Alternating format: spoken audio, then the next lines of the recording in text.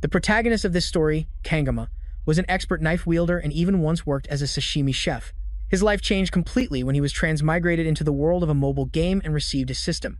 With the blessing of the sword god and a key feature, he could slice through anything, including space and time, and deal unimaginable damage as long as he wielded a weapon less than 30 centimeters long and less than 5 centimeters wide, so the only weapon that suited him was a knife. In this new world, he possessed the body of a mob character with no background whatsoever and lived a quiet life exploring his new world.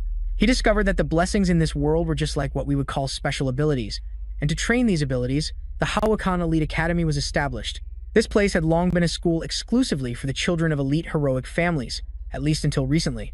Non-heroic families had no chance of getting in until the special admissions system was created, allowing the unprivileged a chance to enroll. Kangama happened to be one of the lucky students accepted into this special admission program. As the days went by, the day of his enrollment finally arrived, and the teacher inspecting the equipment was not the least bit impressed with the items Gama brought.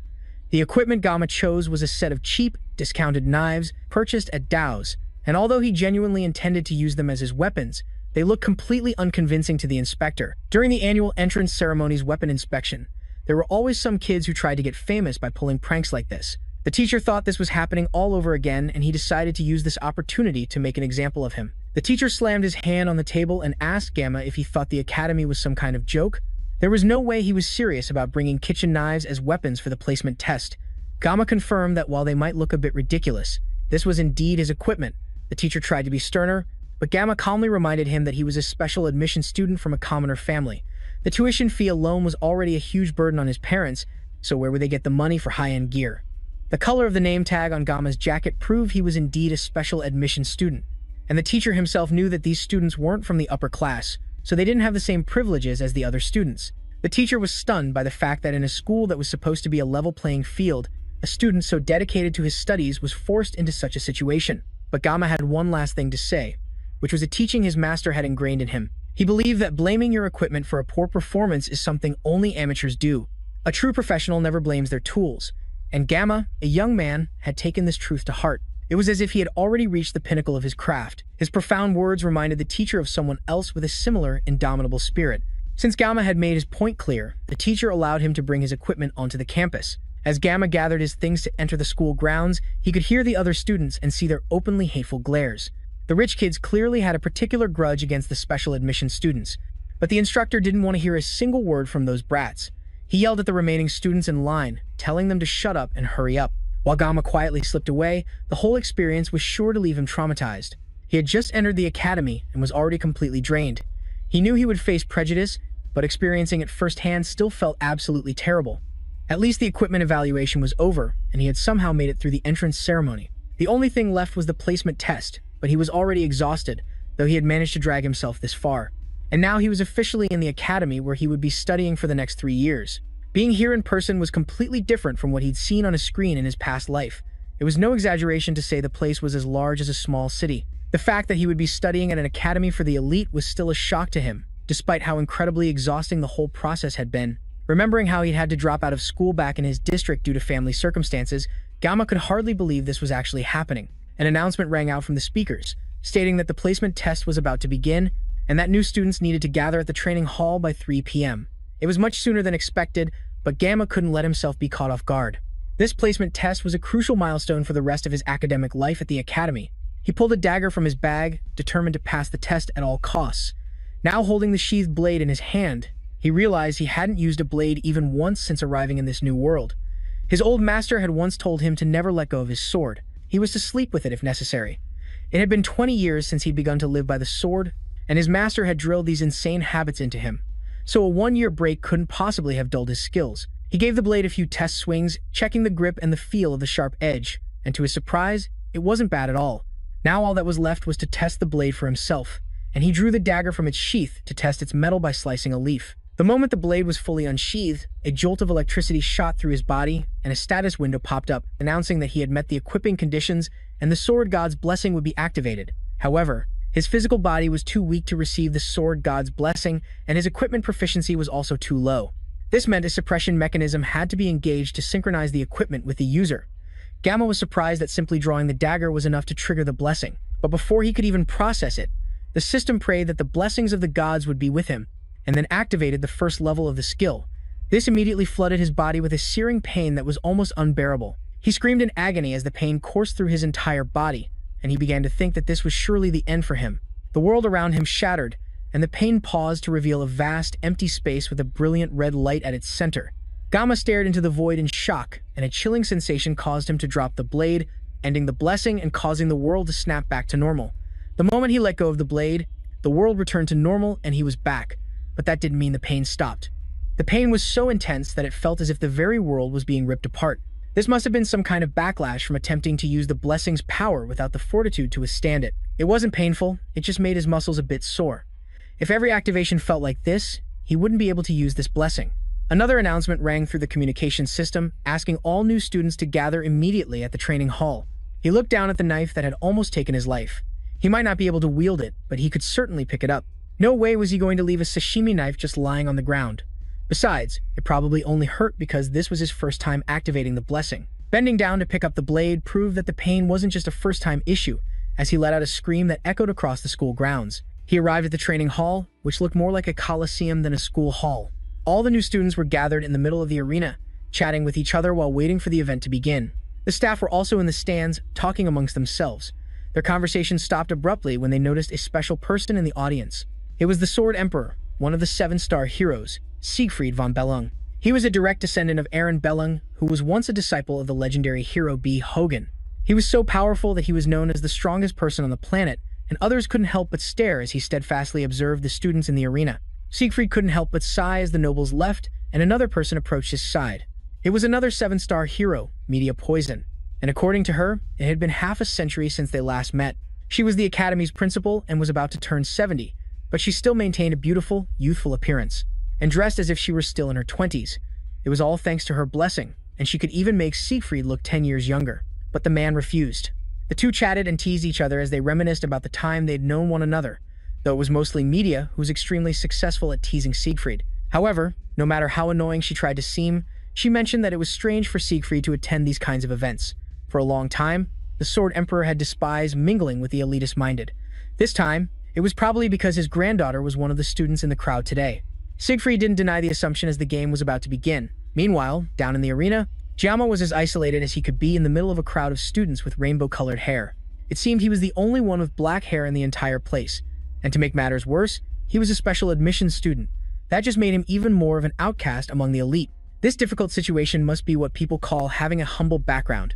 However, among all the new students, even though each of them had their own unique appearance, there was one person who drew everyone's gaze as she walked through the surrounding crowd. Her wavy blue hair made everyone stop and stare. Giamma already knew she would be a student here and didn't have the same surprised expression as the others. The girl they were gawking at was Eben von Bellung, the Sword Emperor's granddaughter and the game's female lead. She was also the reason he wailed so hard on this game. Putting aside the matter of the beauty driving everyone crazy, the more important thing to talk about was the details of the placement test. The test would take place in a subspace, an area first created by the legendary hero Bayer Joaquin along with the establishment of the Academy. This is a parallel space to reality, where warriors would experience all the damage and pain inflicted upon them there. But those injuries won't affect them in the real world, since there's no risk of harming anyone in real life. Bloody acts, including murder, can be overlooked. This special test will be a battle royale in a subspace, where the new students will be divided into groups of 10 and participate in a survival game. Each group's ranking will be based on who can survive the longest, and there are also no limits on weapons, which means students can do whatever they want during the test. No weapon limits also means the elites can come fully geared and have an advantage in this test. That may be so, but the Academy is mainly funded by the nobility's money. This was the best compromise possible. Media had to work very hard to implement the special admissions system to help commoners get in. The students couldn't care less about that though, and they're still blindly tailing an oblivious Eben von Bellung, while Giamma watches it all from a distance. Although it doesn't take a genius to know why they're following her so devotedly, the girl is drop-dead gorgeous, and he already thought so just from seeing her on a 2D screen. But now, seeing her in person, she's even more breathtaking. If he didn't know how this world's story would unfold, he might have tried talking to her too, but he knows one thing those poor saps don't. Eben von Bellung is a character in Miracle Blessing M, and more specifically, she is one of the game's main heroines, and she has a direct connection to the protagonist. After all, beautiful people always end up with their equals, and he knows that for a special admissions student like himself, he doesn't stand a chance in this race against the rest of the nobles. For now, he'd rather avoid getting involved and have a quiet school life. Since he was forced into this school, he has a few rules he intends to follow. His goal is to live a safe, normal, and stable life, and his self-made motto for the future is to graduate smoothly and get a normal job. Becoming a hero is definitely not in his vocabulary, especially when just pulling out a knife made his entire body convulse. To this day, he's still shaking, even though it's been a while since he accidentally activated his blessing. The other important people in this game can protect the world. Our protagonist just wants a quiet, leisurely life with a comfortable job. The placement test begins and a voice echoes through the communication system to announce the rules. This year's test is a battle royale and the new students will be divided into teams of 10. The top one will be placed in the Star class. Ranks 2 and 3 will go to the Dragon class. Ranks 4 to 7 to the Wolf class, and ranks 8 to 10 will be in the Normal class. Based on the results, each student will be accurately assigned to different classes, and the scores will be automatically calculated. This challenge also has no time limit, which makes it exactly like a game. Gaima's goal is the same, and he wants to finish quickly without attracting attention as a normal student. With the rules clearly explained, the test begins and a spatial teleportation device is activated, sending the students to their respective areas. If Jama could, he would even want to avoid drawing his weapon at all, if possible. The exams proceed as expected, and after a time, groups start to appear after completing their part. The ranking of each team was announced one by one as the two managers chatted on the sidelines. Media thought that this batch of students was particularly impressive. It included SF's granddaughter as well as the descendants of other notable figures. It was clear as day that the outcome of this match was already set in stone. From the results, she could see, among the teams that had finished their trial, some had concluded with astonishingly fast times. Aben's granddaughter had finished with a new record speed while using a C-rank weapon. She only used it to ensure that the results were fair, and wasn't just steamrolling people with an S-rank weapon. Her time was impressive, but it still didn't match Svid's record from his academy days. To this day, it remains in the top 10 in the academy's history. Siegfried couldn't hide his pride in his granddaughter, and such a result was only natural for a descendant of Nibble. By now, a good number of the teams had completed their part, and Sir Greed decided it was time for him to go. There was only one final team left, and he had no interest in waiting to see who would win. He got up and bid Media farewell as he departed. But suddenly, a sharp presence swept through the area, causing everyone in the arena to freeze. Media and Svid sensed something extremely powerful in the air, and the calm atmosphere between them suddenly became frantic as they tried to figure out what the hell was going on. Siegfried hadn't felt such a powerful presence in a long time, and it froze him to the spot. The sky above them shattered as the final team completed their test, and two people fell from the sky unconscious. Another brilliant flash of light illuminated the sky, and one more person fell to the ground at last, with a sharp blade plunging into the ground right in front of the unconscious student. Siegfried quietly observed this student as Media called for the medical team to check the vitals of the students who had just arrived. It all started earlier during one of the team's test sessions while the students were fighting one another. Well, they were supposed to be fighting each other, but to be more precise, a pair of brothers was absolutely dominating everyone. Because of these two troublemakers, the outcome of the match was already pretty much decided. It seemed that instead of a battle royale among students, Jama had found himself in the middle of a death match. He knew these two guys well, the demon twins, Mao and Sun Mao, two guys with innate talent and a boundless love for brutal violence. These two had been deliberately toying with the weaker students for nearly 30 minutes just to savor the act of tearing people apart. However, it seemed Jama looked so weak in their eyes that they didn't even bother to notice him. Eventually, everyone they had been toying with was dead, leaving the two bored and in search of their next target. They took stock of how many they had taken down, and all that remained was one single girl in the back trembling with fear as they pointed their fingers at her. It was clear they were having sick thoughts about this girl, and Jama couldn't just ignore it anymore. He had been quietly observing the girl in the corner for a while, and it looked like she had panicked and lost all her will to fight. Sun Mao approached the girl, who showed no intention of running, and said that she was completely his type. Even Mao had to admit that his younger brother was a total creep, but that didn't mean he was going to stop him. That was the final straw, as Jiyama yelled out from the back of the arena, grabbing the attention of the two jerks. He had intervened without realizing what he was getting into, and now the two thugs, who hadn't even paid him any mind before, now had him in their sights. They recognized the color of his nameplate, identifying him as a special admission student, which meant he wasn't even worth a glance to them. The two decided to take care of him quickly so they could get back to the beautiful girl behind him. Jiyama wondered what he should do now that he was facing both of them. He could use the blessing of the void to nullify pain for 30 seconds. But they had been toying with those corpses for a full 30 minutes. There was no way that short amount of time would make a difference for him. There was only one option for him in this situation, and the answer lay in his sashimi knife bag. But if he were to swing the knife, the blessing would surely manifest, causing unimaginable pain again. He wanted to live a safe, normal, and quiet life. But not even half a day had passed, and he was already in this situation.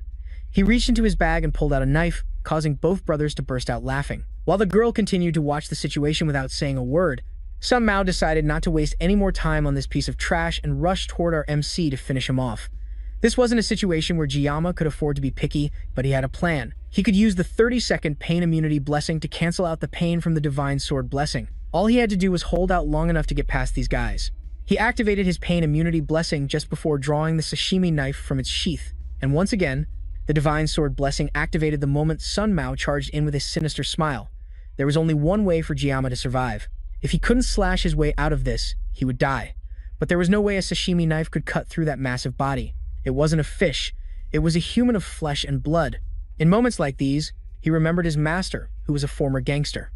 One day, he asked his master why gangsters in movies always use sashimi knives. But even his master said that such things only happened in movies, that not even a god descending to earth could do it. The blessing said that if he willed it, he could slash it, and with that confidence, he thrust his knife toward the charging giant. And in an instant, Sun Mao was sliced in half. Another time, Chef Kim asked the master why gangsters ate sashimi, and immediately had a knife thrown right past his face. That was one of the many times the boss proved he was a former gangster. After years in the underworld, he had cut off one of his own wrists to atone. Afterward, he opened a sushi restaurant to bring happiness to people with his knife skills. The two of them had talked about how criminals constantly wielded sashimi knives in movies, and Chef Kim had once asked his master if it was like that in real life. When you stab someone with a wide kitchen knife, their skin contracts, making it impossible to pull the knife out. However, a sashimi knife is thin and allows one to stab into a body multiple times. However, his master also said that you couldn't use that knife to slash a person the way you would a piece of fish. His master even said that not even a god descending to earth could do it. Meanwhile, an arm flew off. Sen Mao's body, proving that slashing a person was indeed possible. The three remaining students were shocked at the sudden shift in power as Jama stood there with his knife, ready for another attack. Sen Mao clutched his bleeding arm and screamed in pain as Jama approached. With no escape route, Sen Mao tried to flee while his brother trembled, unable to save him in time. Before he could even let out another groan, Jama blocked his path with a swift slash, taking the other student's head clean off. His brother screamed as Sen Mao's severed head fell in front of him. He tried to force his brain to remember that this was a subspace, which meant Sen Mao wasn't actually dead. But putting that aside, this gloomy stranger had just cut down his brother with a simple kitchen knife. Now Mao had to fight this monster all by himself. But someone who ran around clumsily with a knife surely had zero combat experience. Still, he had to be careful of that blade. Sen Mao's defeat was definitely because he was too careless. Now, he, the remaining brother, had to pick up where his fallen sibling left off. He picked up his brother's severed arm and took the power gauntlet for himself. This weapon shows its true power when used with both hands. One hand grants a blessing of fortitude that enhances defense, while the other grants a blessing of intervention that increases jumping ability by 200%. What's more, using both together also boosts punching power. These three benefits combined would bring forth true power that not even the gods could imagine. Mao had no idea where Jiyama got such a powerful weapon, but not even an S-rank weapon could pierce his defense. Meanwhile, Jama wasn't even paying attention to this brute. He was counting down the seconds he had left before his blessing ended. Mao seized the opportunity to rush in and throw a surprise punch while Jama was distracted, and everything that happened next took place in an instant. Mao was sprawled on the ground, covered in blood and barely breathing while Jama continued to count. When the countdown finished, the effect of the immunity blessing wore off, and all the pain from the sword god's blessing hit him at once. He screamed in agony, still clutching the knife as Mao's consciousness faded away. Time passed, and eventually, Jiyama woke up in a white room, probably some kind of clinic or hospital. He shakily tried to get up, and the noise he made alerted someone outside the door. That person announced that he was awake. Immediately, two people entered the room and stood before him. These were two faces he had never met, but somehow he already knew them. 50 years ago, the ones who defeated the Demon King's 6th Legion commander were the 7 7-star heroes, and these two were among them. The first was humanity's strongest, Sved, and the one who spoke to him first was the principal of the Madhya Poison Academy. Jama couldn't help but wonder why these two powerful figures had come to see him together. They started by asking his name, and he told them. Then Sved got straight to the point and asked Jama what the hell he had done. During his match, the two great stars had sensed an aura at that moment, and although that aura wasn't Jama's, it was clear that he had caused it. Siegfried didn't even try to hide his hostility, his hand resting anxiously on his sword as the two administrators spoke with Jama. Being targeted by the monster dubbed humanity's strongest certainly didn't bode well. He decided to apologize first and tell them that even though it was in the subspace, his actions had clearly gone too far, and he was willing to accept any punishment without complaint. The two men stared each other down, and Madhya had to step between them before it turned into some kind of fight. She said, "Don't scare the boy too much." then approached Jiyama and reassured him that Siegfried had cleared his blocked meridians while he was unconscious. The atmosphere shifted as Siegfried yelled at Madia for telling Jiyama such a secret. Jiyama couldn't believe the swordmaster would do something like that for him, but thinking back now, his body definitely felt much lighter, and it was as if he was no longer damp and heavy like a waterlogged feather. Even though Jiyama was unconscious, they had reviewed the video footage of what happened with the staff, and they concluded that he did what he did to protect a female student who was in trouble. Madia couldn't hide the fact that she was drooling, as Jiyama was the handsome prince she had always dreamed of. Siegfried had to pull the principal back before she crossed any legal lines. The main thing Madia was trying to say was that she wouldn't give him any trouble for his actions during the test, and those twin brothers didn't have a good reputation either. They were admitted to the school after receiving favors from the academy's elders of the Mao clan, after what Jiyama did to them in the test. The two of them decided to withdraw from the school. It was a relief for him that he wouldn't have to attend the same school as those two brutes. But that wasn't all the two administrators came to tell him. The main reason they came was to congratulate him on becoming the top scorer in the entire school. It seemed his peaceful and safe life had officially become impossible. After the meeting with Jiyama, the two administrators met again in Madia's office.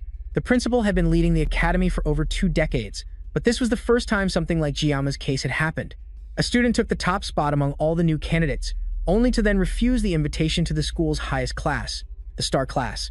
They tried to convince him to reconsider, as the star class came with many privileges, and it wasn't a fluke either. The top student was determined based on the direct results from the subspace. Although they tried to make him rethink his decision, Jiyama was adamant.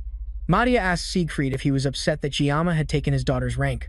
After all, he had also seen the video and must have noticed how much potential the boy had. Siegfried disagreed and saw him merely as an immature child who was challenging the subspace's scoring system. The subspace carries the will of the founding hero, and since the subspace acknowledged him, the academy itself had chosen him as the top student, and that would not change. Siegfried also had his own thoughts and found Jiyama to be utterly strange.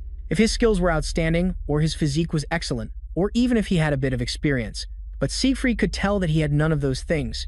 However, when Siegfried rewatched the video, there was a magnificent essence in the way Jiyama moved, and that was something he had pursued his entire life. It represented the ultimate form of swordsmanship. When he was clearing Jiyama's meridians, he felt just how weak the boy's body was, because he hadn't undergone any physical training. It seemed like something was stored within him that even the strongest person in humanity couldn't comprehend. And so, he felt an overwhelming desire to compete with someone the same age as his granddaughter. Media was more focused on how attractive he was to her, and she was still smitten by how he had shown his skills to save a woman in danger. If she were 10 years younger, she would definitely pursue him. She asked Sifit what he was thinking about so silently. He didn't answer and finally asked her what she thought the students called people like her. The headmistress was curious and told Sifit to tell her what the university students would call her. The answer was definitely not what she wanted to hear from him, and she ended up getting furious. Meanwhile, Jama went to his first class in his new academic career. He refused to enter the star class, so the best they could do was place him in the wolf class.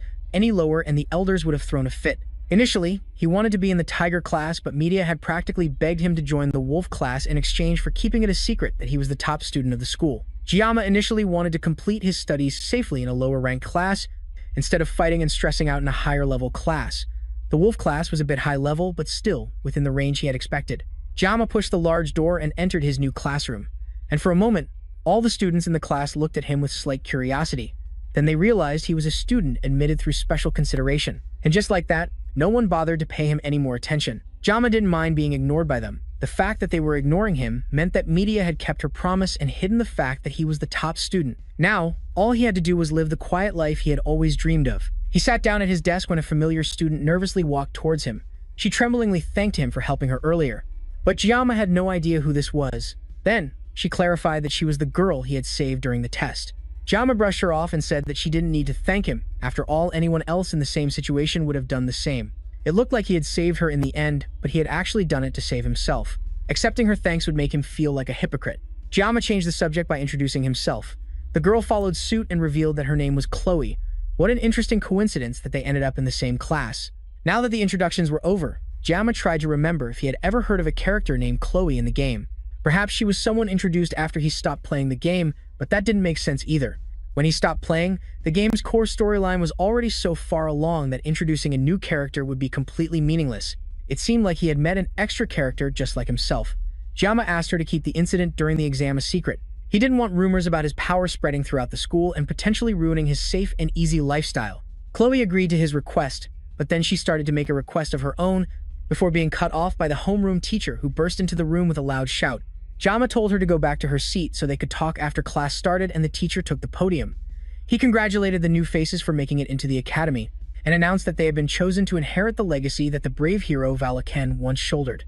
Then, the teacher introduced himself as Lee Won-bin, as the instructor of the Wolf class. Since this was their first day, he wanted the class to start with some basic physical exercises. He told them to change into their training clothes and meet at the training grounds in 30 minutes. A student asked what the physical exercises would be, and he said it was simply 100 push-ups, sit-ups, and squats, as well as 10 laps around the training grounds. For students who were all genius nobles that had been rigorously trained their entire lives, this was a piece of cake. However, for Jama, this was a training regimen that would surely make him go bald. He nervously approached the teacher after everyone else had left the classroom and told him that he didn't feel strong enough to participate in the training session. Surprisingly, not only did the teacher know his name, but he also seemed to hold Jiyama in very high regard. It seemed that media hadn't been entirely quiet about her impression of Jiyama. The instructor also told Lee Won-bin that Jama was allowed to join classes of any level he wanted, considering his status. He declined the chance to join the star class and instead told the teacher he just wanted to use the restroom for now. Anyway, he was feeling stiff and didn't mind going for a run since he definitely didn't want to join the star class. And so, Jama was forced to participate in the tedious physical exercise with the rest of his classmates. They all easily lapped him, while he trudged sluggishly behind the group, feeling like he was about to pass out. Chloe ran up beside him and noticed he didn't look too good. So far, he had completed about 5 laps, a bit slower than the rest. But since Chloe came running from behind, it seemed like she was also falling behind. He asked her how far she'd gone, and she surprisingly told him that she was on her 9th lap. Then, she gave him a little encouragement before zipping off to finish her last lap. At the end of the day, Jama returned to his dorm room and chugged several bottles of water. He had only been at the academy for a week and was already facing some unexpected problems. He was starving after the intense morning workout and ran to the cafeteria to get something to eat. But he quickly discovered that meals weren't free. So, he went to the menu area to see how much a spicy pork rice bowl would cost, and the price made him freeze in shock. Just remembering how much it cost, even now in his bed, made him throw his water bottle against the wall in a rage. He was almost out of living expenses, and thinking back, he deeply regretted not taking the money his father tried to give him as an allowance. For the past few days, he had been surviving on only the cheapest water from the campus store. And now, he even missed the free dinners they used to provide when he was in the army in his past life. Now, all he could do was try to think about something else, hoping to forget this gnawing hunger. And the first thing that came to his mind was his blessing, as usual. As soon as he thought about it, the status screen appeared before him, giving him detailed information about his blessing. It was much longer than the last time, and that was because his physical level had increased. This had also upgraded the status of the Sword God's Blessing, causing it to activate with slightly longer swords. He looked in the mirror, and sure enough, it seemed he had made good progress in his physical development. Perhaps it was because the Sword Master had activated his pressure points, but it felt like his body had evolved to a great extent. However, the Sword God's Blessing still hadn't extended beyond the length of a sashimi knife. If he continued to enhance his physical abilities, he might even be able to use a small sword at some point. There was a time when he was afraid to hold a sword before the entrance ceremony, but now, when he wasn't carrying a sword, his hands started to itch. This was probably the result of the blessing, and he felt almost proud thinking about it. There was a knock on the door, and he opened it to find Chloe waiting for him on the other side. She worriedly asked if she was bothering him, but Jama wasn't doing anything important before she arrived. And he asked her why she came, which was because she hadn't seen him in the school cafeteria for a while and she came to see if he was okay. He lied that the reason he wasn't in the cafeteria was because he usually didn't eat food made by others, but inside he was practically drooling at the thought of food. Chloe looked disappointed about that and told him she had hoped to buy some things from the campus store so they could have dinner together. Before she could even finish speaking, Jama was already fully dressed and called for her to follow so they could go buy ingredients. Chloe was shocked by his speed and tried to run after him while they both talked about food and cooking together. By evening, the two of them had a wonderful meal cooked by Jama, and Chloe was really impressed by how delicious the food was. Jama had only ever cooked fish before, so things were a bit difficult for them at first. Coincidentally, Chloe loved fish because she grew up near the beach, and Jama's specialty was obviously cooking fish. The itch in his hands to hold a sword hadn't disappeared either, so this was a great time to refresh himself by cutting some sashimi. The problem was the Sword God's Blessing. He couldn't hold a simple kitchen knife without activating the blessing, which meant this was definitely going to be difficult for him. He asked Chloe if she had a bigger knife and told her he wanted to use something else, since his weapon was similar to the kitchen knife she had, so using it for cooking would be a bit awkward. She went into her room and came back out with a large sword for him to use, but that sword was definitely too big just to carve a simple fish. With no other choice, he was forced to use his blessing to cut a piece of fish. The painless blessing would last for 30 minutes, so he just had to make sure he was fast enough to finish before the blessing expired. He was once called the greatest swordsman in the country, and cutting fish had always been his specialty. Now was the time for him to prove it. He cut the fish and finished in 21 seconds, with 9 seconds of the painless blessing left for him to use. The entire job was so well done that he could call it a masterpiece. Chloe asked how he got so good at cooking, and he confessed that he used to work part-time at a Japanese restaurant. Since she was a noble, she didn't understand what a part-time job was, and that made it clear they came from different social classes. Now the meal was over. Chloe offered to wash the dishes since he had cooked all the food for them, and he moved to the other side of the room to give her space to clean up. For the first time in almost a week, he had a full meal and he couldn't help but hum in delight. That humming was broken when Chloe accidentally dropped a plate behind him. It was most likely because she had never had to wash dishes before, and dropping plates was something he often did when he was her age. As he looked outside the window and ignored the sound of the breaking plate behind him, a book fell from Chloe's desk.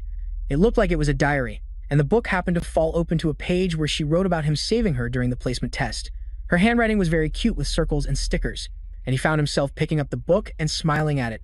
The wind from the window flipped the pages to another section where she wrote about meeting him in the same class and developing an interest in him. He found it all very cute and couldn't help but flip through more pages, admiring her cuteness. He flipped a few more pages and saw his name again. It was followed by countless pages with the words "I love you" written countless times. Another plate shattered and he turned to see Chloe staring at him with terrifyingly empty eyes. She simply asked if he had read her diary. Chloe's emotionless state was not a new thing. It was a part of her upbringing, and it was like a defense mechanism. Heroes gain respect by defeating monsters, and this allows them to rise in social status and gain global fame. However, within their stagnant ranks, there are certain factions that abuse the weak in the name of power when the law cannot punish these abusers. Another group is called from the shadows to deal with these people, and the name of that family is Auditor Sissel. They are a family that maintains order and carries out assassinations. They are known to operate in the shadows while aiming for the light. Those born into the Auditor family were trained in assassination from before they reached their teens. Their emotions are suppressed and they undergo harsh training to become perfect assassination machines. Chloe was a part of this blood-soaked family, and she first stained her hands with blood at the age of 15. Her whole life she was taught not to underestimate her abilities as an assassin, and this allowed her to be fully self-aware. Gradually, her relentless training distorted her nature and a dark shadow formed in her heart. By the time her identity had been worn down, leaving only traces of emotion, Chloe finally came of age to enter the academy. The Walk-In Academy is a place where students are placed into different classes based on their aptitude. The talent of each student is at least at the dragon level or higher, but the members of the Auditor family, who thrive in the shadows, are assigned by the family to the regular class, which was an agreement between the family and the academy. She was ordered to remain undetected, and throughout her childhood years, the family had stripped away all personal freedoms. Chloe accepted her fate as an assassin without protest, and she had come to believe that nothing could change her destiny. Until the day she met someone she would never forget, when she stood still and defenseless, while two demonic brothers walked towards her. Someone who looked like the weakest person in the room stood up to protect her. Although death in the battle royale in the subspace was virtual and there was no risk of real death, but this boy still tried to save her. Chloe had quietly accepted death and was awaiting her predetermined fate. She had long since given up on meaningless struggles, and she was trained to act meekly and not draw attention.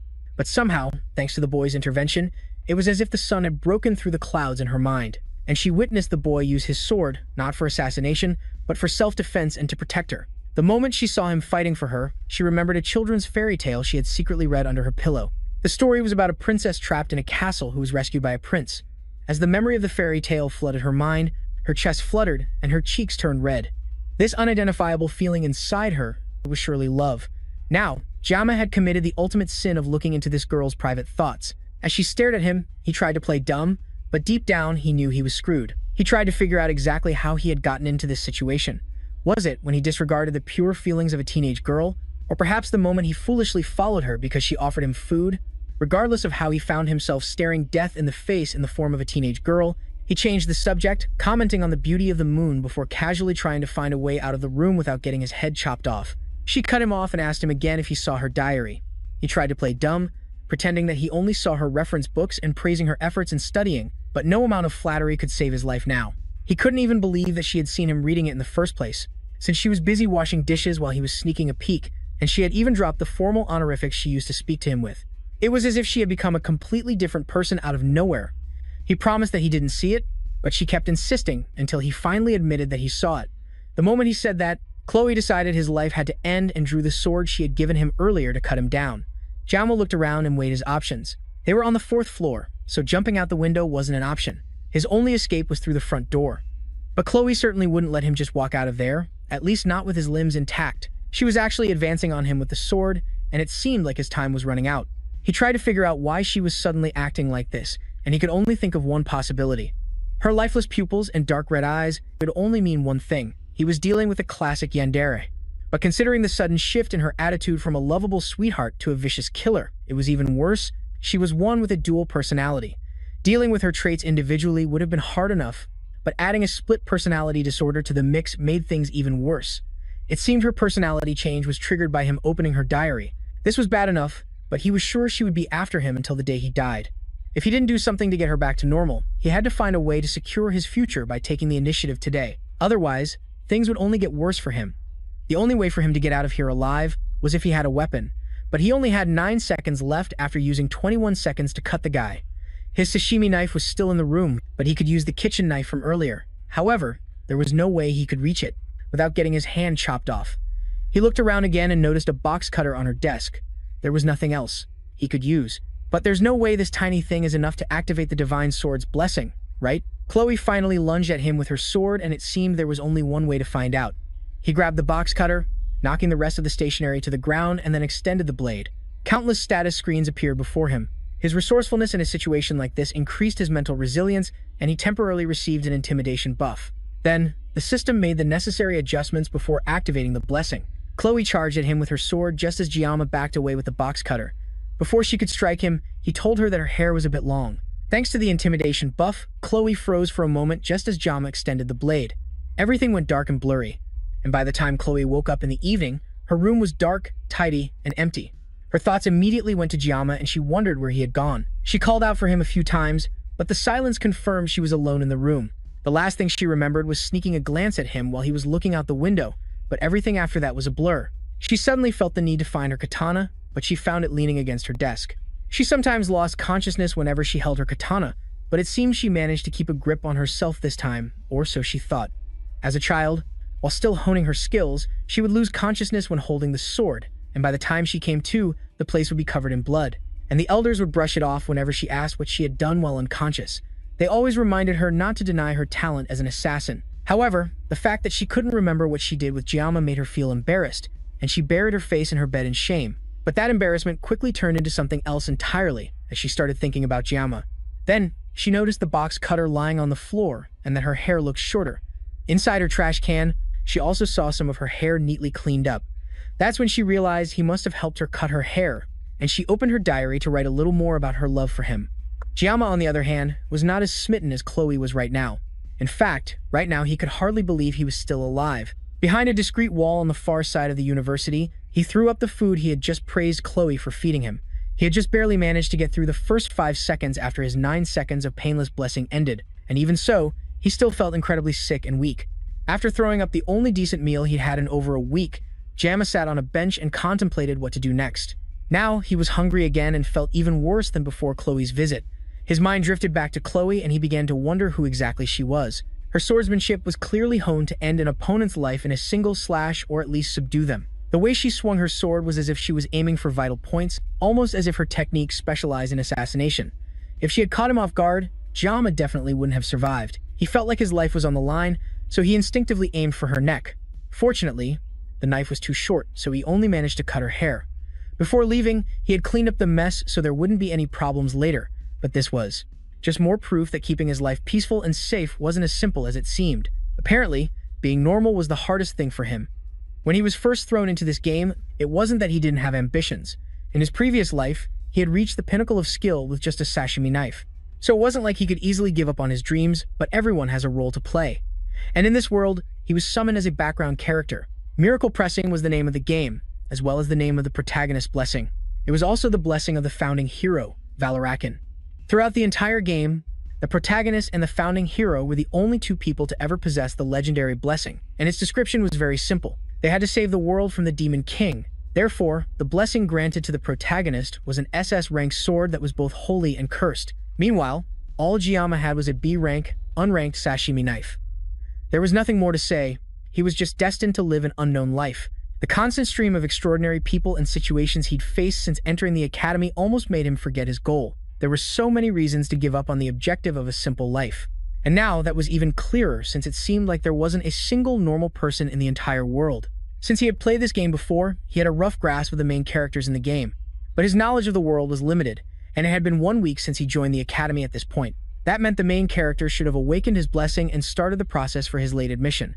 This was when the game's story truly began, and Jiyama knew the general plot, but he had never played it to the end. For the first time, he truly regretted quitting the game halfway through. But regardless, since he knew the main route up to the first half of the story, that gave him a huge advantage.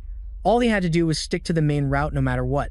If he started interfering with everything, he would lose the only advantage he had from his memory. He knew that the plot took an unexpected dark turn around the second semester of the 3rd year. That was when the demons realized the hero had awakened, and they launched an attack on the academy led by a legion commander. As the war escalated, demons and humans fell into an all-out war, and from there, the game's story turned into a typical fantasy novel. Back when he was playing it, he just wanted to simulate a carefree, simple, youthful life he never got to experience as a teenager. So, he deleted the game without a second thought. The problem was that now he was part of a world destined for war, and there was a very real possibility that he could die too. Anyway, he still had 3 years before that, and he needed to stop running from reality so he could focus on what was possible. He wasn't going to let himself die, and he would focus on getting stronger so he could survive.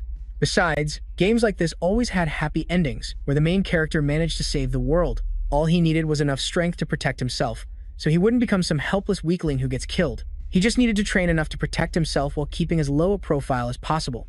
To do that, he would have to minimize the use of the Divine Sword's blessing, because the few times he had to rely on it had already put immense strain on his body. It was a powerful ability, but it came with too many drawbacks for his liking. Thinking about the blessing again triggered a status window that gave him information about it. However, strangely enough, there were new entries in the information that he hadn't noticed before. The 3 new entries were body points, mind points, and weapon points, and the numbers next to them seemed to be levels. They all reflected his level of development, and each entry would lessen the strain of the blessing on his body. There was also another one called synchronization, but he had no idea what it meant, and the description was just a bunch of question marks. He tried clicking on it to see, but was denied access because he hadn't met the necessary conditions. Another puzzle for this mysterious blessing, but it wasn't important right now. His top priority right now was to improve his body and find a new weapon. He couldn't keep relying on the 30 seconds of insensibility from the blessing, so he also needed to learn how to wield a sword without meeting the conditions to activate it. Luckily, in 1 month, there would be a monster hunting training session for the midterm exam. The reward for this training was the Marasimi longsword. It was a B-rank weapon, good enough for him to use until graduation. It was also too big to activate his blessing, which meant it was the perfect weapon for him. There was still a lot to figure out, but he felt like he was making good progress. While he was lost in thought, a voice suddenly spoke up. He looked up, and staring at him was someone he never expected to meet or talk to. It was Abanvani Balung, the granddaughter of the Sword Emperor, and someone he absolutely shouldn't get involved with if he wanted to avoid changing the game's plot. She told him he was sitting in her spot, but he was so stunned that he froze for a moment, causing her to shout before he understood and scooted over to make room. He was still in shock because Aban was so beautiful that he realized he had been staring without even noticing. When he was about to slip away, she told him he didn't have to leave, just move over a little. It was a bit weird for her to call a public bench her spot, but he ignored it since he didn't want to get involved with her anyway. He still couldn't help but admire her. And as expected of the game's heroine, she was truly beautiful. Suddenly, she struck up a conversation, startling Jiyama out of his daydream. This was definitely too weird, because the Aben he knew was usually quite unapproachable and never initiated conversations with anyone. Even the game's handsome male lead couldn't get her to open up. She continued, asking if he also used a sword as his weapon, and he shyly replied, asking how she knew. She said that her grandfather once told her that swordsmen have a different look in their eyes. Then she showed off her sword and asked if he wanted to try holding it. He still felt that something was off about this, so he refused, but that just made her pout in annoyance. It seemed like he had hurt her feelings, but he really couldn't get used to her talking to him. Then she asked if he knew who she was. Jiyama was quite surprised at first, but it was a strange question coming from her. There wasn't a single person in this school who didn't know who she was. He gave a vague reply, saying he kind of knew of her, but then she said that she didn't know him. She found it a bit unfair that he knew her, while she had no idea who he was. Jiyama disagreed because they had just met, so it didn't really matter whether they knew each other's names or not. But she retorted, what if he was a spy sent by the Demon King, disguised as a student to infiltrate the academy?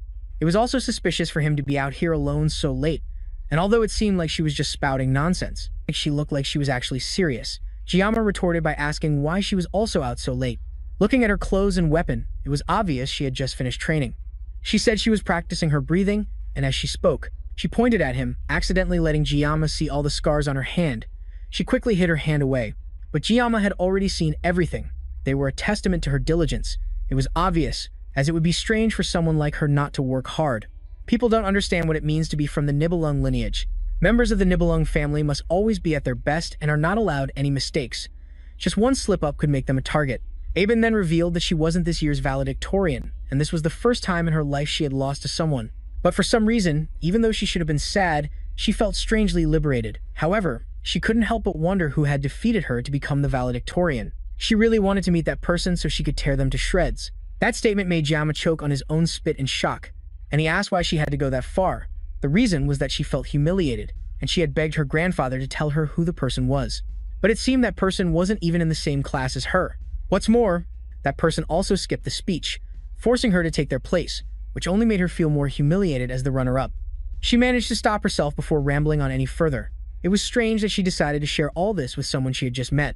By the way, Jama finally asked the question that had been bugging him this whole time. He wanted to know why she had started a conversation with him in the first place. Considering her usual personality and attitude towards others, the reason was definitely not what he expected. It was because he looked so weak. Her family's motto was to be unyielding to the strong and lenient to the weak. And all of her classmates were unpleasant enough that she didn't have any friends. That explained why she was so cold to the main character in the game. After saying that, Aben stretched and prepared to leave. As she stood up, she paused for a moment and asked if he really wasn't going to tell her his name. Just like before, Jama flatly refused, leaving no room for negotiation. Time passed, and to Jiyama's surprise, his academy life continued peacefully. Chloe seemed to have made some new friends besides him and was fitting in well with the class. As for Jiyama, he was busy avoiding her like the plague ever since the incident in her room. Occasionally, when they made eye contact, her new friends would look at him with contempt because of his status as a special admission student. But Jiyama had learned to ignore those who looked down on him for being a special admission student. After all, he wasn't the only one in the class. Although there weren't many of them, they were all very good at avoiding each other. There was definitely some kind of inferiority complex at play here, but Jama was sure things would be much worse if he were placed in a higher level class. By now, the students in the Star and Dragon classes had probably already formed cliques and gotten into some fights, petty power struggles. Even when playing the game, that experience had been shocking enough. But now that he was living in this world, just the thought of being in that world was enough to send a chill down his spine. However, the good news was that he was now eating proper meals. This was thanks to something media had given him the other day, a special privilege for being the school's valedictorian. He received a faculty card that allowed him to eat anything he wanted in the cafeteria for free. He was so grateful for this small gift that he felt bowing towards the principal's office 3 times a day wasn't enough to show his gratitude. Best of all, he was still fulfilling his duties as a student, while also making sure not to do anything that could negatively affect the main plot. He just needed to keep this up for the next 3 years, and his life would be smooth sailing. The days passed peacefully, and Jama attended all his classes without any issues. During one class, an elderly teacher was lecturing the students about the hero Valor Jokin. You founded the academy after realizing the need to train the next generation of heroes. Jama already knew all of this from the game. The founding hero, Lazokin, confronted Lan, the Demon King's right-hand man and commander of the First Corps. The battle lasted for 20 years, and in the end, the hero was victorious. However, Jokin lost an arm as the price for victory, and as a result, he could no longer fight. The war was filled with slaughter and bloodshed. And although the hero won that battle, there was no clear winner in the overall war. And so, the first great human-demon war ended with a truce agreement. To train the next generation, Jokin founded the academy, and a non-aggression pact was signed between the two races. That pact is the reason for the 700 years of peace that still exists today. The students were certain they would never see war in their lifetime. But Jama was the only one who knew that peace was about to be broken. Everyone had grown too accustomed to this peace. And it was no wonder. The only person he wanted to warn about the impending disaster was media. But doing so would change the main storyline, and he didn't know where that would lead. Although she always complained about wanting to leave her position as headmaster, Media was one of the first to realize something bad was about to happen, thanks to her blessing of perception. To protect her students, she was the first of the 7 stars to step onto the front lines. But Jama never played the game that far. However, he learned of her fate after reading the game's fandom wiki. Media was the first of the 7 stars to fall in battle against the Demon King's army. Knowing this made it difficult to keep the war a secret, but he wished he had never known. The class ended and students started pouring into the hallway, as it seemed there was some kind of commotion outside. It looked like things were finally about to begin, and Jama took a moment to check his phone. Just as he thought, today was May 5th, and it was the day the main character finally enrolled. He joined the crowd of students gathering at the classroom door. All of them were marveling at him in awe, and a few were dead certain he would be in the star class. Just as he had guessed, the game's main character walked through the hallway while everyone parted to make way for him. Leon Van Ring walked with an aura of confidence among the other students, but Jama knew that today was the day the 700-year peace would begin to crumble. Jama watched as it seemed the entire school gathered to praise him, but he already knew this would happen. After all, in the game, girls were practically falling all over him. If this were an 18-plus game, Leon would have definitely been taken out before he could even meet the Demon King. Among all the girls who seemed drawn to him, the ones who became his party members were also quite impressive. It was annoying, just thinking about it. But Leon Van Ring, the main character of Miracle Bring M, would be among the first to be drafted in the next 3 years. Although he called it a draft, it was more like mandatory conscription. And if Jama's name was called too, it would be his second time serving in the military. But the hero had only barely managed to seal the commander of the First Corps, which just made Jama wonder how strong the Demon King must be. The main character can't possibly lose, right? As he was wondering about all this, his eyes met Leon's, and the main character gave him a lethally charming smile. It was almost as if he was reassuring Jama without knowing what he was thinking. After all, he was the main character, so how could these trivial threats possibly trouble him? Jama turned to flee the scene, but suddenly, someone called him from behind. It was Chloe, and she timidly asked if she had done something wrong. He wanted to blurt out, "You almost chopped my head off." He really did. But they still had to study together for a whole year, and it would be a disaster if things got awkward between them. So he lied and said there was no problem between them, hoping to keep things smooth and avoid making another enemy for no reason. Chloe seemed relieved at least, and she reverted to the adorable mode he remembered, a complete 180 from the homicidal maniac he faced that day. Even though she was unconscious, he could still tell that her swordsmanship was filled with sorrow. It was as if it were a sword pleading for salvation, but the killing intent radiating from the blade was so intense it gave him goosebumps. If the purpose of her swordsmanship was purely for killing, she might be even more dangerous than the Mao brothers. He was lost in thought when her invitation to dinner tonight pulled him back to reality. She wanted to treat him to a meal, but she also warned him that her cooking wasn't as good as his. Just the thought of having dinner with her brought back memories of her bloodlust, and he almost instinctively wanted to refuse. But the puppy dog eyes skill of a cute girl is a weapon of mass destruction. It's almost impossible to say no to such an adorable face, and he felt guilty just thinking about refusing. But if he didn't refuse, he might wake up in a refrigerator the next morning. Instead of dinner, he had a better idea for how they could spend time together. He asked her for a favor, saying that only she could help him, and that made Chloe immediately compliant. Jama wanted her to teach him swordsmanship. After all, he needed a sword instructor anyway. Later, at the school's training grounds, he swung a wooden sword while testing his limits. Just as he predicted, because of the sword's size, it didn't affect the blessing. Now all he needed to do was try to develop some sword skills. Chloe was incredibly strong. She would be the perfect person to train him. This was also a pretty good excuse for him to dodge the meal, dinner with her again. From that day on, every night before bed, he had to watch a video titled How to Survive It. Somehow, it seemed this would help him deal with Chloe for now. Chloe approached him in her casual clothes, a katana hanging at her hip. He had just arrived for their 8 o'clock meeting, but she had been waiting for him since 6:30. Jama took a moment to look at her, and her crop top fully revealed her toned muscles. He'd only ever seen her in a uniform, so he hadn't noticed before, but now he understood why she was so incredibly strong. He handed her a wooden sword, and Chloe wondered why they weren't using real swords. There was no way in hell they were going to train with real swords, and since they weren't putting their lives on the line, there was no need for real weapons. Chloe happily took the wooden sword from him and gave it a test swing.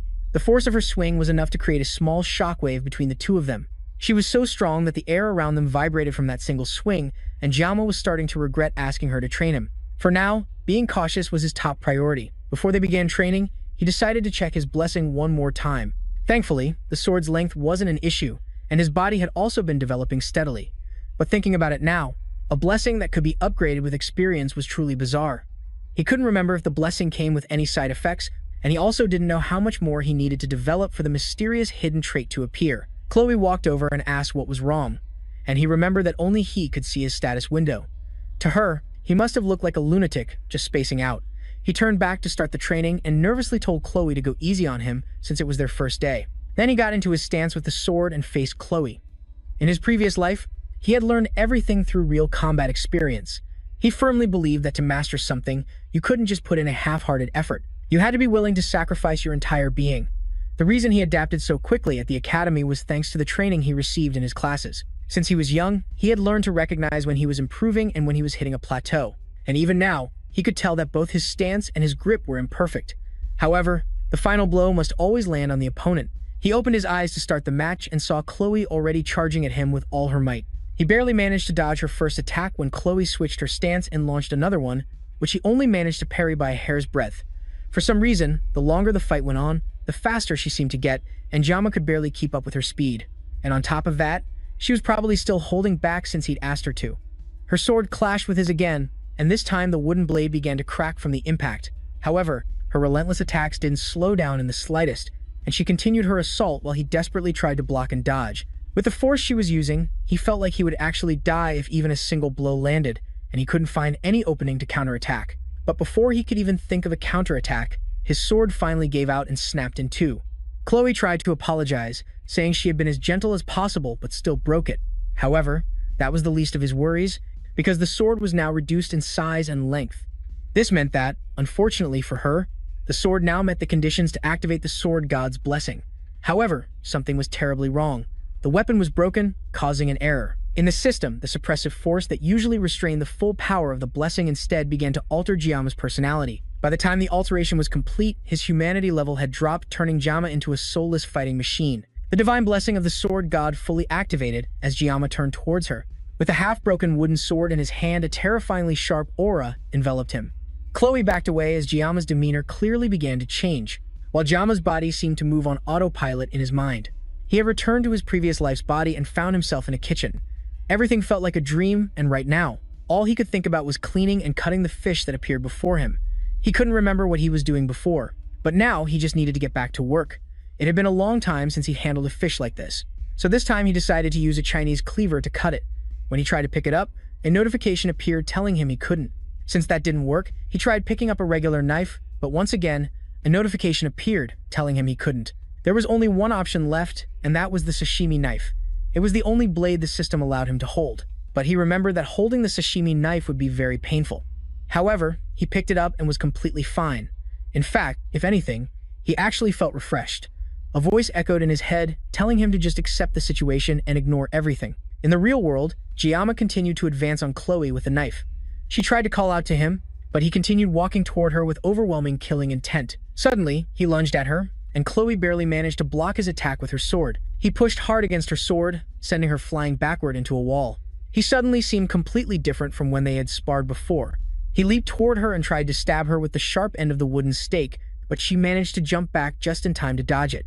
Chloe had only taken a single hit, yet she could barely move. She couldn't understand why Jama had suddenly become like this, but she had to find a way to stop the fight before he accidentally killed her. She tried to tell him to stop one more time, but Jama didn't respond and charged at her again. He moved so fast that there was no way she could dodge in her current state. All she could do was continue to beg him to stop, and she finally screamed his name just as the blade came down toward her head. Back in Jama's dream world, he wondered why the fish he was trying to cut kept dodging him. The fish seemed to be making a racket as it flopped around, and he could faintly hear it saying something like it was calling someone's name. The sound became clearer until he could hear the fish calling for a person named Jama. Chef Kim's mind began to clear, and he finally realized that he was Jama, and the fish was calling his name. He snapped back to reality just as he was about to stab Chloe with the broken sword. Right before the piece of wood could pierce her flesh, Jama threw the weapon away, embedding it deep into the wall just moments before he would have accidentally killed his friend. Chloe opened her eyes to see Jama hugging her and smiling. Since he was no longer holding the sword, the blessing ended, and he came back to his senses. Chloe worriedly asked if he was okay, and he casually said he was fine and turned away, thanking her for helping him practice. After he left, Chloe also returned to her dorm room. She'd had this feeling since the entrance exam, but Jama's ability wasn't necessarily strong, it was just odd. When she fought him, she could tell he wasn't fighting with skill, but purely with instinct. Even when he accidentally activated the divine blessing, she was still no match for him. Even with just that wooden sword broken in half, he had completely overwhelmed her. As she was walking through the school grounds, someone peeked out from the shadows and commented that Chloe looked quite satisfied. This mysterious stranger was Nox Addit and also Chloe's older brother. Nox mocked her for hanging out with a lowlife after entering the academy. Chloe knew he was talking about Jama and warned him not to talk about her friend like that. Nox didn't even know the guy's name yet, but warned Chloe to avoid hanging around him, or else the Addit family would eliminate him. Chloe turned away and told Nox that even if the Addit family came, they would be no match for Jama. As Chloe walked away, Nox wondered about the guy who had changed his sister so drastically. Speaking of Jama, while walking home, he also took some time to think about his blessing. The power he was given was far from a blessing or a grace from a god. It was more like a curse. To avoid relying on the sword god's blessing, he had tried to find a new weapon. But that power still chased after him and even took over his body, as if mocking his efforts to not rely on it. When he fought Chloe, he didn't feel any pain. Instead, he felt an ecstatic pleasure as if he were intoxicated. Like a curse, the blessing played with him like a puppet, and it whispered sweet words into his ear, telling him to slash, cut, and destroy. Because of that, he had let his body go until Chloe's scream pulled him out of his trance. Thanks to that, he suddenly remembered his own name and he returned to reality. Thanks to that, he regained consciousness long enough to throw the wooden sword away, because he felt that he would lose himself forever if he didn't get rid of it as quickly as possible. It was ironic to think that Chloe, a yandere who had nearly killed him not long ago, was now the one to pull him out of his trance. At first, he was furious that she broke the sword, but in the end, he felt a deep sense of gratitude. That's why he didn't make a fuss when he came back to his senses. He was terrified of activating the sword god's blessing again. But today proved that he couldn't just ignore this problem for the rest of his life. This gift was something he had to face for the rest of his life, and that was why his desire to live a normal life would probably never come true. As he practically crawled back to his room, Jamma realized something inside him was trying to devour his sanity. This was definitely not a blessing. It was a curse trying to swallow him whole. 3 days later, classes continued as usual, and Chloe was chatting with her new friends. But it was clear that something was wrong. Ever since that duel, Jamma hadn't been coming to class and they had never exchanged contact information, so she couldn't even check on him. Every time she went to his dorm, the only thing she heard in response to her knocking were pained groans. She was about to break the door down, but she was afraid that he would hate her for it. She loved watching him from her seat in class and had stolen countless glances at him throughout the day. At first, she thought she was attracted to him because he risked his life for her, but perhaps now that was just an excuse. Whatever the reason for her attraction to him now, she simply missed him. The next day, Jamma still hadn't shown up for class when Professor Late asked everyone to settle down and be quiet. Since it was raining, the professor announced they would have self-study instead of training as the students began to take their seats. He also noticed that Jamma had been absent for several days. However, knowing him, there had to be a reason. So, the professor decided to wait patiently for him to return on his own. While he was disciplining his students, the classroom door creaked open, and Jamma casually walked in with a completely new look. Since it was raining, the professor announced they would have self-study instead of training as the students began to take their seats. He also noticed that Jamma had been absent for several days, while a lock of his hair had turned stark white.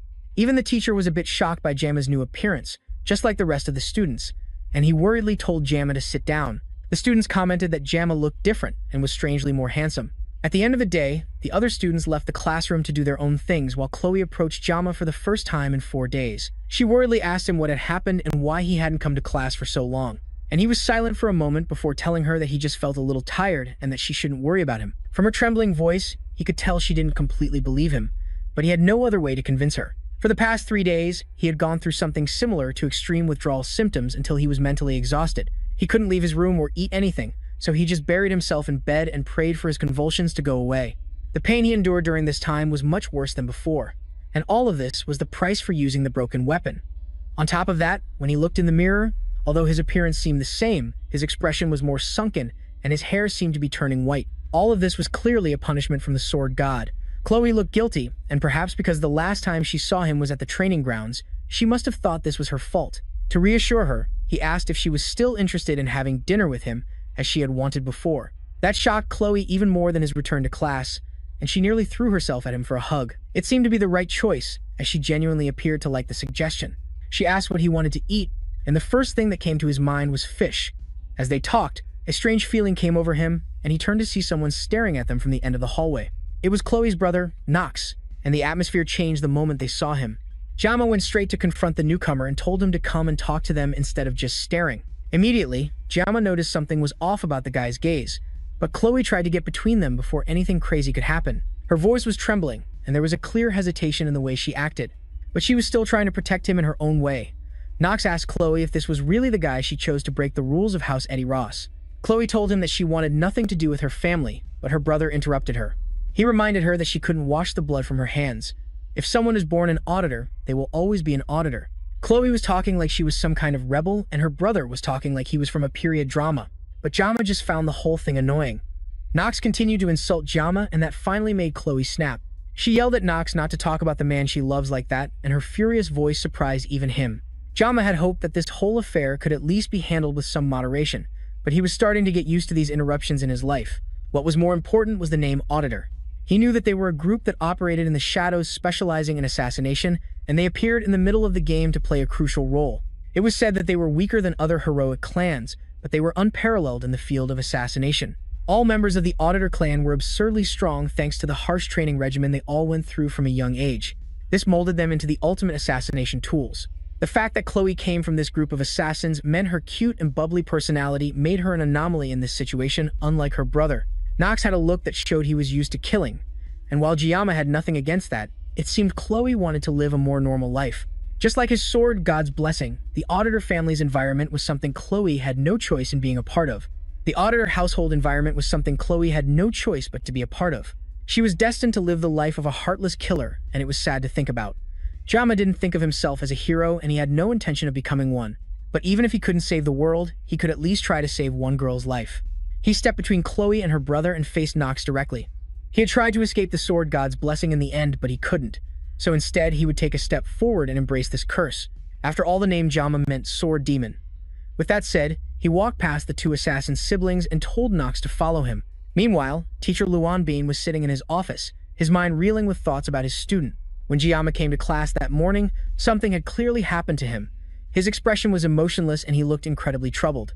As he was muttering to himself, a cheerful colleague entered the room, not forgetting to poke fun at his bald head. Before they could say more, teacher Luan Bean received a call from the administration and they wanted him to authorize one of his students to use the subspace. Teacher Luan Bean frantically asked which of his students had suddenly requested to use the subspace, and they confirmed it was Kang Jiyama who had requested it, wishing to confront Nox Auditor. The stage for Jiyama and Nox's battle was set, and our protagonist waited patiently in the locker room. There were 15 minutes left until the match started. He thought the procedure to enter the subspace would be complicated, but it turned out to be quick and easy. It was surely thanks to Medea, who at least wanted him to be safe when facing a professional assassin. At least since he wouldn't be fighting in reality, he didn't have to worry about physical injuries, but there was still a high chance he would suffer mental damage. However, that didn't matter as long as he could win. He would. He could hear all the noise from the arena in the waiting room, and it seemed the battle between the two students had attracted some unwanted attention. How ironic. He used to try his hardest not to be noticed, and now all of that was for nothing. Beside him, Chloe was nearly drowning in grief and guilt. She was probably blaming herself for this whole situation, and Jiyama tried to reassure her that it really wasn't her fault, and she had even lent him some equipment, so everything would eventually be fine. She told him that Nox was very strong and that he was a genius with unparalleled talent in the entire history of the Auditory clan. When it came to black magic, no one could compare to him, and at the age of 14, he was already nicknamed the Pinnacle of Black Magic. The nickname sounded cheesy, but it also showed just how strong he was. Jiyama stared at the rose-colored blade in his hand as he recalled the decisions that had led him to this moment. His old master always said that he was fated to hold a sword for his entire life. He never thought that even in his next life, he would still be running around with a sashimi knife. An announcement blared over the speakers, informing the students that the subspace battle was about to begin. He stood up to leave the locker room but didn't forget to reassure Chloe once more that he would win. He stepped out into the arena and was immediately hit by the excited cheers of his schoolmates. Jiyama felt like one of the gladiators of the Roman Empire with such a tense atmosphere. In the distance, he could also see that the entire star class was present, including the game's main cast of characters. Nox also entered the arena and immediately drew everyone's attention. It seemed the assassin felt insulted that Jiyama dared to challenge him with a kitchen knife meant for girls. This guy's killing intent was no joke, and it would be best for Jiyama to do his utmost to avoid provoking him. So naturally, Jiyama provoked him even more by saying that a true master never blames his tools. Nox drew his sword, an S-rank sword named the Crimson Lotus Twin Swords. Besides his powerful equipment, he also had one of the best auras in the game, the Blessing of the Black Raven. However, Jiyama was also prepared with a pair of discount kitchen knives. Seriously, this was going to be a battle for the ages. The subspace barrier was deployed, and before it could fully activate, the two students lunged at each other. Jiyama activated the Blessing of Apathy as he drew his two knives, simultaneously activating the Blessing of the Sword God. The people in the stands watched in astonishment because they could barely see what was happening in the arena. This was supposed to be an easy match where a special admission student would get destroyed by a veteran assassin. But with the speed of both fighters, the students couldn't even keep up with what was happening. The students from the Star class were also surprised at how this battle had suddenly become so interesting, especially Aben, who couldn't believe that the person she had once labeled as weak possessed such fighting power. Their swords continued to clash, and Jiyama was effortlessly dodging all of Nox's attacks. The assassin grew frustrated and unleashed another attack so fast that it created 3 afterimages of him. However, even though the attacks hit Jiyama head-on, he emerged completely unscathed. The students watching were praising Nox's power and speed and they saw this battle as Jama just running away from every blow. Attack. But A knew the truth that no one else could see. Only those who could clearly see the fight understood what was truly happening. Jama was perfectly dodging every one of Nox's attacks, almost as if he couldn't even be bothered to fight back. Meanwhile, Nox grew increasingly furious. He had even used the Black Crow's blessing, thinking it would be enough to crush him. But Jama dodged it all as if it were a joke. Now that Nox had witnessed firsthand just how skilled Jama was, he decided to be more cautious and aimed for a powerful attack that could cleave through a wide area in a single strike. Jama suddenly dropped the sashimi knife he was carrying and took hold of the pink blade that Chloe had given him. The sheer confidence in Jama's stance infuriated Nox even more, as he couldn't believe a nobody like him had the nerve to act like such a big shot. As Jama charged up his attack, Nox also activated a powerful attack, aiming to take down our protagonist in a single blow. However, before he could even move, Jama struck first, and in the blink of an eye, the match was decided. Jama wanted to live a comfortable life, and to achieve that, he had followed the rules and tried his best not to stand out. Now, however, he surrendered his body to the sword god with the sole goal of landing a slash on Nox so clean that the man wouldn't even realize he'd been cut. The entire crowd fell silent as Nox's arm, still clutching one of his blades, flew into the air before thudding to the ground. This was the beginning of Kang Jama's story, and it was the moment he bid farewell to his peaceful future. Jama turned and finished the job, cleanly cutting Nox down and officially ending the fight. The subspace shield deactivated, and the crowd remained silent in stunned disbelief. Nox struggled to gasp for breath as his arms lay on the floor. Jama sheathed his sword as the announcer declared him the winner of the match. Jama wasn't shocked that the crowd couldn't even bring themselves to cheer. He had just displayed an unbelievable amount of power out of nowhere, all with just a knife used for preparing fish. Despite possessing such power, he still found the act of cutting a real person deeply unpleasant. His only consolation was that both the Mao brothers and Nox were inside the subspace when they fought, so he hadn't actually killed anyone. Nox was still on the ground, gasping for breath, and Jama couldn't help but admire the man. He was as strong as Chloe had described, and possessed an incredible combat sense honed through experience. However, his killing intent made his intentions obvious to anyone. The announcer repeated that Jama had won the match, and it seemed that was enough to snap everyone out of their trance. The arena then erupted with cheers, everyone astonished that a first-year on special admission had defeated a second-year student. Jama's peaceful, unnoticed life was officially over. But this was the path he had chosen.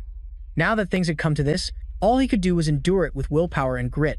Even on the following day, everyone was still talking about the match between the first year and the second year. In class, Ains stared out the window, thinking about the student who had completely occupied her thoughts since the match. His name followed her everywhere, and it seemed he was the only person anyone was talking about.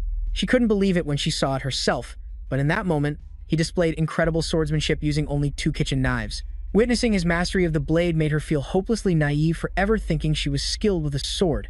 In fact, he was so good that she was certain he was the top student her grandfather had kept secret from her. That made her even more frustrated because she had spoken to him as if he were weak, when in reality he was much stronger than her. Her loud display of frustration was enough to wake up her deskmate. Abin apologized to her friend Rachel, but Rachel could immediately tell that something was really bothering Abin. The blue-haired girl tried to play it off by saying she was just frustrated about not being able to train recently, but Rachel could see right through her. She took a guess at what might be bothering Abin and hit the nail on the head when she mentioned it might be boy trouble. Rachel burst out laughing uncontrollably at the thought of the noble lady Abin being interested in romance.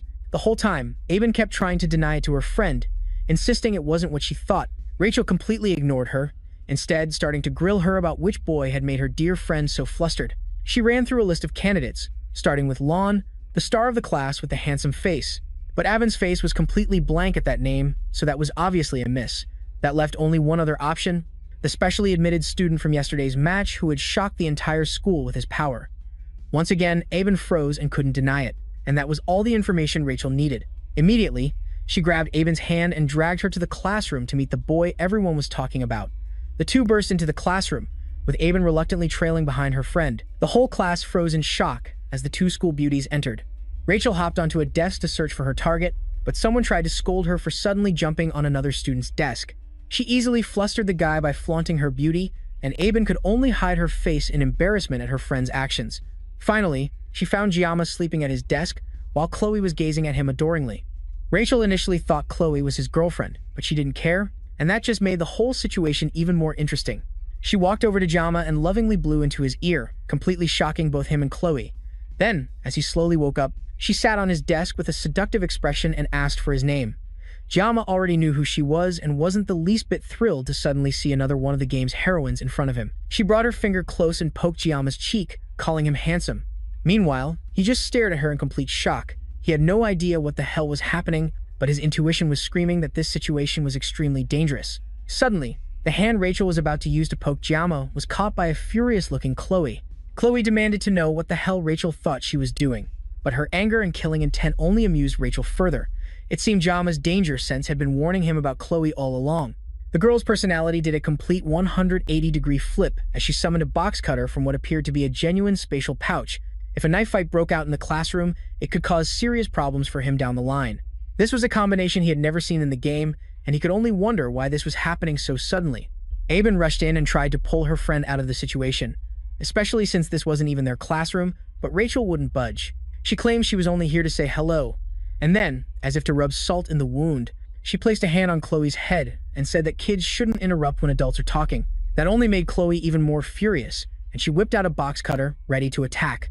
Jiama watched in horror as Chloe tried to stab Rachel, but her hand was easily caught by the much stronger girl. At this point, she was just baselessly provoking a fight, and Aben shouted once again, telling her friend to stop before something bad happened. Rachel frowned and quickly tossed Chloe away like a piece of paper. But Chloe managed to regain her balance before falling, causing all the boys in the class to cheer with delight at the fiery catfight between the girls. Jiama, however, found the strange prelude unfolding before him more annoying than anything else. Then Rachel activated her blessing, which was built upon the foundation of her family, the family of the Spear Saint. In their family, they believe that skill is useless in the face of overwhelming power, and they believe that brute force conquers all. That was also the motto that Rachel Demira, the granddaughter of the Spear Saint, believed in. She bluntly asked Jiama if Chloe was his girlfriend, and our main character answered without hesitation that she was not, and that caused Chloe's aggression to temporarily shift towards him. He explained that she was just a friend, and Rachel seemed even more interested in the whole situation. Meanwhile, Jiama was still trying to figure out what this whole damn situation was about. Now that he was more awake and had a chance to look around, he finally noticed Aben, who looked just as confused as he had been a moment ago. He got straight to the point and asked why the two of them had come looking for him, and Rachel said it was because Aben was interested in him and wanted to see him.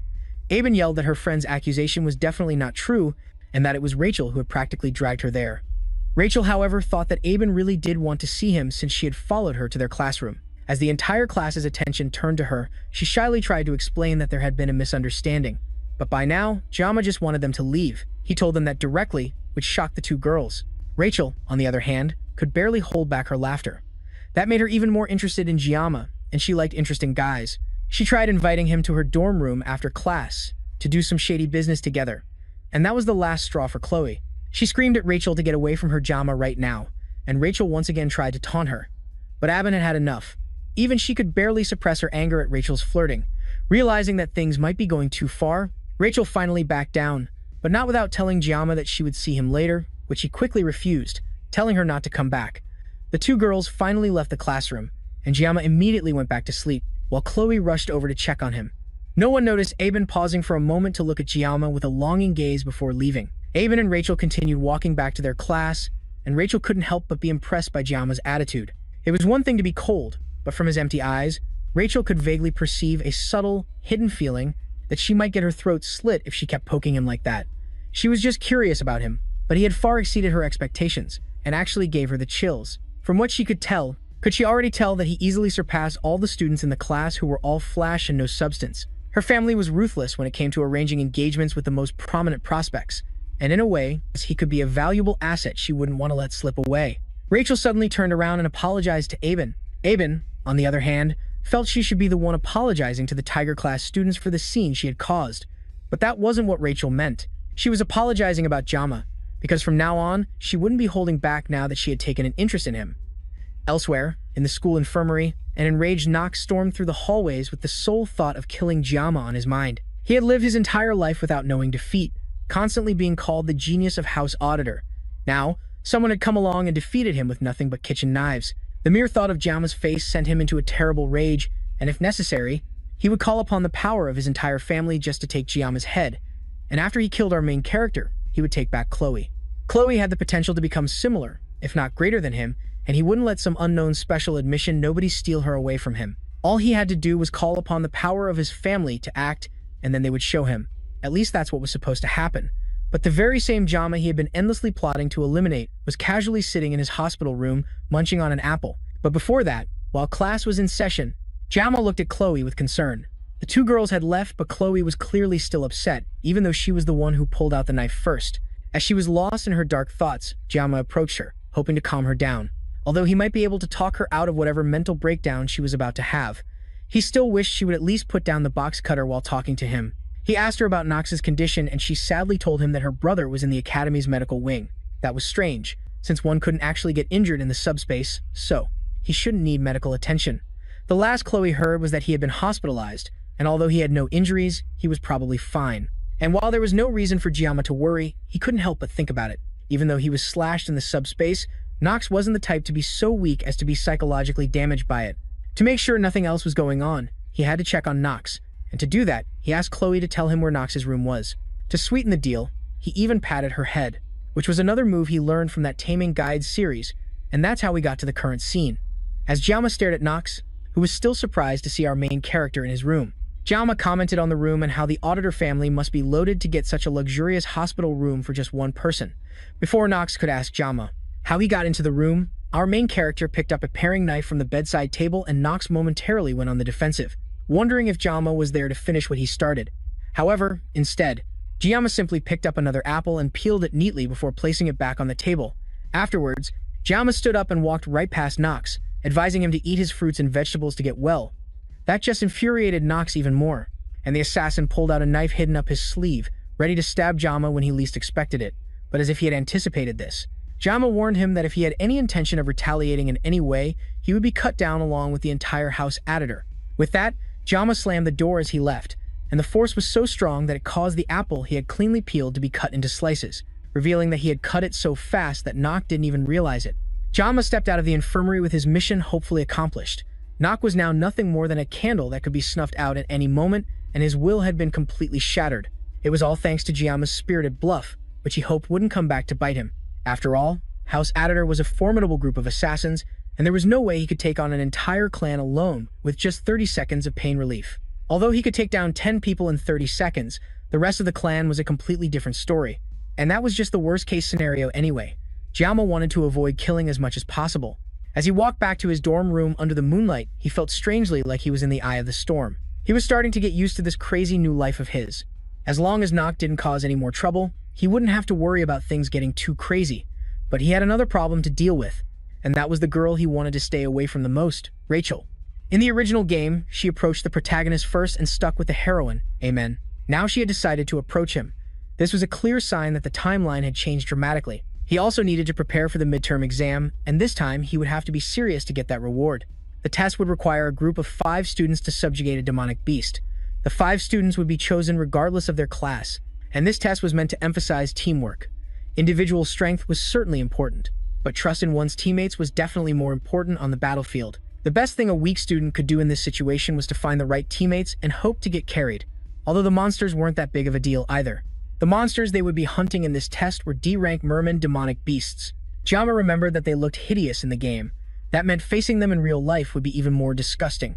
If they were female merfolk, at least they would be easier on the eyes, but the male mermen were just plain gross. But female merfolk were considered demonkin, and they were the main force of the demon army. This meant they were much stronger.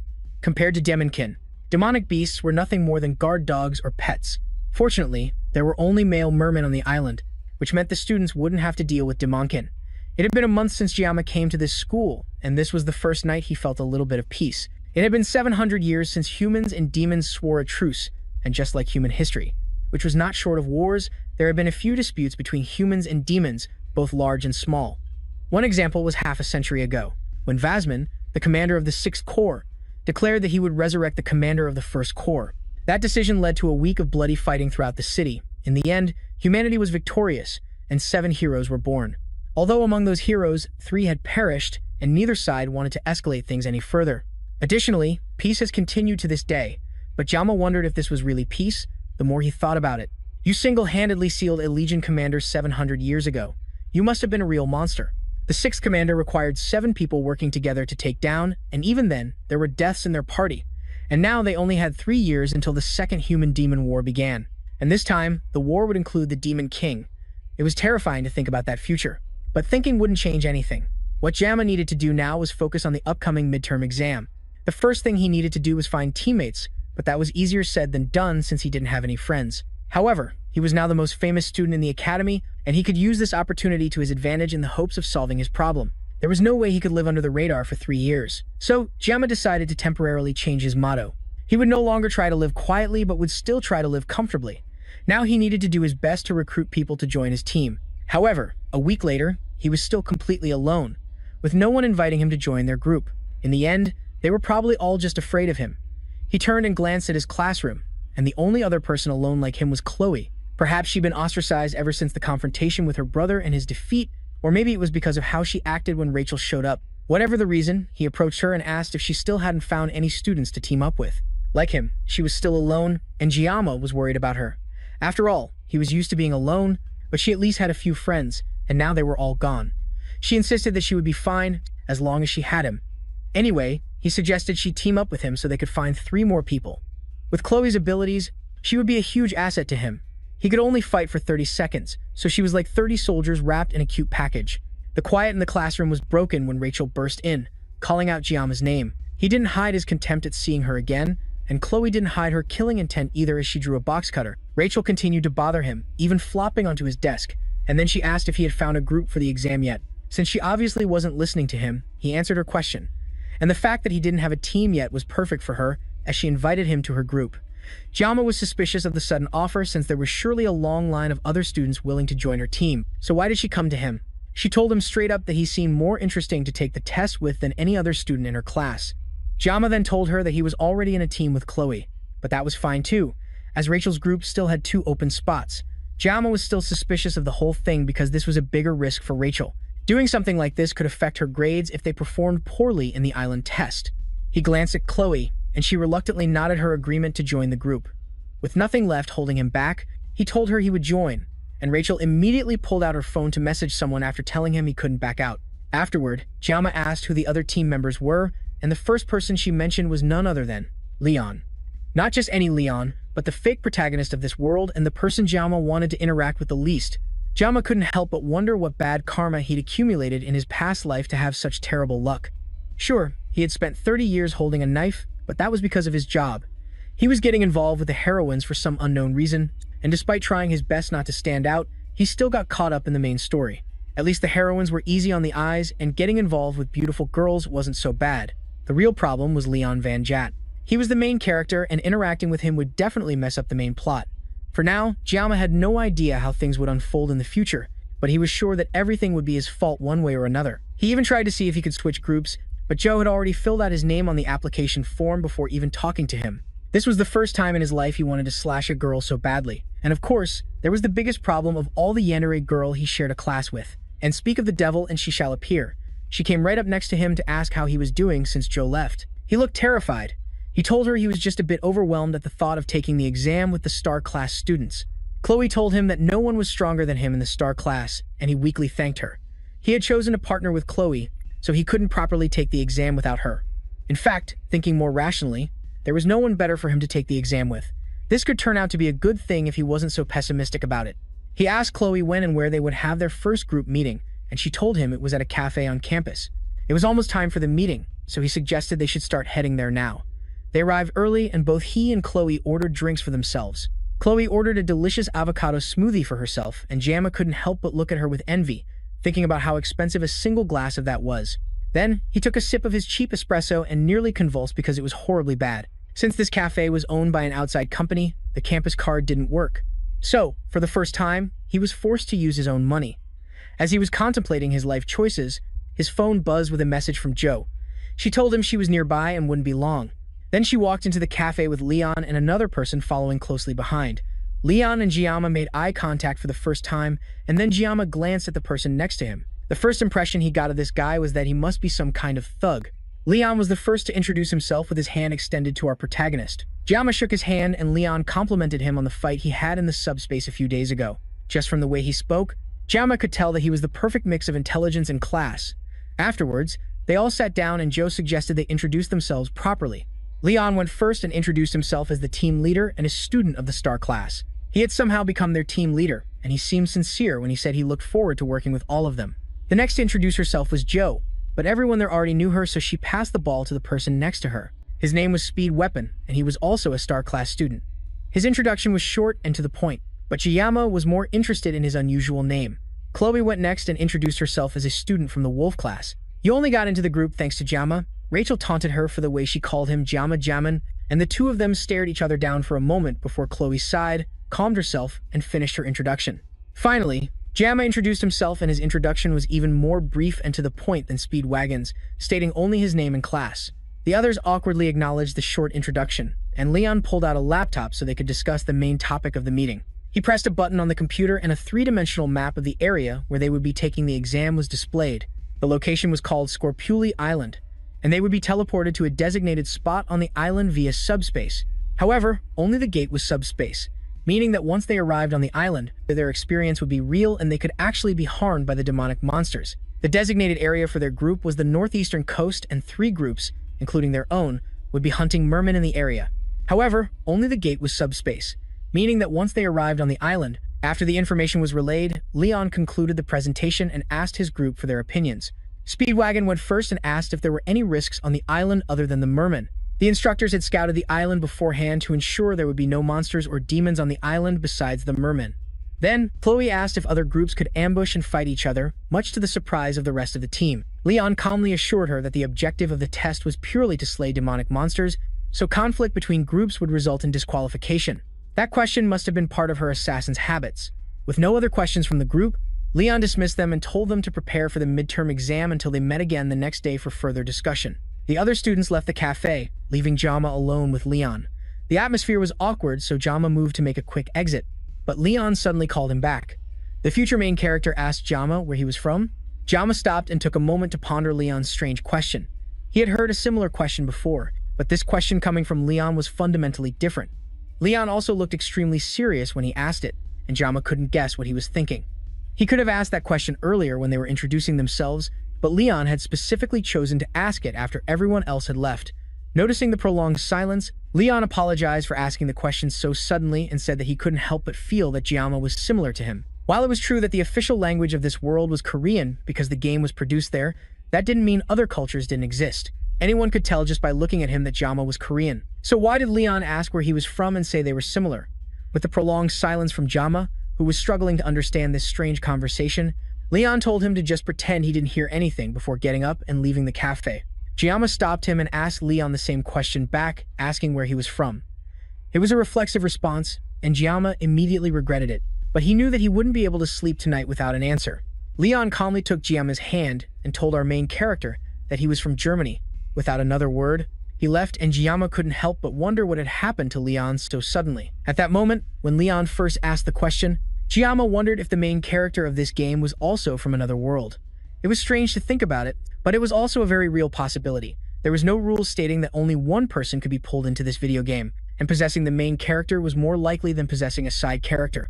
Jama glanced at the knife on the table and had an idea. When the sword god's blessing activated, his senses were strangely enhanced. Perhaps activating the blessing could give him some answers. He picked up the knife and removed its sheath, and a message appeared in his mind just as he'd hoped. It confirmed that Leon was indeed from this world. This voice was similar to the one from when he fought Chloe. When he activated the sword god's blessing, he could hear a faint voice. However, thinking about it gave him a severe headache, even overpowering the pain-nullifying blessing. Regardless, the Leon he met today was definitely the Leon he had played as in the game, and no actor could replicate Leon so perfectly. It was strange that Leon suddenly asked what country he was from, but his subsequent declaration that they were the same was also quite unsettling. He checked a wiki page but found no information about Leon in this world. Things were getting weird, and Jama decided this would be the last time he got involved with Leon. If something similar happened again, he could just go to media to handle it. While ignoring her attempts to elope with him, Jama was also surprised at how calm he had remained. Despite the situations that had unfolded recently, perhaps this was also an effect of his blessings. He looked at his status screen and, as usual, it seemed he was progressing smoothly. His spirit and armament stats remained the same, but his physique had increased thanks to the training he'd been doing. His armament would also likely increase once he received Murasami from the midterm exam.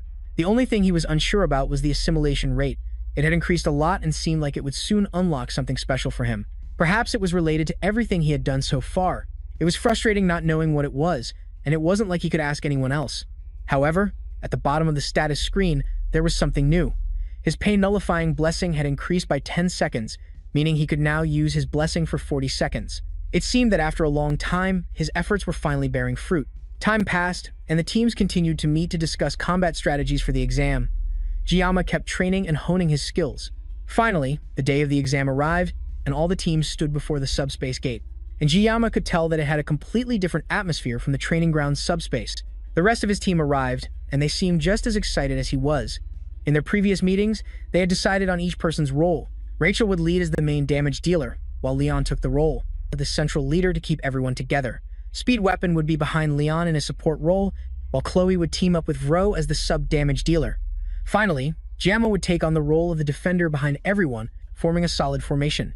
Jiyama takes a moment to look at all their gear and see just how powerful it is. Vro has an S-rank piece of equipment called the Vermilion Bird Sky Halberd, and although Leon doesn't have a special item yet, he still has a powerful sword. Finally, Speed Weapon's gear is a flute. I didn't know the supporter also provided musical entertainment. Rachel assures him that the flute is one of the few S-rank items with healing abilities. And even Jama knows that an S-rank healing weapon is extremely hard to come by. That kind of equipment is incredible to own, and Jiyama gets closer to inspect it to Speed Weapon's surprise. Their conversation is cut short when a voice comes over the speaker system to announce that the first-year midterm exam is about to begin. Teacher Lai Onin of the Wolf class arrives to speak to the students. They already know the rules, so he keeps his speech brief. He tells them not to be afraid to run if things get chaotic, as there's no reason to risk their lives for bonus points. If they get injured or want to surrender, they can call for an instructor. Now the exam is officially about to start. Leon tells them to do their best and not to worry too much. Chloe looks nervous and Jama asks her what's wrong. She tells him she remembers that mermen might appear on the island, but Jama reassures her that the instructors confirmed everything is fine. Chloe tries to believe him, but she can't help but worry. Back in Sissel, where she grew up, mermen were often seen and they were known to cause great damage.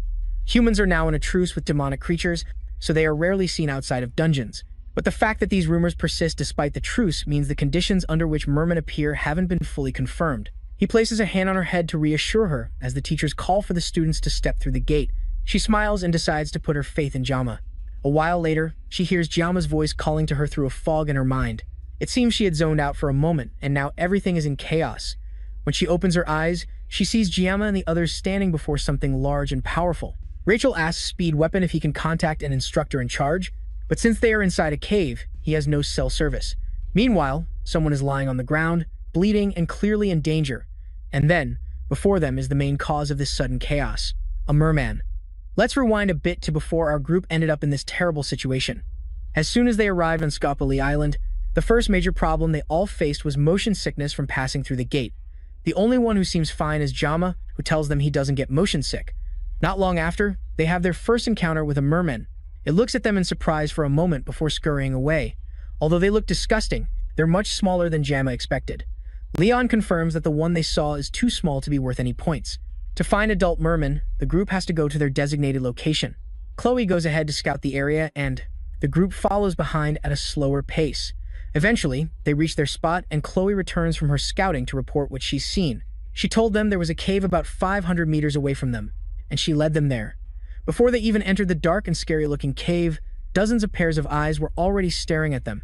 Leon could tell that there were about 50 to 60 merfolk in the cave, and they were all gathered around a campfire. Defeating that many merfolk would surely guarantee them first place in the midterm exam, but the group had to consider their safety before anything else. Entering that cave would cut off their signal and make it difficult to contact the instructors. It was a high-risk, high-reward decision, and it all depended on their team leader, Leon. Before they arrived on this island, he had been very careful in defining the roles each team member would take on. So, now it was time for him to lead them to victory once more. In a single moment, Leon made his decision and sent Vel out to start the attack. Rachel stepped back and fired a golden spear into the cave. The spear landed right on the campfire, extinguishing it and startling all the mermen. Before they could turn to see where it came from, Vel was already upon them, and in a second, several merman heads went flying. Speed Weapon went next, focusing her power to enhance her skills, making it easy for her to take them down one by one. Jama couldn't help but gasp in amazement at Gio's strength. That didn't escape Chloe's notice, and the Yandere girl drew her katana and activated her blessing to deal with the merman. She immediately rushed forward to match Joe's kill count, taking down more and more mermen as they both charged toward each other. They didn't slow down even as they continued to get closer, and Jama was worried they had no intention of slowing down at all. They closed in on each other, only to turn at the last second and take down the final merman charging at them. Then, they moved away from each other and continued taking down the others while Giamma breathed a sigh of relief. In the end, he had worried about them for nothing. And finally, with their combined efforts, all 60 mermen were killed. It seemed like they were done here, and Leon suggested they go somewhere else to continue the exam. That determination and leadership was what made the blonde main character the heart of the team. It just proved to Giamma even more that Leon was truly the real protagonist of the game. There was no way someone could replicate these qualities of a hero. As Giamma's thoughts continued to wander, he took his eyes off Leon for a moment. He looked up just in time to see the blonde hero fall to the ground after taking a fatal blow to the stomach. The others stared in shock as something powerful rose from the pool of merman corpses behind Giamma. It was a demon merman, the very monster Chloe had feared would appear on the island without warning. Giamma had a feeling that things were going too smoothly for them. Now the question was, should they run or stand and fight? There was no telling if they could make it to safety while having to take care of an injured Leon. Rachel told Speed Weapon to call the instructors and inform them that a merman had appeared. But just as Giamma feared, the cave was jamming their internet connection and there was no way to contact the instructors. Everyone was panicking, and it seemed like Giamma was the only one who wasn't panicking right now. With Leon down, only one person could lead in this situation. He stepped up and started giving orders to his teammates. He told Rachel to hold off the merfolk, keeping them at a distance at all costs.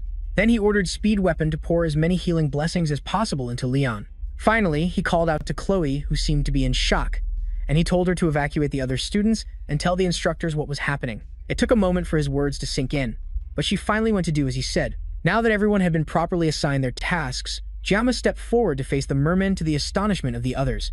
He told Rachel and Weapon that he was leaving the merfolk to them. As for the merman, cutting up big fish was always his specialty, so it was only fair that it belonged to him. Demons could use a unique power similar to the blessings of humans. It was called magic, and it was a power strong enough to take down the main character in a single blow. That was the difference in power between humans and demons. Giamma had the blessing of the sword god, but that didn't guarantee he would survive this battle. Even in the original game, it was impossible to take down a magic-using demon without a party. And yet, here he was about to solo a boss that normally required a large-scale raid. In other words, Giamma was in deep trouble, but there was no way he could back down now. It would take Chloe about 10 minutes to find help and return. Despite that, Giamma only had 40 seconds to take down this giant fish before he met a fate worse than the protagonists. Rachel struggled to keep the merfolk at bay while Speed Weapon focused all his energy on healing Leon. The wound was deep, but it was recovering. Despite the difficult task at hand, he couldn't help but focus his attention on Giamma. Just looking at the merman made Speed Weapon's bones tremble, and yet Giamma wanted to fight it alone.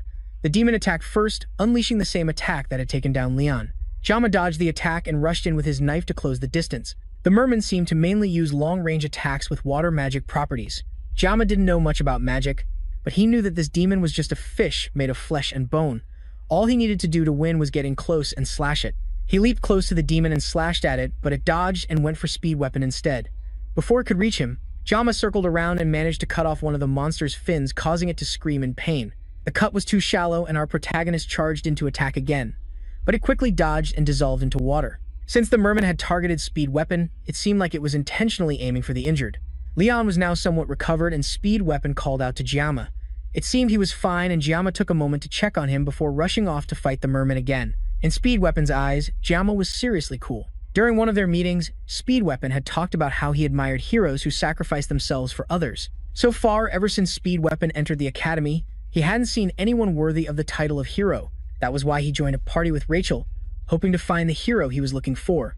He'd been looking for one in Leon. He even told Giamma straight up that he was far from a hero in Speed Weapon's eyes. Yet now, in this insane situation, the one who stepped up and risked his life was none other than Giamma. The merman continued its attack.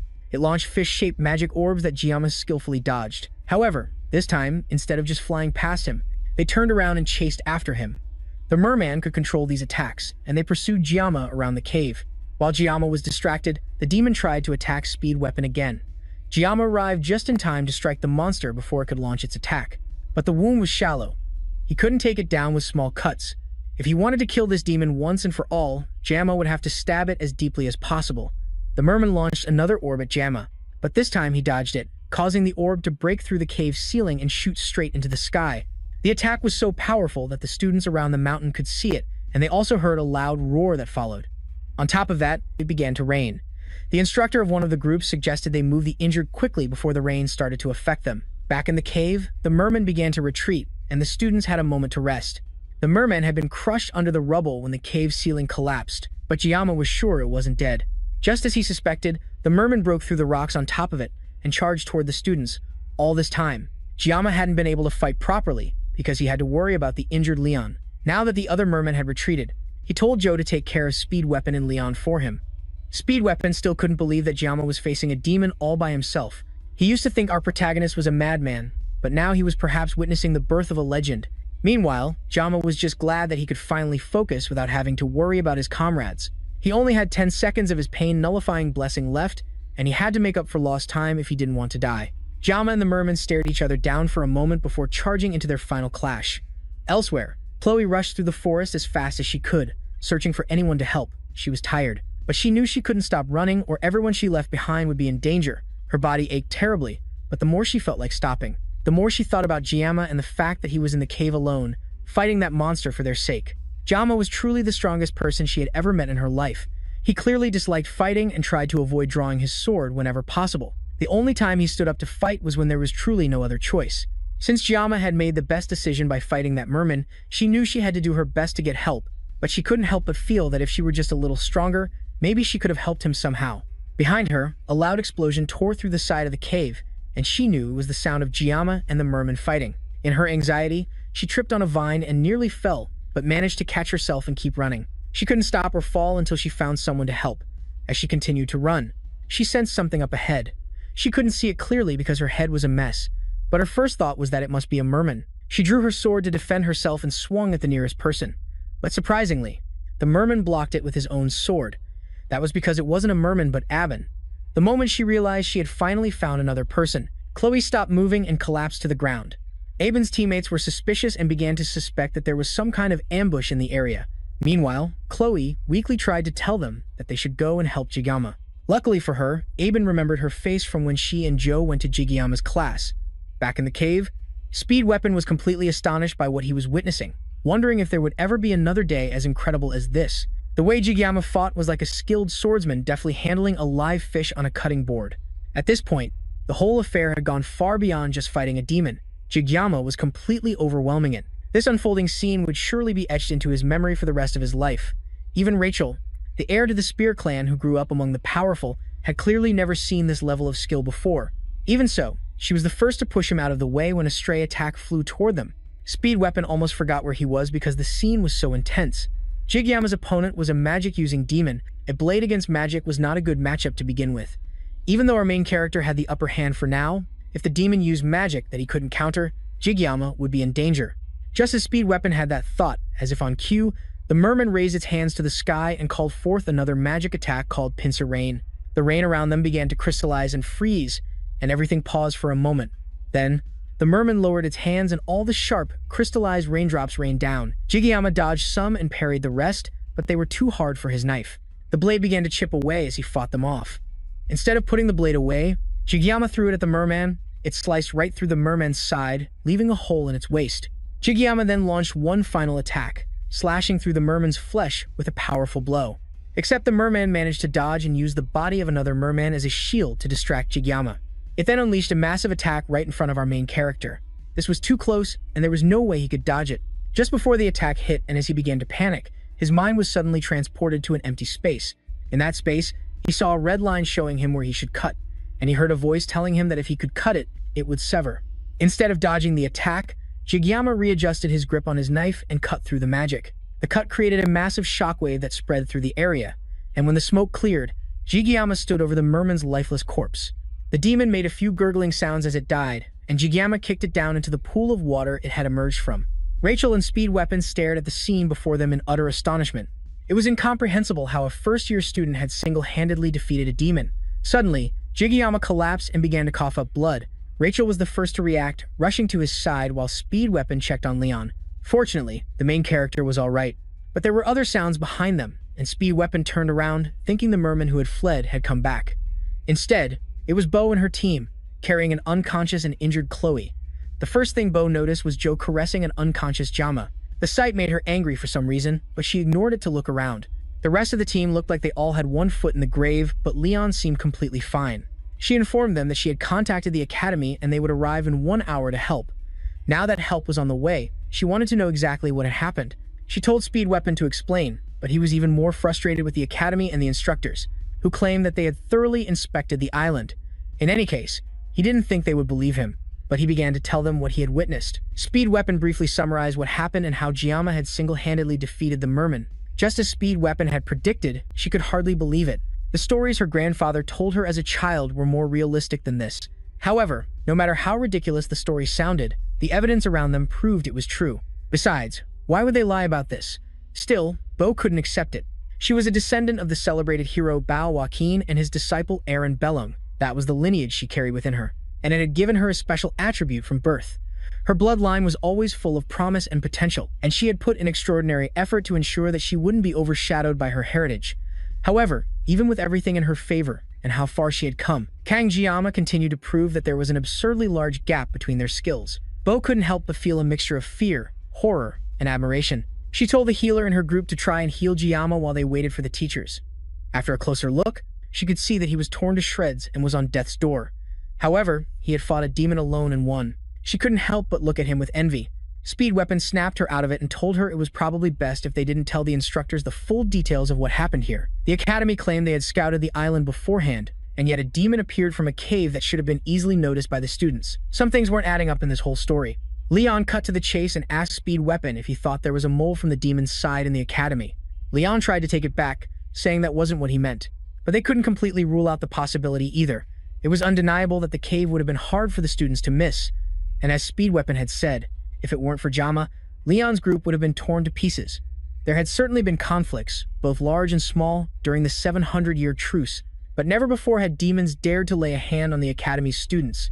There was also a clause in the armistice agreement stating that if such an act occurred, it would be just cause for war. Speed Weapon tried to snap them out of it, assuring them that they were probably just blowing things out of proportion. Being wary of a possible spy in the Academy wasn't a bad thing, but it was too early to jump to conclusions. For now, they needed to get their stories straight. If there really was a spy in the Academy, then Giamma would definitely become a target once word got out that he had single-handedly defeated a demon. She didn't really agree with keeping everything a secret like this, but since Giamma had worked so hard for them and the group seemed to unanimously agree with the decision, she suggested they should talk to her grandfather first. The students returned to the Academy and Giamma was taken to the hospital. He woke up to the bright sunlight shining on his face and was almost surprised to find himself alive. The last thing he remembered was the merman firing a magic orb right before it died. It wasn't an attack he could have dodged, but he had managed to see it in time. He had used his sashimi knife to cut through a line, and the magic split in two before exploding. Looking back, the magic orb was definitely made of water. On top of that, after activating the sword god's blessing, he felt something he couldn't quite describe. He called upon his blessing just to be sure, and the screen appeared before his eyes again. His spirit had increased by one, and that was most likely why he wasn't afraid when facing the merman. It seemed his assimilation rate had increased enough to unlock a hidden attribute. The next attribute would be unlocked when his assimilation rate reached 15%. Perhaps this strange unlock was what allowed him to see the red line to cut on the merman. As he was thinking about his blessing, the door opened and a familiar figure rushed in. It was Media, and she wasted no time in giving Giamma a tight hug. She fussed over him while Giamma did his best to breathe through her death grip of a hug. She finally let him go and apologized. But then, revealing why she was here to see him, she opened a spatial pouch through her purse. She pulled out the reward from the pouch, and it was what he had hoped to get from the midterm exam, the Murasame sword. The Murasame was a B-rank sword with high-level stats, and it was exactly what Giamma was looking for.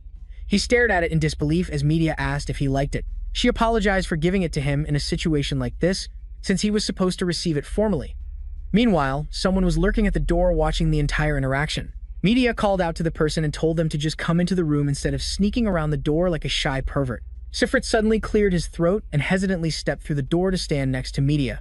This interaction gave Giamma a strange sense of déjà vu considering what happened when he first arrived at the Academy. He asked what the Sword Emperor was doing here. Media revealed that she had heard what happened from his teammates. Afterwards, they both bowed their heads and apologized on behalf of the entire Academy. They had to take responsibility for everything that happened during the midterm exam. Due to their negligence, everyone there nearly lost their lives. Giamma was speechless as she continued to speak. She swore to him that they would find out the truth behind the incident. Sifrit also spoke up and thanked him for saving the students. Giamma nervously scratched his cheek and weakly told them that he did what he could. Media continued and said that although his actions were remarkable, they needed to keep the incident a secret. Media was certain that the mastermind behind this incident was within the academy, and they had to keep quiet if they did not want this to be leaked to the public. Jama understood and did not blame them for their decision. Media smiled and said that sometimes Jama acted like an old man trapped in a teenager's body. The two administrators left the room and returned to the administrative area. As they walked through the hallways, Media asked her old friend if he remembered the day they met after first enrolling. Siegfried was lying on the couch, and she told him to move aside. In response, Siegfried drew his sword without a word. Siegfried pretended not to remember anything, and Medea smiled lightly. The whole incident felt like it just happened yesterday, but 60 years had already passed. However, even with that, they still hadn't filled 1/10 of the history of Waukee Queen Academy. Back when they first enrolled, the school was already ancient and steeped in history. There were incidents big and small, but the academy had nurtured and protected its students for 700 years. Suddenly, the atmosphere changed and Medea's aura caused the surrounding windows to shatter. Before the midterm exam, she received a report that they had completed multiple preliminary surveys of the island. Although rare, Scalpel Island was known to have frequent siren appearances. Therefore, she had taken every precaution to ensure that nothing happened to her precious students, yet something so terrible happened under her watch. Siegfried placed a reassuring hand on her shoulder, and she snapped out of it with an apologetic look. Then she immediately switched to fangirl mode, thinking about how amazing Jianma was. The fact that he took down a siren by himself was unbelievable, and she asked what Siegfried thought. Siegfried had witnessed natural talent countless times. He had seen many names hailed as the chosen ones of their era, only for them to lose their light. In Hero, families desperate for fame and honor, the word genius was used recklessly. When a child showed a little promise, they were called a genius because of their bloodline. It was also a word he forbade from being used to describe even his own granddaughter. Amen. But if it was Jian Ma with his immeasurable talent, then perhaps the word genius could only apply to him. If he continued to accumulate experience, Siegfried wondered just how far he would go. Perhaps Jian Ma could even reach the place that Siegfried could only dream of. Without answering her question, Siegfried walked past Medea but didn't forget to advise her to stay at the academy for now. She smiled and followed him, and the two continued to make small talk as they walked through the halls. Afterward, Jian Ma was discharged from the hospital, and he went to class as usual. Just as the headmaster had instructed, the fact that he took down a demon on Scalpel Island seemed to have been kept a secret. Jian Ma couldn't help but feel that his classmates could be so carefree because he had stopped the siren. After he was initially discharged, the first thing he did was go to the school's smithy to reforge and enhance Murasam. The sword was just a piece of metal to him at the moment, considering the blessing of the sword god. Therefore, reforging it was a must. He had gone to see the blacksmith Volander. Now he could only hope for a successful enhancement. As he thought about the recent events, he heard Chloe call his name. He turned to see her walking towards him on crutches while her leg was in a cast. Thanks to Speed's emergency treatment, the doctor said she would be able to walk without crutches within a week. Despite her injuries, it seemed she was much better. Even though Jian Ma had taken down the siren alone, it was thanks to everyone's efforts that they all survived the situation. Chloe's call for help, Rachel clearing out the sirens, and Speed's healing and blessings all played a part in that battle. The only one who didn't play a worthy role would be Leon. Jian Ma couldn't help but wonder if he could defeat the Demon King with a fighting spirit like that. Maybe it was because he was injured beforehand or something. Their conversation was interrupted when their instructor burst into the classroom and ordered everyone to sit down and pay attention to a few announcements before the training assembly. Once all the students were in their seats, the instructor informed them that they would have a co-instructor. The students were initially annoyed by this sudden change until they saw who would be instructing them. Svid calmly walked into the classroom to the surprise of the entire class, while Li Wanbin bowed his head respectfully to him. Even Kang Jiama couldn't hide his astonishment at seeing the strongest man come to his class. Meanwhile, elsewhere, an old man was thrown against a wall before being grabbed by the throat and held against it. A pink-haired woman slapped the old man, sending him flying to the ground. He apologized to the woman named Instructor Kim, while she was trying to control her breathing. The woman brutally beating this man was the 5th Demon Legion commander, and she was not pleased at all.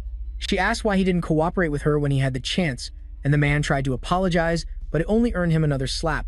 Apparently, the purple-haired instructor was sick of the apologies.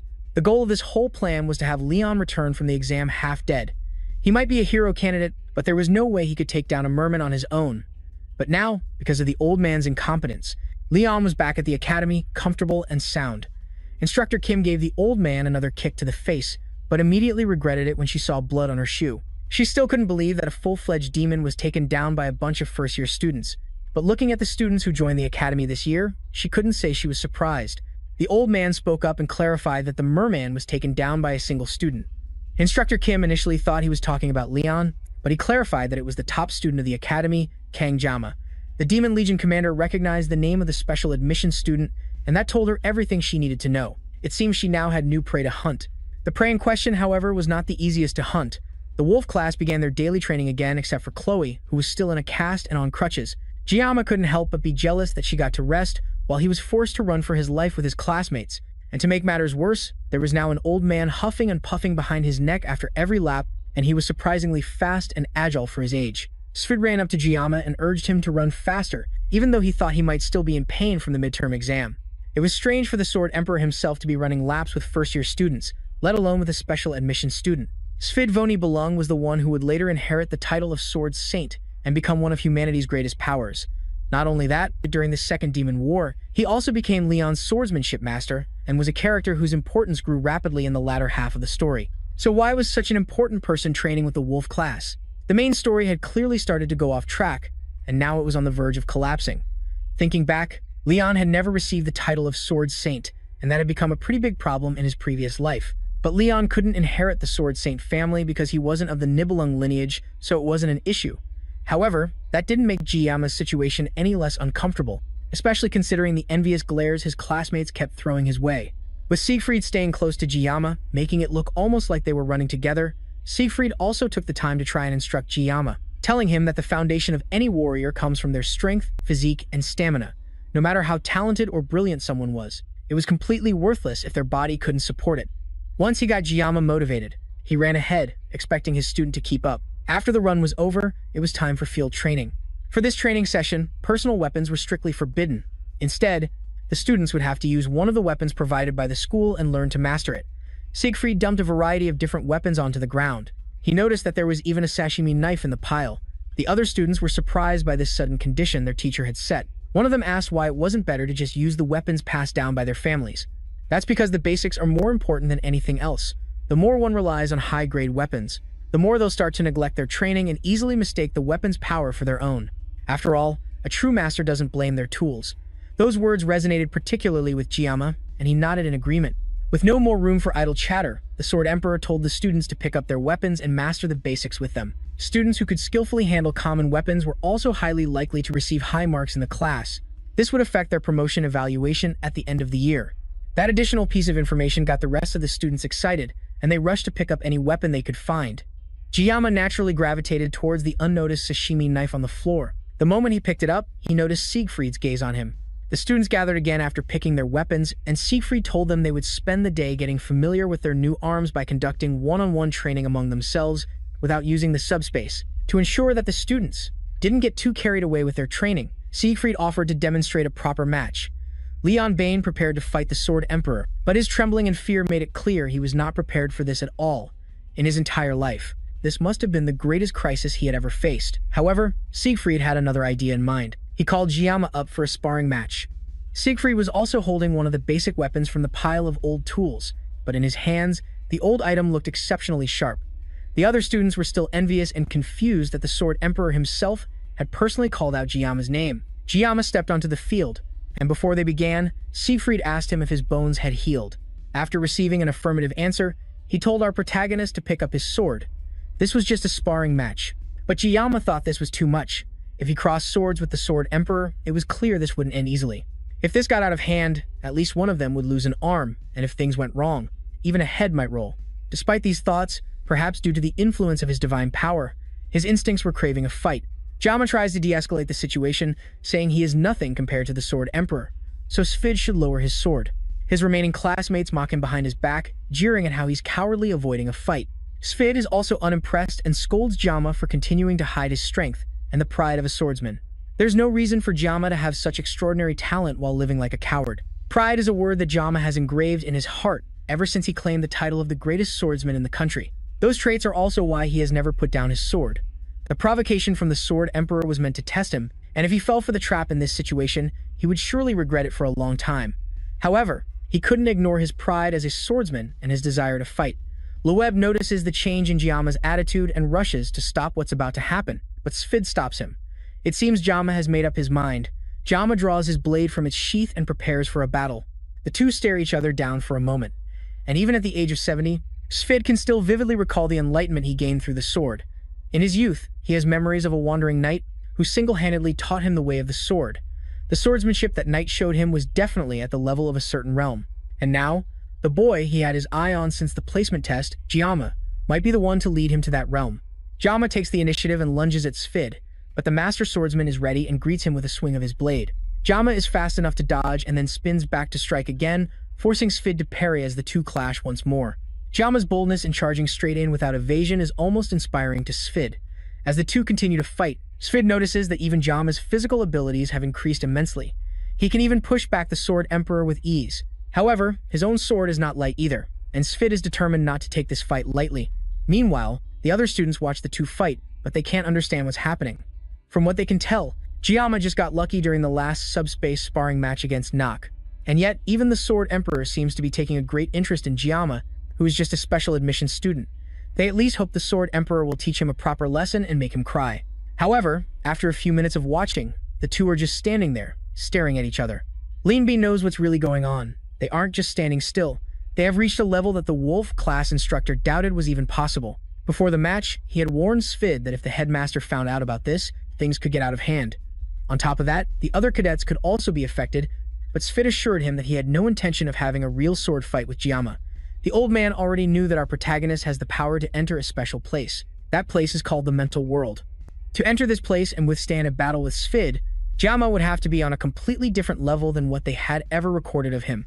A duel in the mental world is an intense battle of wits, and Sfid could tell in the short time they had crossed swords that Gyama was growing at an impressive rate. If that's the case, the Sword Emperor might also have to take things up a notch. He activates a powerful blessing called the Sword Spirit's Aegis, and even outside the mindscape, the students could feel the intense pressure from the two of them. The blue light emanating from Sifrit's sword was definitely some kind of aura. It seemed the battle was too intense, so much so that they both broke out of the mindscape and returned to reality. Things were starting to get out of hand, and if Lee Won-bin didn't do something to stop this, there would surely be bloodshed. However, before he could stop them, Gyama and Sifrit charged at each other, but a loud shout made them both stop. Media arrived before they could clash swords again, and her arrival caused the ground beneath her to crack from her anger. The fight was over, and Sifrit's life was spared. He was brought back to Media's office to get a proper scolding. He apologized, but the principal clearly wasn't accepting any weak words from him. She yelled at him for being so reckless and trying to pick a fight with a student after she had worked so hard to get him an instructor position at the academy. At that moment, Sifrit had lost control and unleashed his full aura. He probably would have been scolded even more harshly, but as soon as Media arrived and cooled the situation down, he turned around and apologized to her. In the more than 50 years they had known each other, Media had never heard him apologize. Yet today, he said it not just once, but twice. That was the only reason she calmed down enough to try and listen to him. At this point, she asked him directly why he would use the blessing of the sword spirit on a student. If Media hadn't arrived in time, things would have turned deadly. Sifrit told her that if he hadn't released the blessing, he wouldn't have been able to gain the upper hand against Gyama. That made Media pause. For someone as arrogant as Sifrit to admit that, things must have been truly baffling. She knew about Kang Gyama's innate talent, but she also knew better than anyone just how powerful Sifrit truly was. He then revealed that Gyama had reached the mindscape. For comparison, Media only mastered it in her late 20s. For a 17-year-old to have already achieved it was more than Media could believe. Sifrit didn't know either, but there was no denying what he had experienced. All this new information was too much for Media to process, but she recalled what she had seen after she stopped the fight and went to check on Gyama. The moment she ran to him, any trace of her sternness as an educator or one of the 7 stars vanished. At that moment, the only emotion she felt towards Gyama was fear, a fear similar to what she felt when she met the commander of the 6th Division, Vien Sun. She couldn't understand why she had such a strange feeling towards one of her students, but it only added more credibility to the insane things Sifrit was telling her. Then, she asked Sifrit point-blank if he had lost, and the man, who was usually calm and quiet, suddenly became irritable for a second. He yelled that even if Gyama's talent was innate, there was no way it could compare to his. And on top of that, he even said he wasn't fully equipped at the time. That was why things turned out the way they did. Media criticized him for making excuses about his gear, and could gear really be an excuse when facing a student? The way he overreacted only made him look ridiculous. Her words angered him so much that he tried to activate the blessing of the sword spirit right then and there. But a powerful slap from Media snapped him out of it. Elsewhere, Gelma woke up from a dream where he had relived the battle with Siv. Everything ended well, but that hot-headed sword emperor. If Media hadn't intervened, things could have gotten really dangerous.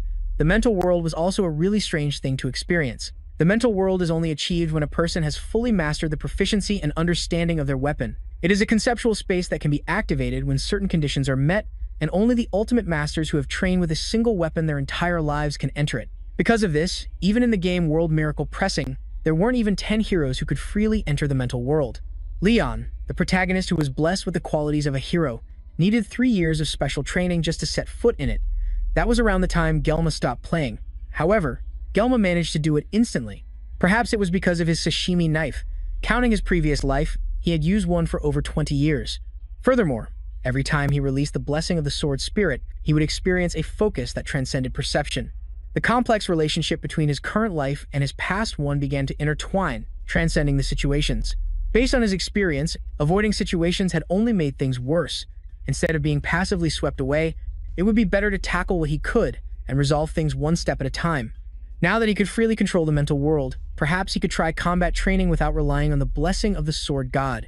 He got out of bed and drew his sashimi knife. Then, after a moment of concentration, he entered the mental world again. In the next instant, the mental world shattered and a large hand reached in from the void towards him. It extended, and a single finger touched Gelma's shoulder, pulling him out of his trance and flooding the hand holding the knife with an immense aura. Whatever it was too much for the knife, and the weapon disintegrated. Elsewhere, several elders were arguing in a dimly lit room. The old man from before, who had spoken with the Demon Corps commander, was arguing with the other Academy elders. The main thing he was trying to do was convince the other elders to investigate Gelma, on suspicion that he might be a hero candidate. The other elders disagreed, as it was already well known that the hero candidate was Leon. The old man tried to argue that Leon was still immature and couldn't even properly manifest his blessing, while Gelma had very obvious abilities, first demonstrated when he defeated the Genius Twins during the placement exam. Furthermore, media was even blocking information about him under the pretext of protecting a student. Everything about him was too suspicious, and that meant they had to investigate. He also reminded them that the 7 stars had interfered too much in their affairs, and ever since Media, one of the 7 stars, became the Academy's headmaster, their position as elders had been severely weakened. After the Demon Lord was defeated, the public only looked to the 7 stars while treating the elders like outdated relics. If a hero were to appear, it would damage their reputation even more. The other elders agreed with that and also felt that they needed some kind of public enemy if they wanted to maintain their power. They unanimously agreed that the hero who threatened the Demon Lord must be eliminated. The man who became an Academy elder thanks to the purple-haired instructor, and that was why he was trying to persuade the elders by force. If he did not do something here, then E, the commander of the Demon King's 5th Division, would surely make him wish he were dead. After some more persuasion, the elders finally agreed with the verdict that Kang Gelma needed to be investigated and eliminated, and to do that, they needed to order the Aditor family. However, that was not the only problem on Gelma's plate. Now he was staring at the blacksmith whom he had trusted to take care of his weapon while the man backed away in fear. Despite hoping to use the Murasame as an alternative to the Sasami knife, somehow Volander had turned his only hope of escaping the sword god's blessing into a Sasami knife. And if that was not bad enough, the sword had also been downgraded to an E-rank weapon from a B-rank weapon. Even Volander was confused, and in his 30 years of forging weapons, he had never seen anything like this happen before. What happened was that when he tried to process the sword, it seemed to refuse to be forged. He hastily melted down the metal and reforged it, but he only managed to give it a proper shape. If any normal blacksmith tried to do this, they would end up with a useless lump of metal. Even with Gelma's 20 years of experience with knives, he could tell that the workmanship was impressive, and the specifications were also well suited for the sword god's blessing, but the hardness was still E-rank.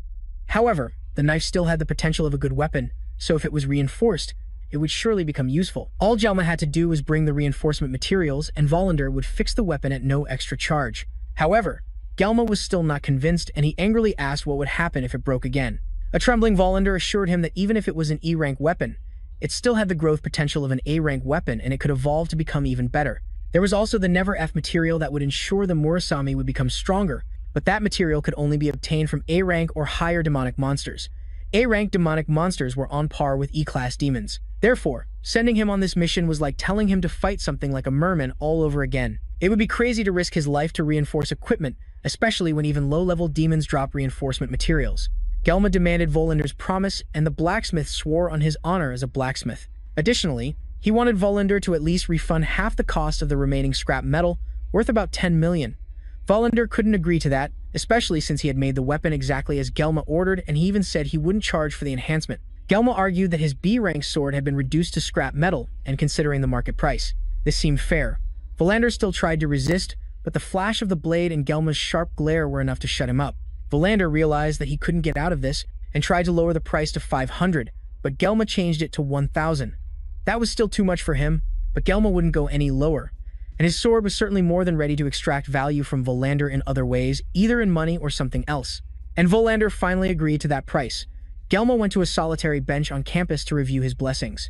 After acquiring the new weapon, his armament level increased and additional options became available. The biggest reason he hesitated to use the Sword God's blessing was because of the extreme pain. But his new stats reduced the pain by 1 level, and it could be upgraded further.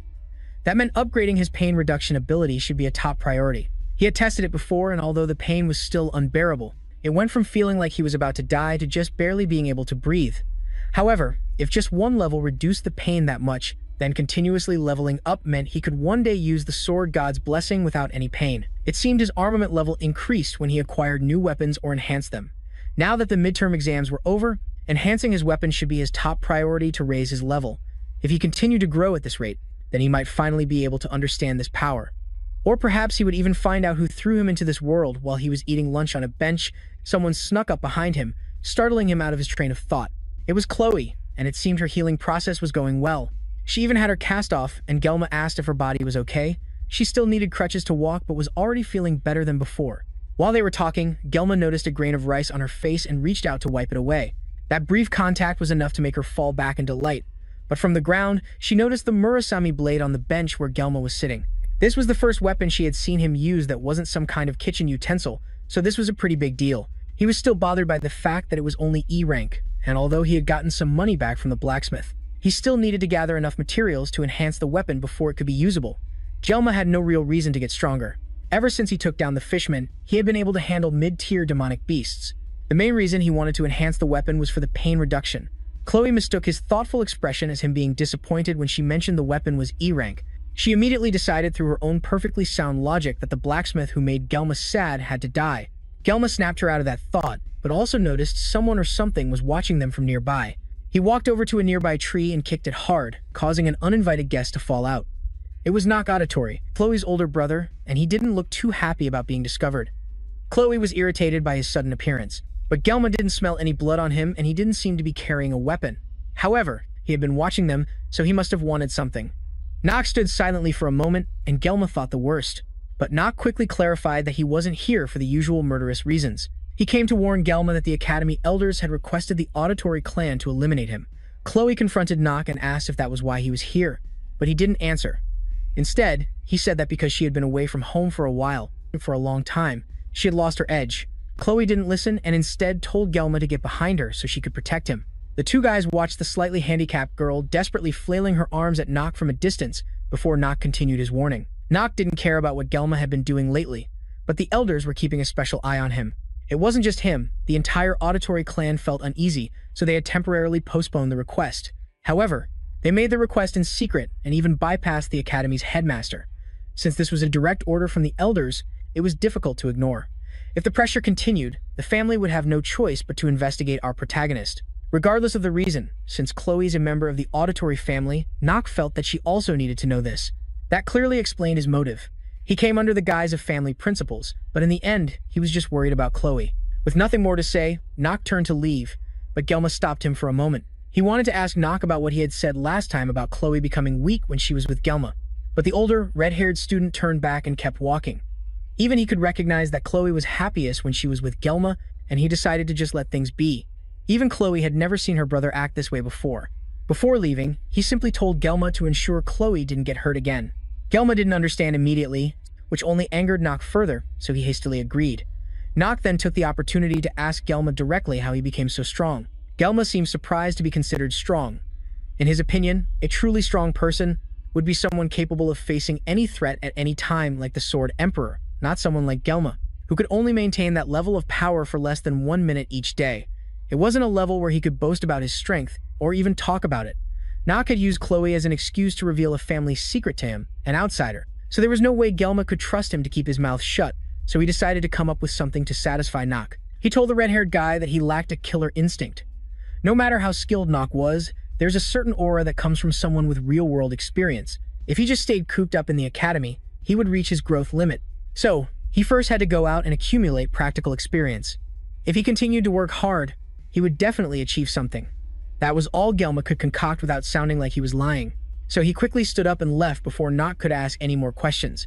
Back in the classroom, The students were learning about the history and nature of blessings. Gelma wasn't focusing on the lecture, more concerned with the information that the Academy elders were targeting him.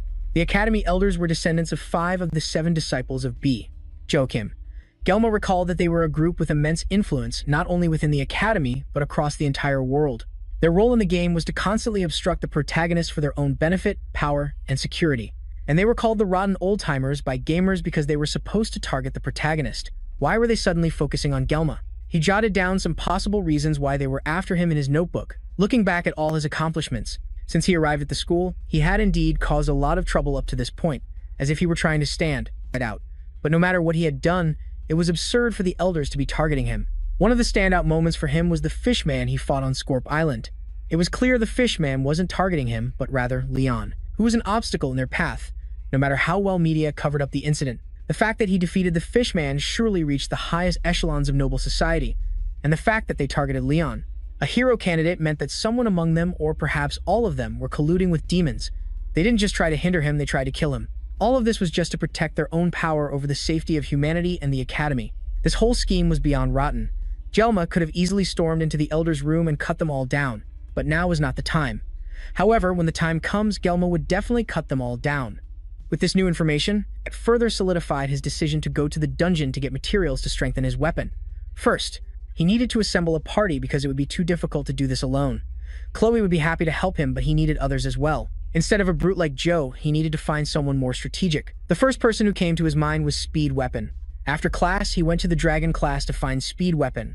As soon as he arrived, he was immediately confronted by a brute. The guy clearly didn't like that Gelma was a special student. This third-rate mob character was definitely the type Gelma knew would be a pain to deal with. Our protagonist turned away from the confrontation, warning the wannabe bully not to bother him before he split his jaw in two. The thug immediately drew back his fist, ready to start a fight, and Gelma immediately felt the punch was too slow. However, before he could retaliate, someone else acted first, punching the thug straight in the jaw. The commotion drew the attention of other students as Speed Weapon blew on his hand, which hurt from punching the rock-hard jaw. Gelma had heard of strength-based mages, but a strength-based priest was definitely something new. Speed Weapon then smiled and asked Gelma if our protagonist had come looking for him. Gelma agreed to talk outside, and he told Speed Weapon everything he needed. In short, he needed to form a party as soon as possible, and he needed help recruiting party members. If they worked together, the rewards would be split evenly among the rest of the party members. In return, Gelma wanted to keep the materials from the magic beasts.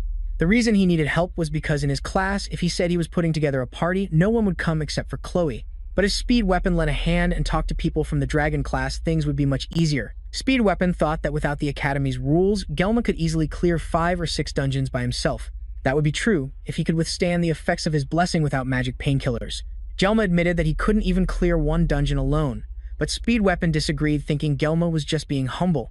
Switching to small talk, Speed Weapon mentioned how much better Gelma looked after the events of the midterm exam.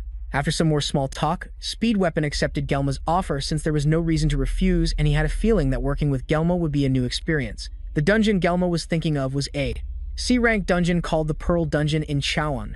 Gelma, Chloe, and Speed Weapon meant they had a 3-person party, so they just needed 1 more member. Gelma bluntly said that he'd prefer it not be Jay or Leon, but they didn't want to come anyway. Rachel had been in seclusion since Gelma was hospitalized and was training at the Academy's training grounds. On the other hand, Leon was preparing for higher-level dungeon raids with the 2nd and 3rd-year students. That was good news for Gelma, but it still left the question of who the final party member would be. There was someone Speed Weapon had in mind, but knowing that person, they were surely asleep. This was crazy news to Gelma since it was still the middle of the day, but that's just how they were. And Speed Weapon wasn't surprised at all. He told Gelma that he would introduce the 2 of them. But first, they needed to go to a convenience store to buy something. That night, they arrived at a place that seemed to be Speed Weapon's home.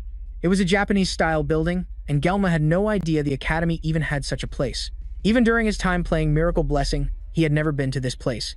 In his previous life, he was a chef specializing in Japanese cuisine, but he had never actually been to Japan despite always wanting to visit. They walked around the courtyard and went to the back where they found the person Speed Weapon was talking about. And just as he predicted, she was sound asleep.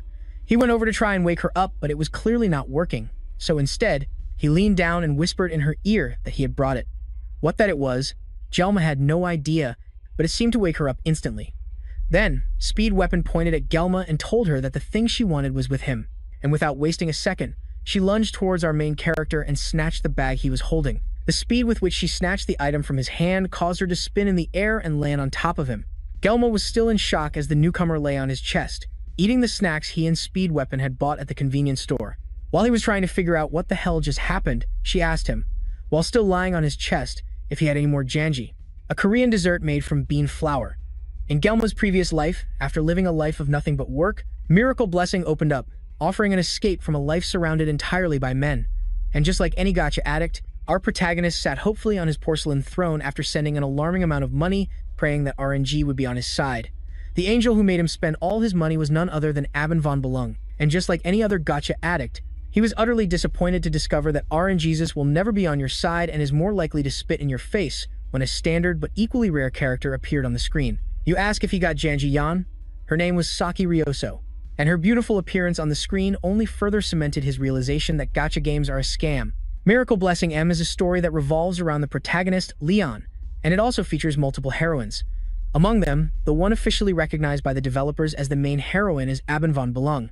Each heroine has her own unique charm and abilities, but the in-game story primarily shows Leon and Abin overcoming hardships and the beginning of their budding romance. Even Gelma, who was a filthy gambling addict in his previous life, was also captivated by Abin's charm and opened his wallet, poured a concerning amount of money to get her. As a result, the other heroines gradually faded into the background, and among the heroines, the one who faded the fastest was Gelma's first 5-star.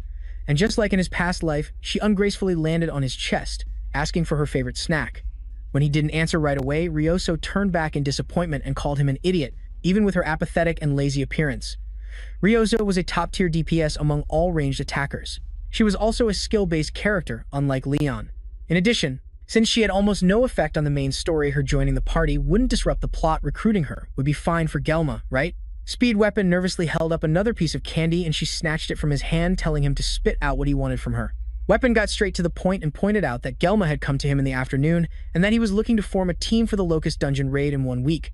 Ryoso looked at him suspiciously for a moment, then walked over to him and asked if he was the one who fought the upperclassmen during the subspace training.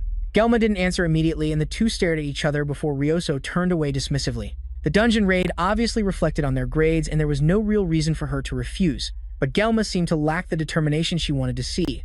It was quite strange for her to be judging someone while still half asleep, but she made it clear that she didn't want to work with someone who seemed so unmotivated. Speed Weapon tried to defend Gelma by reminding Ryoso of the recent battle, but she remained unconvinced. Then Speed Weapon almost accidentally blurted out what happened during the midterm exam with the merfolk. He quickly covered his tracks before she could get curious about it and turned to teasing her instead, reminding her that she was drooling over Yang without a care in the world. Gelma just watched the two of them bicker and he was not impressed. A party member could be greedy or rude, but not both. There was no reason for Gelma to waste time begging her. He turned around and called for Speed Weapon to follow. They didn't need her uncooperative attitude tainting their group. Ryoso coldly asked him if the dungeon raid was really that unimportant, and the two had another brief stare down. Then, without any warning, he drew a knife hidden in his belt and threw it at one of her archery targets without looking. The knife landed right in the bullseye, and before Ryoso could process what had happened, he threw another knife that hit the hilt of the first one. Ryoso fell over in shock, and Gelma simply asked if she was interested in their group now. The next day, Ryoso was the first one waiting for them in the meeting room. She greeted Speed Weapon and Chloe, who both entered first. Then she nervously greeted Gelma as he sat down. After that, they got straight to business. The dungeon clearing permit was ready, so it was time for them to start talking about how they were going to tackle it. Speed Weapon walked over to a board in the room and began explaining the details of the dungeon. The Locust Dungeon contains C-rank Locust demons. They were nicknamed Water Locusts and were known for their ability to charge from a distance and then engage in close-quarters combat.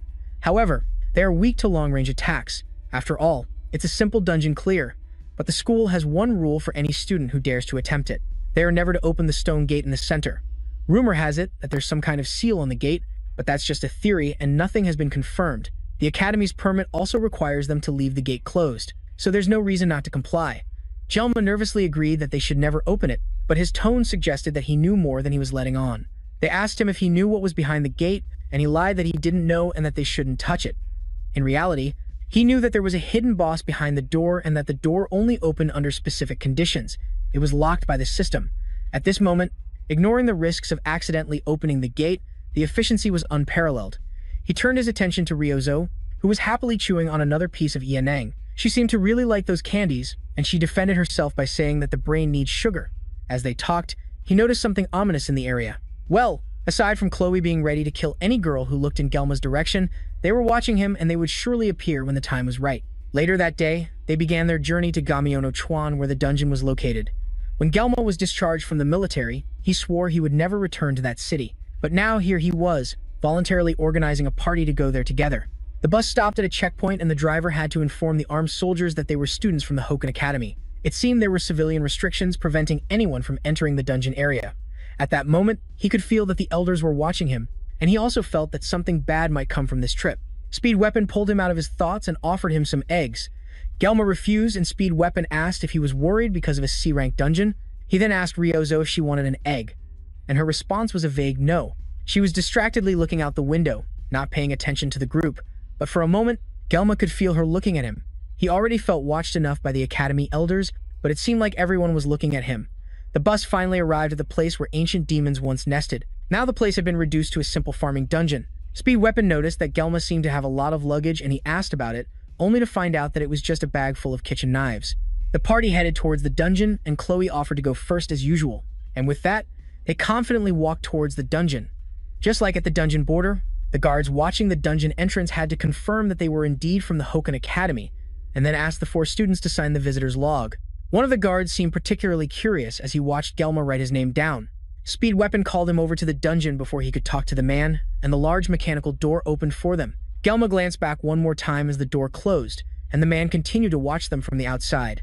On the dungeon walls were cute signatures and drawings from students who had been here before. Looking at them made the place feel more like a tourist spot than a dungeon. He felt a tug on his arm and turned to see Ryozo panting, exhausted.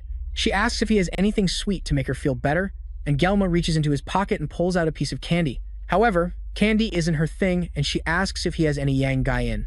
Gelma didn't come here to babysit, and he tells her to bring her own stuff, but she's saving it for later. Their conversation is cut short when Chloe notices some monsters charging towards them from 200 meters away. Speed Weapon turns back to make sure the rest of the party can stick to the plan.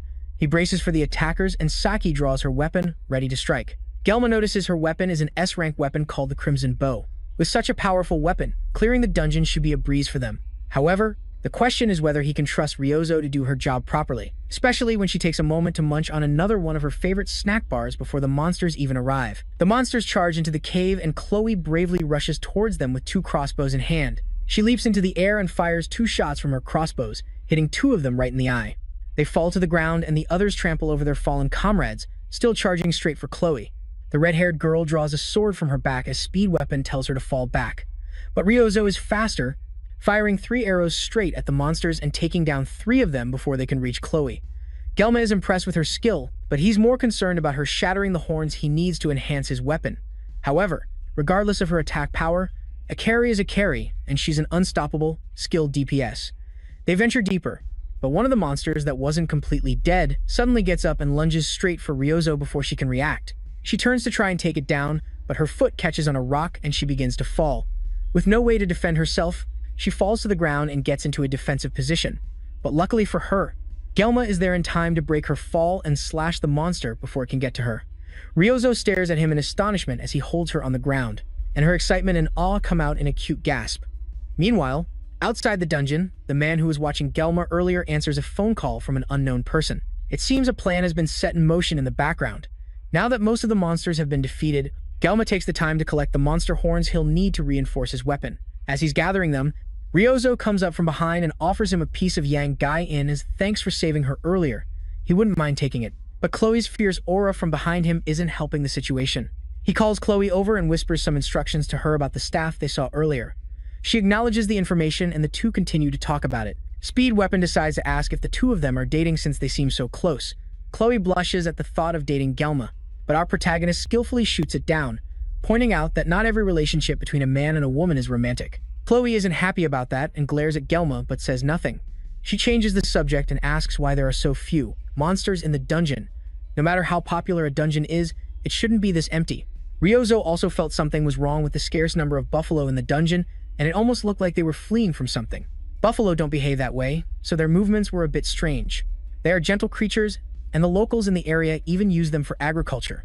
Gelma couldn't believe people would use demonic beasts for agriculture, but crazier things have happened. There was also something more suspicious, but Ryozo didn't mention it. Anyway, they had cell service to call for help, so everything would be fine. As they made their way through the dungeon, Gelma asked Ryozo how she and Speed Weapon knew each other. The reason was because Ryozo placed first in the written exams and Speed Weapon placed second. He had bragged about it for weeks, and that's how they got acquainted. She also confirmed that she placed third in the placement tests. Gelma didn't think Speed Weapon was much of a talker, but Speed Weapon surprisingly told them that Daetro was his distant cousin, so being loud was in his blood. Being distant relatives also explained why Gelma, a player of the game, didn't know about Weapon's relationship with the villains. Weapon's family was a branch of the Trangsong clan, while Daetro was from the main branch. That's why they at least knew each other. However, now was not the time to talk about this, and Weapon reassured Gelma that he was living the dream. If anything, Gelma was the impressive one here. So, there was no need to worry about Weapon. Speed Weapon even said that Gelma could join the 7 heroes, and Chloe agreed. But Ryozo said nothing. Instead, she walked ahead, away from the group, and declared that she hated the 7 heroes. The others looked at her in confusion, but they didn't have time to dwell on it. For now, they just needed to work together to clear the dungeon quickly and then head back. They needed 20 kills to be considered to have cleared the dungeon. As they moved through the area, Gelma noticed some strange, cursed-looking scratch marks on the walls. Weapon and Chloe went ahead and called for Gelma to follow, as he was lost in thought. Meanwhile, outside, the man continued talking to the mysterious person on the other end of the phone. He confirmed that Gelma's group should have encountered the enraged buffalo by now, and that he had followed the person's instructions. He thought they should have been dealt with by the enraged buffalo by now. The person on the other end told the man not to be so cocky and asked if he would take responsibility if their plan failed. The man couldn't answer the question, and the academy instructor simply told him to call back with the results. The call ended, and the man looked at the open dungeon doors. He was a dead man either way, so he might as well confirm things himself. He was also forced to open the gate to ensure their chances of surviving the dungeon were 0. But thinking back on Gelma's eyes, it was almost as if the teenager could see through everything. Just to make sure things were going well, the man entered the dungeon to check on the damage. Back inside, Chloe warned the group that more demonic beasts were approaching from behind them. With her blessing, she could detect about 50 of them running in their direction. Suddenly, the ground around them began to shake as a herd of buffalo charged in their direction. This herd was huge, and it was unbelievable that they were buffalo charging at him. They were supposed to be harmless, but this herd was clearly angered by something. In that moment, Jima's memories reminded him of something his master had once said. Every blade has its purpose. You can't use a chicken knife to kill a cow, and a sashimi knife is for fish, but Jima had asked about beef sashimi. Just like using a sashimi knife to butcher a cow, his master raised his knife and Jima initially thought he was about to be hit. But instead, his master just smiled at the fish he had just cut and agreed that this was certainly true. This situation somehow reminded him of the past, and Jima realized he was about to use a fish knife to slice a cow.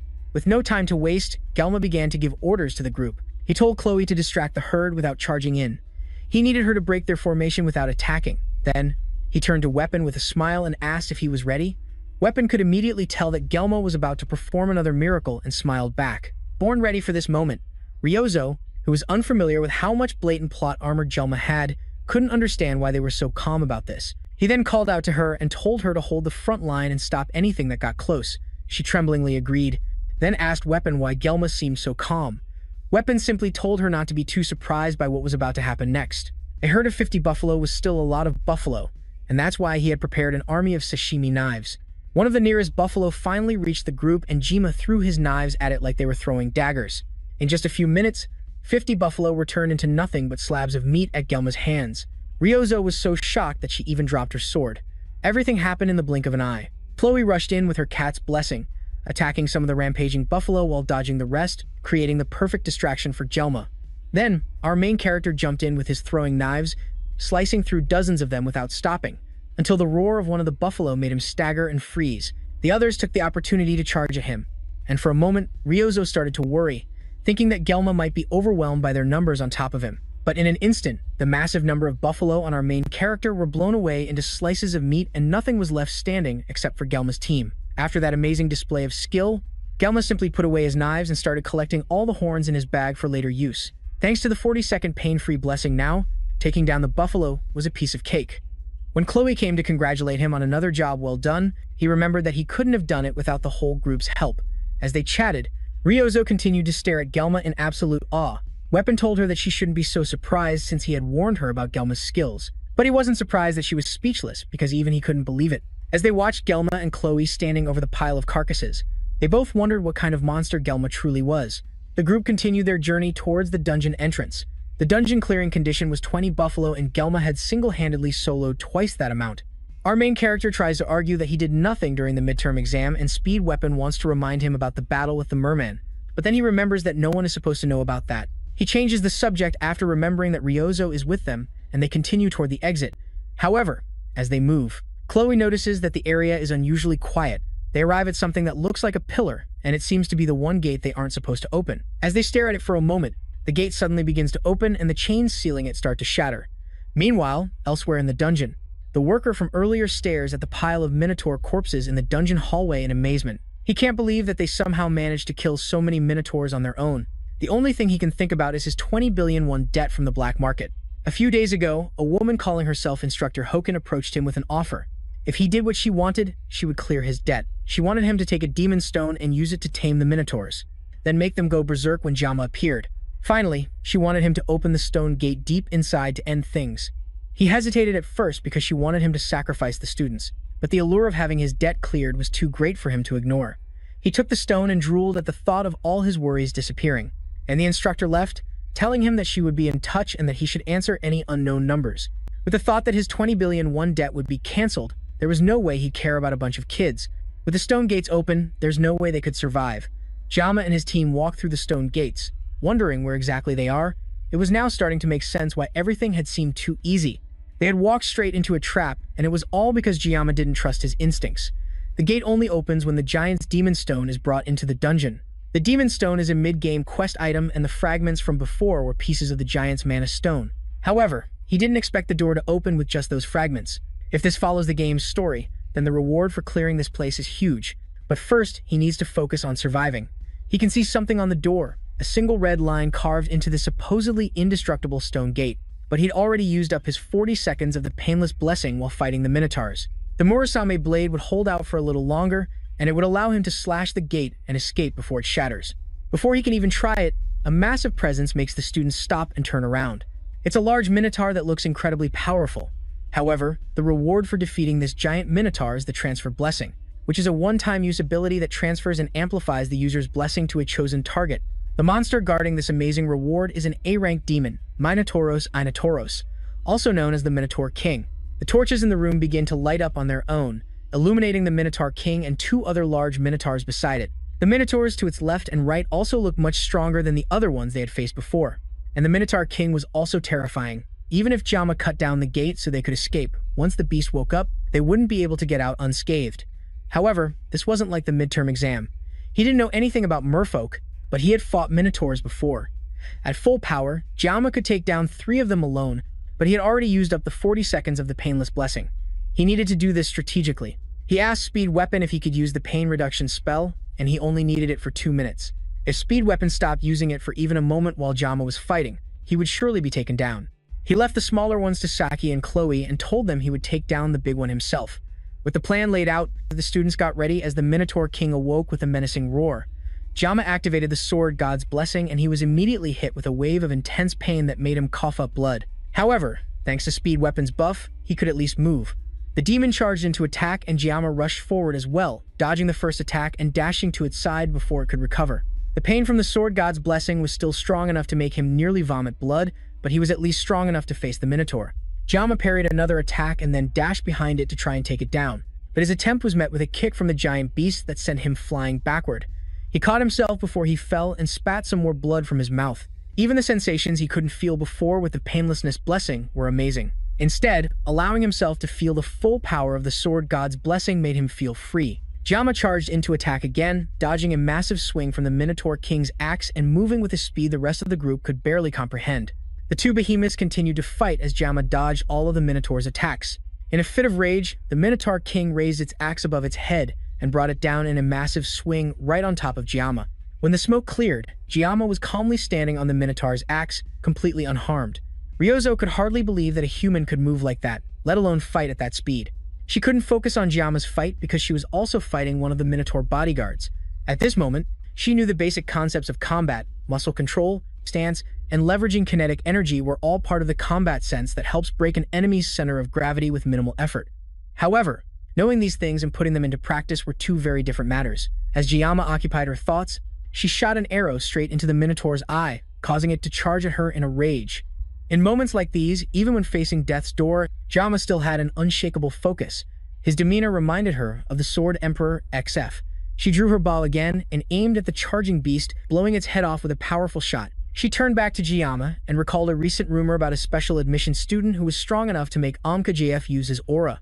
Meanwhile, Jiyama's aura was no less impressive, and fear drove the Minotaur King mad, trying to punch Jiyama off its axe.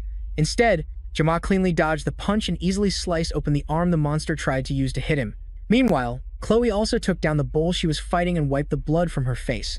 She was still inexperienced when it came to demons, but she knew that the more human-like they were, the deadlier they became, though it could vary from one to the next. But if a demon acted like a human to that extent, then it was definitely extremely powerful. That meant the one Jiyama was fighting was incredibly strong. The monster roared as it clutched its severed arm and held its axe with its other hand, preparing to cast a spell. However, that was strange because demons couldn't cast magic. However, upon a closer look at what it was doing, it wasn't casting magic. Instead, it was burning its life force in exchange for mana, making it even harder to approach the monster due to the aggressive magical power. However, even now as Speed Weapon played his flute with all his might, he believed that Jiyama could do something miraculous in this situation. The monster raised its axe, now completely fused with its one good arm. Then, it swung down on our weakened main character. He was still bleeding profusely from his mouth. Jiyama raised Murasame and blocked the initial attack, causing a massive amount of energy to leak out around him. He wanted to try and cut through the magical attack, but it was too dense. However, he couldn't dodge the attack either, because his teammates were right behind him, and they would take the brunt of the attack. The Bull King continued to press its attack, and Jiyama started getting pushed back. It almost seemed like he was about to be defeated, but an arrow suddenly shot straight into the monster's eye. Jiyama looked back to see Saki angrily telling him to stop spacing out and cut the monster down. Jiyama closed his eyes for a moment, then when he opened them, he was filled with a new strength. The axe began to be cut through, and Murasame shone with a blue light. The blue light was very similar to Srit's sword aura from when he and Jiyama dueled. Jiyama was finally able to overcome the axe and completely slice through the Bull King, taking it down in a single slash. Even with everything they had seen so far, his teammates were still shocked by Jiyama's power. The once fearsome monster fell to the ground in 2 large chunks of meat, and Jiyama looked up at the dungeon ceiling as his nerves finally calmed, realizing that he had actually cut through it. Ryozo stared at him in awe for a moment, finally understanding why Speed Weapon had so much faith in our main character.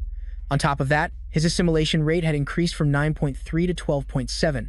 Speed Weapon fell to the ground, his lips swollen and bruised from playing the flute for so long. At this point, Jiyama continued to shatter every bit of common sense every time Speed Weapon saw him, the blue light from his sword bright enough to illuminate the entire cave. At such a young age, he had manifested an aura. It was hard to believe he was even human. Ryozo came over and reminded him to breathe, bringing him back to reality. She then told him that she understood what he had said earlier when he warned her not to be too shocked by Jiyama, and also why he kept following Jiyama everywhere. She then asked Speed Weapon if the Academy's rules would prevent Jiyama from transferring to their class. It probably would, but it didn't stop a student from doing the opposite. Ryozo smiled, now realizing that she also felt like joining him. Jiyama tried to catch his breath as the adrenaline left his body. Even with Speed Weapon's blessing, the strain on his body was unavoidable. However, fighting without the painless blessing was a step forward for him. Chloe crashed into him, crying as she frantically asked if he was okay. He tried to reassure her, because her weight on his body was aggravating his already severe wounds. She backed away from him, blushing as he rethought his life choices. A status window appeared before him, announcing that he had acquired a new blessing. Originally, this blessing was supposed to belong to Leon, and its rank was Spirit Grade, the rarest grade in the world. It was a blessing that only revealed its full potential when combined with another blessing. The blessing of conversion could transfer one's own blessing to another living creature or an object. However, the user had to be in direct contact with the target. It was an essential blessing for controlling Hermaphroditus, which was a sword Leon was supposed to acquire later in his adventure. Since Jiyama had obtained this powerful blessing, he might as well make use of it. Then, he noticed someone watching them through the open stone doors. He asked Chloe if she remembered what he had asked her to do earlier. Then, in a flash, she crashed into the man before he had a chance to leave. Then, she stabbed a knife into the man's thigh, immobilizing him. Speed Weapon and Ryozo had no idea what was happening, and Jiyama calmly walked over to the man while explaining that he had asked Chloe for a favor earlier. The man tried to play innocent and asked what he had done to deserve this, and the other two quickly realized what was going on.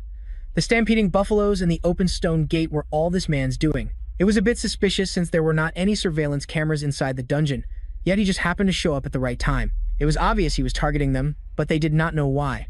One thing Ryozo quickly figured out was that this staff member was not acting alone. Since he would not talk right away, she and Jiyama threatened his life if he continued to refuse to talk. With certain death looming before him, he caved and admitted that an academy instructor had approached him a few days ago and offered to clear his gambling debts in exchange for helping her take down this group of students. Speed Weapon could not believe that someone would sell out a group of students over a simple gambling debt. He tried to defend himself, but that only made Speed Weapon angrier. Ryozo stopped him from attacking the injured man and asked, what did the instructor look like? He told them it was a woman with purple hair and eyes. She was also quite tall. Ryozo quickly guessed that the culprit was probably her class's teaching assistant. Her eyes were sharp, so she stood out to him. Speed Weapon realized that she might also be the one behind the midterm incident. Ryozo asked about it, and Giamma finally revealed to her that during the midterm exam, they had encountered a demonic merman. She realized that the reason Leon was hospitalized was because he had fought a demon. Now that Giamma had revealed it himself, Speed Weapon no longer had to hide it, and he revealed that it was Giamma who had single-handedly taken down that monster. She even did not question that fact after seeing what Giamma did today. While they were arguing, Giamma stopped the recording on his phone. He had all the information he needed from the staff member, which meant he had outlived his usefulness. Chloe pulled the sword from the man's thigh, causing him to scream in pain. A dungeon that should have never been reopened happened to open, meaning this was the perfect time to erase someone from existence. As Giamma turned away, he told their group's assassin to take out the trash. Chloe wasted no time as her eyes switched modes, and his scream only lasted for a second. As Giamma walked out of the dungeon, he mentally challenged the elders and instructors of Hoken Academy and anyone else who was targeting him. Let them come with all they had. No matter what they did, he would make sure to erase them all. Giamma returned to the academy with the reward from the Bull King's Horn dungeon. It was the horn of a Minotauros, the boss of the Hidden Aquifer dungeon, which guaranteed the success of enchanting a weapon below a certain rank. He asked the blacksmith to enhance Morasami with the Bull King's Horn. The blacksmith was shocked that Giamma brought back an A-rank monster material, even for a Hoken Academy student. That was insane. He asked Giamma how he managed to take down the boss by himself, and Giamma simply said that he couldn't have done it without his team. He then dropped the damaged Murasami on the table and asked if it could be repaired. Volander, who had been very excited, was now horrified that Giamma had managed to break the E-rank sword he had painstakingly crafted. But a sharp glare from Giamma completely changed his mood. After finishing his business, Giamma turned and walked out, leaving the sword for Volander to complete. As our main character walked away, Volander wondered how his life had ended up like this, all for the sake of revenge. He considered making the sword even shorter this time. Before Giamma left the shop, he turned back and told Volander to use the leftover materials to buy himself a drink. Volander sighed, wondering how a kid like this had walked into his life. Back in Giamma's classroom, he took a moment to reflect on how much he had grown. He had certainly gotten a lot better, but it wouldn't be a bad idea to get another blessing from Speed Weapon later on. He looked at his blessing screen and it seemed to get longer every time he looked. The most notable change was the assimilation rate, which, unlike other stats, skyrocketed after every major battle. Clearing another dungeon would likely cause it to increase again, and maybe it would unlock something even more interesting for him. However, unlike his skyrocketing stats, his hair had started to turn white since the day after his first fight with Chloe. Now Giamma was worried if he would lose all his hair after it turned completely white. With all the enemies targeting him lately, it was best for him to be thoroughly prepared. He couldn't let issues like this lead to a meaningless death. He also needed to research how to use the transfer blessing. It was a shame that he had stolen it from Leon, but as the main character of the story, he would be drowning in buffs anyway. There was so much to do, but for now, he needed to focus on recovering.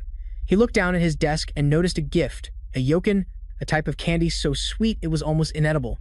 The gift was clearly from Rio, and it reminded Giamma that leading his team to clear a dungeon targeted for an assassination for the first time was now just another part of his daily life. But it's not so bad having people you can call friends. Weapon and Chloe don't play a major role in the main story, and he isn't even sure if Chloe considers him a friend. After the dungeon, Chloe ended up hospitalized with a fever, and Giamma considered visiting her when he had the time. He had no more time to be lost in his own thoughts as the instructors of the Wolf class entered and told the class to settle down. His phone vibrated in his pocket, and he received a message from an unsaved contact asking what he was doing. Giamma didn't know who this person was and wondered if they had texted the wrong number. Then, the mysterious person texted him again and told him to look forward. He glanced up and saw Ryozo walking into the classroom with a smug smile on her face, waving her phone at him with the same wallpaper as the unsaved contact's profile picture. The instructors announced that from this day forward, Saki Ryozo would be assigned to their class. The announcements were over and the instructor ordered them to change into their gear and report to the training grounds in half an hour. The rest of the class couldn't believe that Ryozo was in their class, and the instructor even said that she herself had requested the transfer.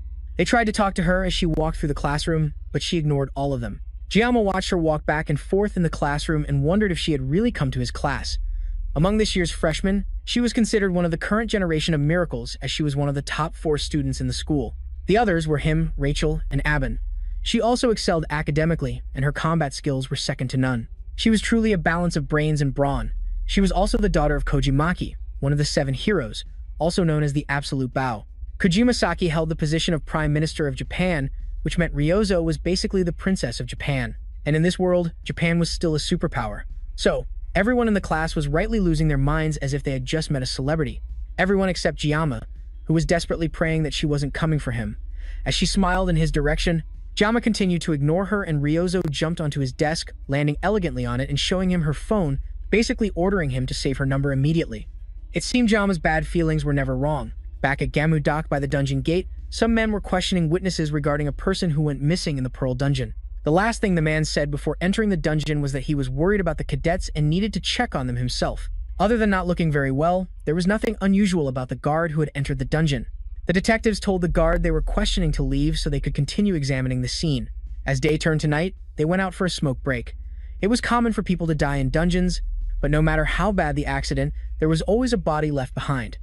However, this time, no body was left in the dungeon. Instead, there was nothing but a mountain of scarab bugs and blood piled up with the pearl carcasses. It was hard to believe this was the work of mere students, and the cadets had returned safely afterwards.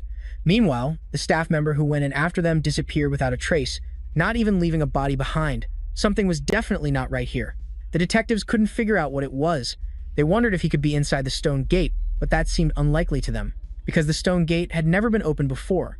And it's not like they could just break into the academy and question the students directly. The place was full of nobles and their superiors wouldn't even approve an arrest warrant. One of the detectives walked off to take a leak, while the other leaned against a crate and tried to figure out what was going on. Suddenly, his colleague fell to the ground beside him as a pair of long, slender legs stepped out from the shadows towards him. The detective immediately recognized the power as demonic magic, which meant there was a demon nearby, but surprisingly it was a human who walked up to him. Before he could realize it, his head was cleanly sliced off by the woman, leaving his body to fall to the ground. The last thing he could think of was that this was a human who had made a pact with a demon. She was a half-demon, part human and part demon. In other words, she was a villain. Ryozo happily enjoyed her snack as she relaxed in her new seat next to Jiyama. She asked Jiyama why he wasn't eating the snack she had shared with him, but he ignored her and told her that Chloe sometimes sat where she was sitting. Ryozo didn't seem to care since it didn't matter whose seat it was. According to her, it was first come, first served. Jiyama took the opportunity to try and ask her why she had transferred to their class, but he was cut off by the teacher, who announced that there were 5 minutes left until assembly. The rest of the students got up and left the classroom, but Ryozo instead put an eye mask over her head and prepared to sleep. Jiyama asked her if she was coming to morning practice, but she refused, saying she preferred to meditate.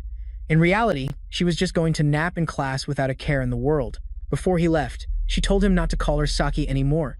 She wanted him to call her by her first name, Ryo. In her country, close friends call each other by their first names, not their last names.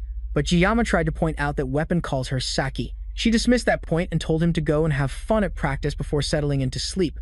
Elsewhere, in the dragon class, Vachel took a moment to stretch as she thought about how noisy her class was today. She tried to strike up a conversation with Aben, pointing out that Ryozo had recently transferred out of their class. That was unusual for her, since she was known for basically just sleeping in class all day and putting in zero effort. Aben didn't seem to care, but Vachel kept pushing her, realizing that it might be bothering her. After all, class transfers don't happen unless there's an open spot, and apparently their class was short 1 student this year. And it was impressive that Ryozo found that out even though she was always sleeping in the apps hall. Aben didn't understand why Ryozo's class transfer would bother her, and Vachel clarified that Ryozo had recently partnered up with Jiyama to clear a dungeon. Aben started to realize what Vachel was implying, and her cheeks flushed red as Vachel continued to tease her about her crush on Jiyama. Aben tried to deny it, but Vachel had noticed that whenever Jiyama's name was mentioned, she reacted very differently. There was definitely something going on there. Aben shook her head and clarified that she had only spoken to Jiyama a few times and nothing more. There was absolutely nothing between them, and she would prefer it if Vachel stopped spreading weird rumors. Vachel took that to mean that for now, nothing was happening, but that didn't mean something couldn't happen later on. Then Rachel's entire attitude changed and she told Aben that she could deceive others, but deceiving herself was not a pretty look on her. That left Aben stunned and Rachel simply told her to think about it. This reminded Aben of a conversation she had with her grandfather recently. He told her that he would start teaching at the school and she initially hated the idea, thinking that he was only joining the faculty to keep an eye on her. She would hate it because she was already receiving so much unwanted attention. But Siegfried clarified that he was joining the school staff to keep an eye on the first-year students. After what had happened during the midterm exam, Aben had asked for his help, and that was why he decided to look after them. He reassured her that she wouldn't be seeing him too much. Siegfried tried to hide it, but there was a sharp glint in his eyes that couldn't be concealed. The swordsman, who had always appeared indifferent, was now suddenly entering the scene. The only person Aben thought could cause this kind of change in her grandfather was Kangjiyama, a prodigy who disregarded status and rose through aristocratic society purely on his own strength. He also possessed a ridiculous level of talent that defied all logic, and even his background was that of a specially admitted student. When Aben first met him, he was nothing more than a scrawny kid who was always sneaking around. But now, he had become a strong young man with sharp eyes. He was even more than Leon Renhard, who was supposed to be the hero candidate. Jama was walking the hero's path more clearly, but he never showed it off and never boasted about his achievements. He just quietly moved forward. If Jama had been arrogant even once, she probably would have disliked him, but he was so different that she couldn't help but acknowledge him. In fact, she was jealous that Siegfried acknowledged him, and that made her feel even more ashamed. Rachel approached with a mocking look that snapped her out of her thoughts.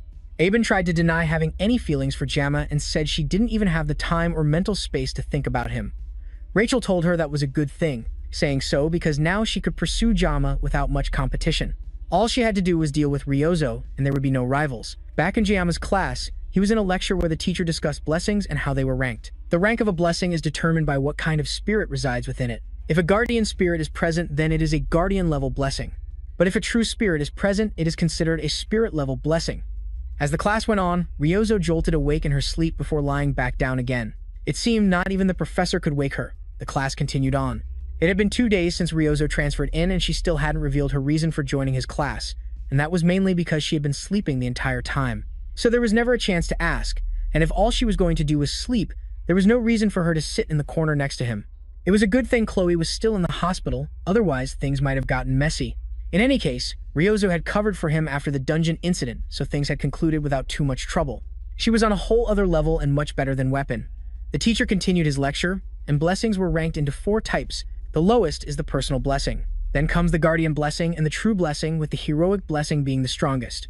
Most students in the academy have the weakest type of personal spirit blessing, but a personal spirit blessing can surpass a guardian-level blessing. Spirit-level blessings are extremely rare, and Jiyama had accidentally obtained one of the spirit-level blessings, which was the transmission blessing. Then there are the heroic-level blessings, which are basically considered legendary. Since the dawn of the manifestation of blessings, only one person had ever awakened it, who was the primordial hero Lohawken. However, in modern times there are rumors that there is another one, and Jiyama knew that the person they were talking about had the miraculous blessing. Their class had ended, and the teacher said they would finish the story next time. But Jiyama had one more question. He asked about the phrase he always faintly heard whenever he activated the sword god's blessing. That phrase was, "May the blessing of the gods be with you." That made the teacher pause for a moment, and even Ryozo woke up a little. The teacher didn't understand what he was talking about, but there was a flaw in what Jiyama had said. That's because there are no more gods in the world, meaning there couldn't be any blessing from the gods to be shared. As the teacher walked out of the classroom, Ryozo chuckled at Jiyama's embarrassing question. He asked if she was done sleeping, but she turned away and went back to sleep. Jiyama didn't blame her and decided it was time for him to get some sleep too.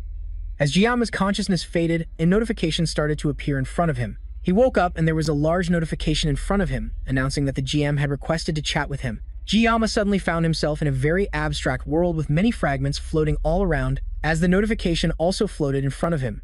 Then, the notification changed into a question, asking Jiyama if he would accept the meeting with the GM. The notification changed to the text, "GM is interfering with the timeline using code." Timeline was a word Jiyama had never heard before, and this whole thing made no sense to him. Suddenly, everything went silent and a notification came saying that the dimensional gap was too large and his current level was insufficient. He also hadn't met the requirements for the new mysterious attribute. Now the question was whether Jiyama still wanted to proceed despite all that. He hesitated for a moment and looked around, trying to figure out what was happening. This environment didn't feel like a dream to him, but there was a chance he could finally find the answer to his sword god's blessing. And the reason he was in this world in the first place. He accepted the meeting with the GM, and the world began to transform as the universal code was being edited. Suddenly, the world around him shattered, and he was plunged into an area he was familiar with from the first time he awakened the sword god's blessing at the academy gate, and now he could see a light at the end of the area. And just like every other time he'd seen it, he could never quite make it out clearly. But Jiyama could still tell that he was getting closer little by little. He just needed to go a little further and do a little more to get there. Suddenly, he heard a voice calling for him to wake up. A hand reached out from the darkness and grabbed his shoulder. The system, it detected an external interference. It postponed the conversation with the GM as a response. Giamma reached out his hand as if trying to hold on to this reality, but that hand forcibly pulled him out of the space. Before he was pulled out completely, the GM left a message for him. The message simply said that Giamma should slash and cut regardless of what it was. It then ended with the blessing of the gods upon him. Suddenly, Giamma was pulled back to the waking world as Ryozo yelled for him to wake up. He was always telling her not to sleep, and now here he was, sleeping soundly himself. Her grumbling was cut short when she noticed Giamma was crying and wasn't really paying attention to her. Later that day, Giamma rested on a bench as his mind wandered back to the dream he'd had. Ryozo had seemed genuinely worried after seeing him cry, but looking back, he couldn't even remember what had happened in the dream. It was also embarrassing that Ryozo had caught him crying. As he was lost in thought, his unique new group of friends approached him. They were meeting to recap everything they had figured out so far. They knew for a fact that someone inside the academy was targeting Giamma, and they needed to address it. Ryozo cut Weapon off as he began to summarize, since she already knew the whole story and didn't want to hear it all again. Giamma was the one who had asked Weapon to briefly recap for everyone, but it seemed like he was the one suffering. As the two bickered, Giamma noticed Chloe Ho in the background. She was wearing a mask and clearly still hadn't fully recovered. He asked if she was feeling any better and she said she was fine. She was just keeping her distance from everyone though, just in case she was still contagious. He turned back to his two bickering friends and asked Ryozo if she'd found anything new since their last discussion. She was more annoyed that he called her Saki instead of Ryozo and made sure to correct him immediately. Giamma glanced nervously toward Chloe, but it seemed she was either too sick or too worried about spreading her germs to react like she usually would. To smooth things over, Giamma started calling her Ryozo just as she wanted. And the conversation returned to their current situation with the Academy Elders. Weapon felt they needed to sort things out and figure out their next steps. Besides knowing that the Academy Elders were targeting Giamma, they also had a description of the suspicious female instructor from the guard. However, knowing all this didn't solve anything, and the Elders' motives remained completely unclear. The Editor family would probably handle it properly anyway. However, regarding the female instructor, Ryozo had a feeling she'd seen her somewhere while checking every instructor and teaching assistant through the Academy's internal security system. She found someone who matched who they were looking for, but strangely, her identity couldn't be confirmed. Giamma was shocked that Ryozo could pull something like that off, but to her, it was basic stuff in a world overflowing with technology. However, the Academy's security system was world-class, so she had to hack into it at dawn when the system was weakest. She was already sleep-deprived, but now she was even more exhausted. That explained why she was always so sleepy in class. That was probably how she got his phone number too, even though he never gave it to her. They basically hadn't confirmed anything, and it's not like they could just march up to the Elders and threaten them. Weapon, however, had another idea. He wanted the four of them to form their own club. Students at their school were given freedom of movement and also received financial support from the school. The Academy emphasizes cooperation among students and offers many benefits, and one of them is that clubs are treated as official groups affiliated with the Academy. Joining a club also means they will receive the Academy's protection, as being a student is apparently not enough. A club can act as a double layer of protection for them since they have enemies both inside and out. Giamma also knew how clubs worked from when he played the game in his previous life. The club system was one of the many features of the game, and it was a mechanic designed for the Academy-based game, allowing players to decorate their own personal space with furniture. Players could also invite characters and increase their affection, but it was most likely a way to squeeze money out of countless hardcore fans. This was called the housing system, and Giamma had never cared for it because he didn't have time for it. Who knew that it would become this useful in real life? However, there were special requirements to form a club, and they needed at least 5 members, and then they needed to submit a club proposal to the administrative office. They needed one more member, as all of Giamma's friends were happy to join a club for his sake. As one gets older, human relationships start to become more calculated, yet these people completely trusted and supported him even though they barely knew each other. He couldn't help but be grateful to them for being by his side in this situation. Now, the first thing they needed to do was choose a club name. Chloe suggested they call it Killer Memories, but that was a bit too edgy for the rest of the group. Ryozo suggested they call it a random name since no one cared what they chose, but Weapon shot down her lazy idea. They thought about it for a bit more in silence before Giamma suggested they form a travel club. They could clear dungeons and travel a bit outside the academy without raising too much suspicion. The group seemed to accept this idea, and just like that, the travel club was born. Next, they needed to choose a club advisor as soon as possible, and they needed to get things sorted out before the exam they would have next week. Without an advisor, they couldn't establish the club. That was the hardest part because the advisors had to be at least at the professor level in the school. Chloe suggested they ask the professor from the Blessing Studies class because he was very popular and kind. However, the man was always very busy, so it was unlikely he would agree. Although he would be the perfect person for the job, The academy had over 500 staff members but only about 30 professors, narrowing it down to those who only taught first years. There were only 10 people they could consider. The school encouraged clubs, but there were a lot of contradictions. They turned to Jama and asked if he had anyone in mind to ask. And Jama had an idea. Since they had to be a professor or higher, he had an idea of who he could ask. Of course, there was one person ranked higher than a professor in the academy. When he showed the rest of the group who he was talking about, they could hardly believe he was serious. For their club to become a reality, the club president needed to submit the application directly. Jama was obviously the president of the club, and he had to be the one to submit the application in the administration building. The woman handling the paperwork immediately was skeptical that Jama could lead a club. It was hard to imagine that this person was an employee of the academy. She's openly disrespecting our main character just because he's a special admissions student. Jama tried to ignore the woman's condescending attitude and told her to just process the application if it met the criteria. The woman stood up, completely towering over Jama. She told our main character that in order to form a club, they needed to have a faculty advisor. But from what she could tell, Jama didn't have a single professor willing to advise his club. Jama asked the woman to explain what she meant, but her implication was pretty obvious. The woman thought that just because Jama was a special admissions student, no professor at the academy would be willing to advise a club founded by him. With his background, the woman thought that Jama wanting to form a club was a futile effort. This woman's attitude was hardly surprising. Jama had a little bit of goodwill left for this place, but now he was losing all of it. Having worked for nearly 20 years in the service industry, he had dealt with countless disgusting people, and keeping quiet was usually the best solution in these situations. However, that didn't mean he didn't want to land a solid punch on this girl. Instead, Jama took out his phone and called someone who could solve this problem for him. He told the person on the other end of the line that he was currently at the administrative office about to submit his club application. And the woman yelled at Jama for daring to answer the phone right in front of her in the office. The person on the other end said they were nearby and would arrive soon, and Jama ended the call. After he put his phone down, the woman took the opportunity to scold Jama for daring to disrespect her like that right in her own office. Jama warned the woman to just follow the procedure because the person he called was already on their way. Amidst all her yelling and scolding, the large woman didn't notice her colleague bowing his head and turning away from the situation. The woman continued to brag that she was the cousin of the principal's close friend and that she had the power to expel a special admissions student like Jama in the blink of an eye. That line made Jama chuckle. He then leaned in and told the woman to shut up because her voice was too loud. That was the last straw for her, and she began to show an unhinged expression that Jama called her true face. The door suddenly burst open and everyone jumped in surprise. From the broken doorway, a very angry principal walked into the office, and Jama told the woman to show some respect to his club's advisor. She smiled at Jama, happy that she got to see him face to face again.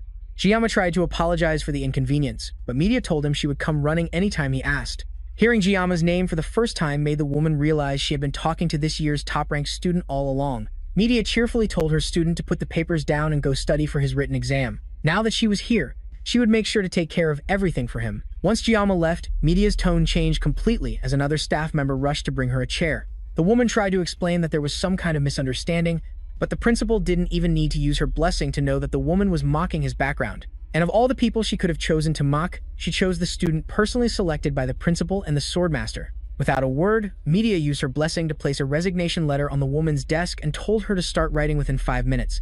After everything was settled, Media told him that the club application went smoothly and they just needed to find one more member. The girl was probably fired, but he didn't feel any sympathy for her. Media then told him to come to her office after school.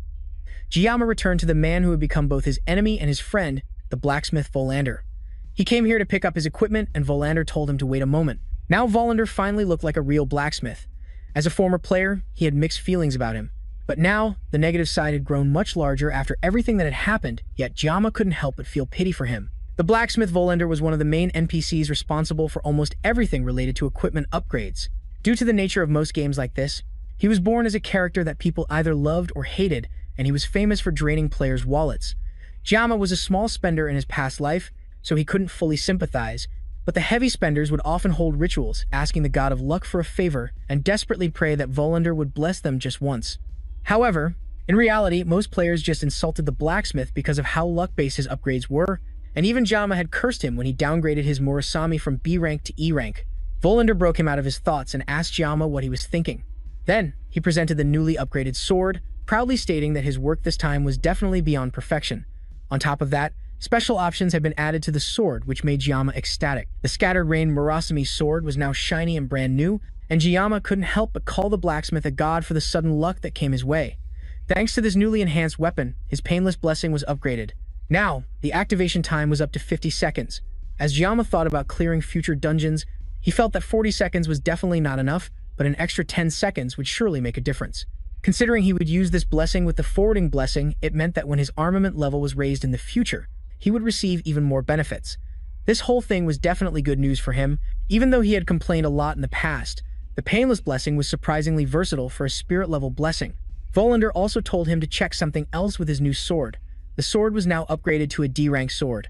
After all that effort, the upgrade wasn't as great as he had expected, since he had used materials from an A-rank monster like the Beetle King. He expected it to reach at least C-rank. However, considering he would be frequently channeling his aura through the Murasame, increasing its durability by 2 ranks was certainly encouraging. At least it wouldn't shatter in the middle of a battle anymore. Also, there was a blinking button in his status screen that was begging him to press it, but Chiyama had a bad feeling about it. He pressed it and the screen displayed some new information. Due to a successful enhancement and the weapon's high growth potential, up to 3 special abilities can be added to the sword. The special abilities require magic stones and will be activated randomly. Magic stones are not something that can be easily obtained, and Jiyama could hardly contain his astonishment that his sword required them to become stronger. Meanwhile, the elder collaborating with the demon commander threw a wine glass at a mirror. Then, he continued to drink directly from the bottle. Before throwing that away too, he looked up at a painting on the ceiling of his father, Ron von Bamak. That man was one of the 7-star heroes known as the Mad Lake.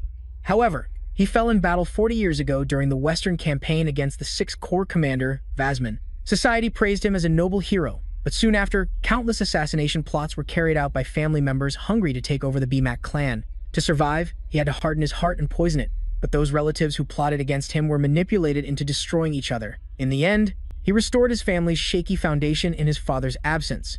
At the age of 30, he became an elder of Hawan Academy, and his mission was to lead a foolish humanity and maintain an absolute ruling class. Fortunately for him, the existence of demons provided humanity with the perfect enemy, giving legitimacy to their power. But there were always unexpected variables that messed everything up. Leon von Reinhard, the only hero born with the potential to defeat the Demon King, had become a candidate chosen by fate. Of course, with the overwhelming power gap between humans and demons, the chances of Leon actually defeating the Demon King were close to 0. The 1st Corps commander, Lai Kan, who was sealed by their ancestor, the legendary hero Bayer Hawaken, had set a precedent for later legends.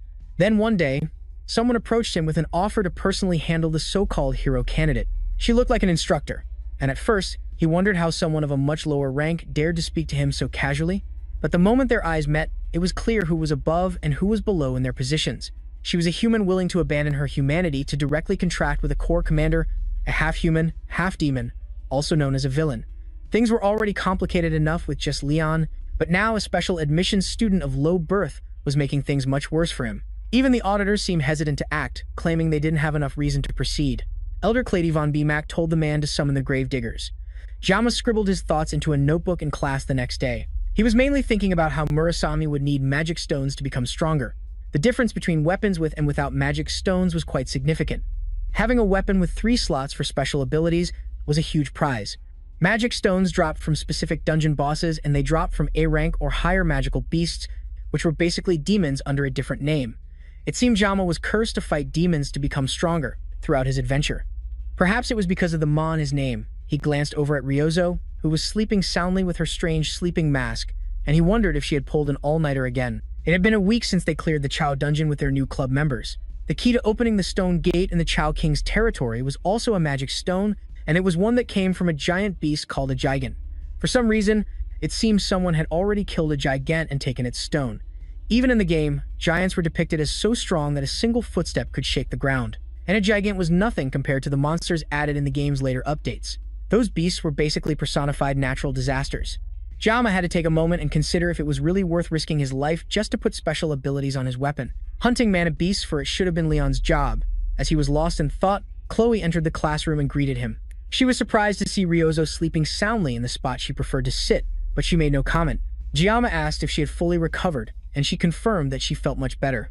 Although Jiyama must have suffered after emitting that blue light from his weapon, before she could say more, he told her they shouldn't talk about it anymore. The blue light she was talking about was Ki, an effect that could only be used by truly powerful individuals.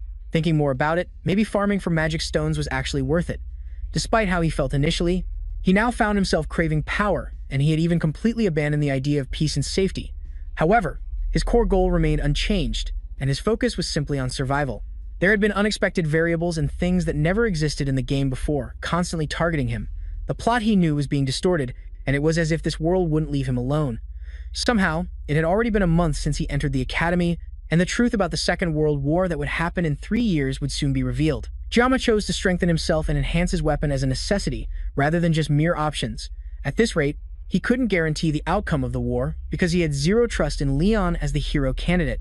Even if the merman was a demon, for it to defeat the hero candidate with just a charm attack was too pathetic. The whole situation was too tiring for him to put into words, and he was so lost in thought that he didn't even notice weapon had arrived until he got punched in the face by Ryozo. He was here to ask about the club's registration status, and Jama confirmed that the principal had approved it, and they could start as an official club once they found one more member. Speed Weapon also revealed some news that Leon had been on a rampage lately. He had been continuously clearing high-level dungeons. It seemed Leon was finally acting like a protagonist, and Jama considered taking back what he said earlier about the blonde guy. Rumor had it that Leon even cleared an A-rank dungeon the day before with a small party, while they had barely escaped a C-rank dungeon. Weapon pointed out that Ryozo seemed oddly well-informed about the blonde protagonist, and it was pretty obvious she had a crush on him. She didn't answer right away, and instead turned to stare at Jama before looking away and saying she wasn't interested in him anymore. Leon has definitely gotten stronger, and at this rate, he'll receive a blessing during the upcoming Survival Island training. In fact, if you think about it logically, it's quite miraculous that Jama has survived this long with just a sashimi knife. Theoretically, his existence could act as a shield and redirect all the threats and attention meant for Leon. Even if that's true, Jama can't just take it lying down. If it's for his own survival, he'll swing his sword without hesitation. He has no reason to play the part of a perfect hero, and he's not the main character of this world at all. He mumbles under his breath that he'll cut down anything that gets in his way.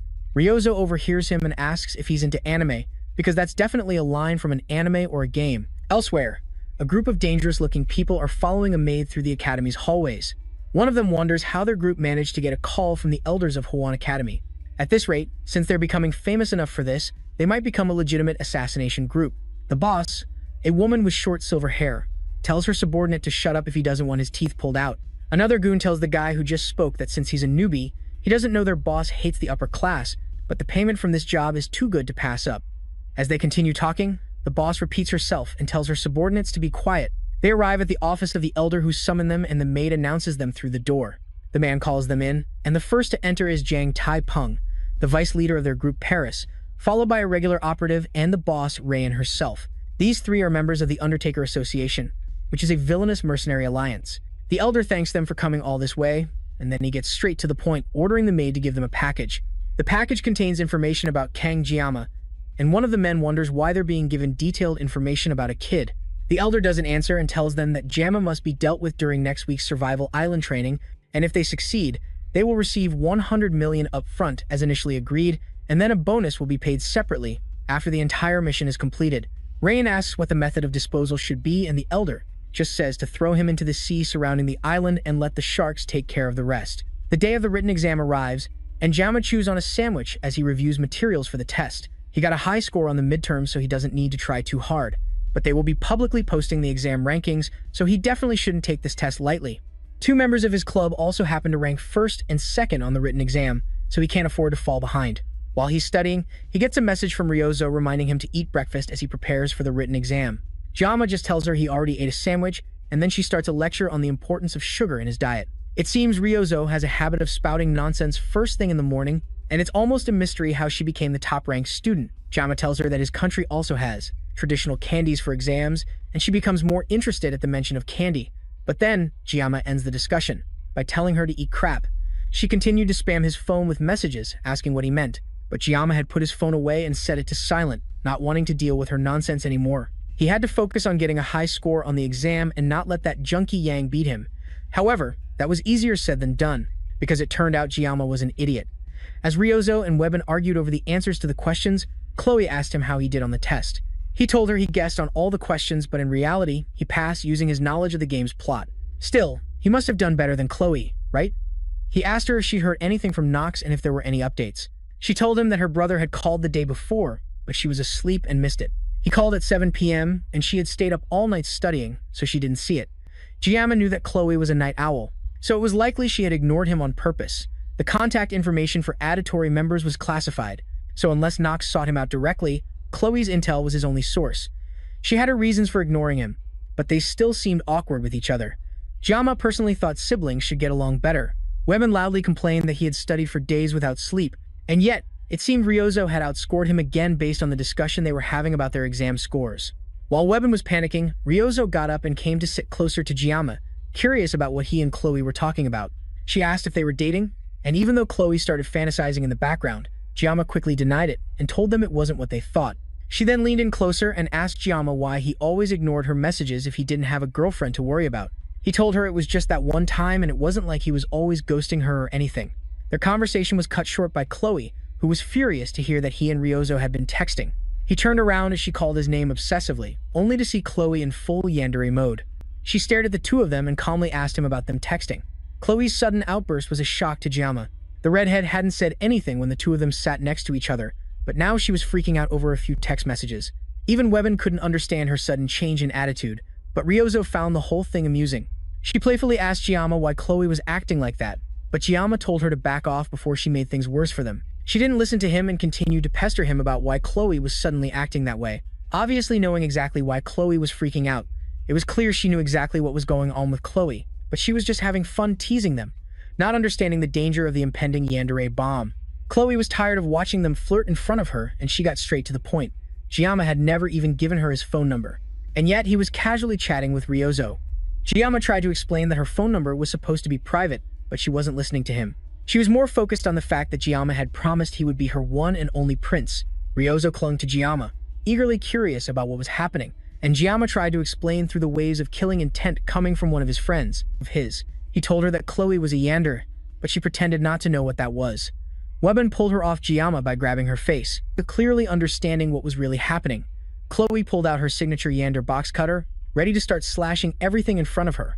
This time was definitely different from the last time she went into yandere mode, and Giamma didn't know what to do. He had neglected his research on yandere stuff on NetUp, and now he had no idea how to handle her.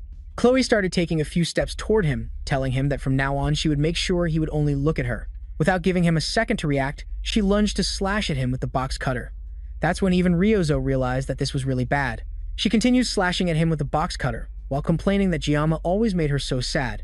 He was always going out and flirting with other girls instead of her. This time, the box cutter completely missed Giamma and shot straight towards an unsuspecting Ryozo. Giamma was fast enough to deflect her arm before it could reach the girl behind him. He then pushed her down onto a table, climbing on top of her to stop her from struggling.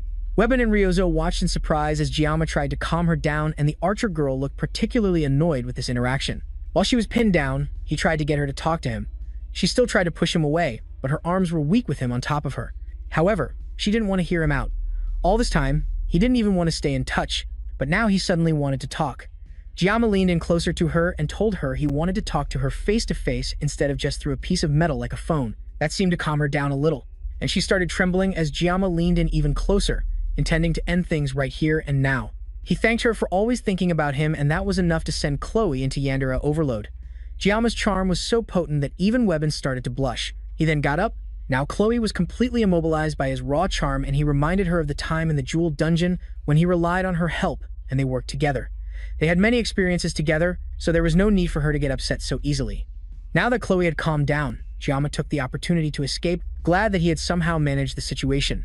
Webben asked if he was okay, but Ryozo remained silent and looked completely disappointed.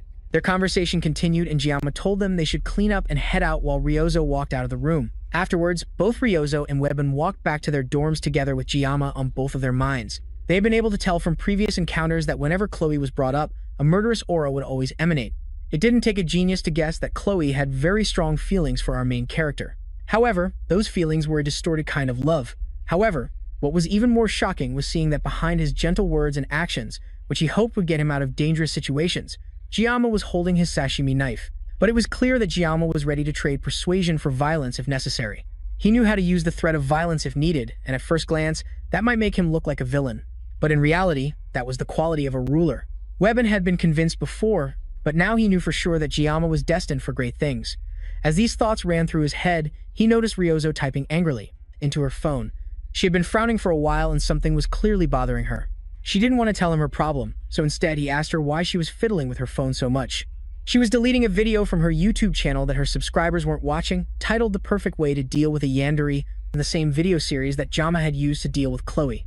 Webin didn't know that, anyway. The video was clearly a huge success with over 200,000 views, but she still intended to delete it, claiming she didn't need it anymore.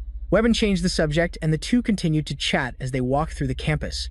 Elsewhere, at the Academy Library, Jama was looking through a series of books with his classmates.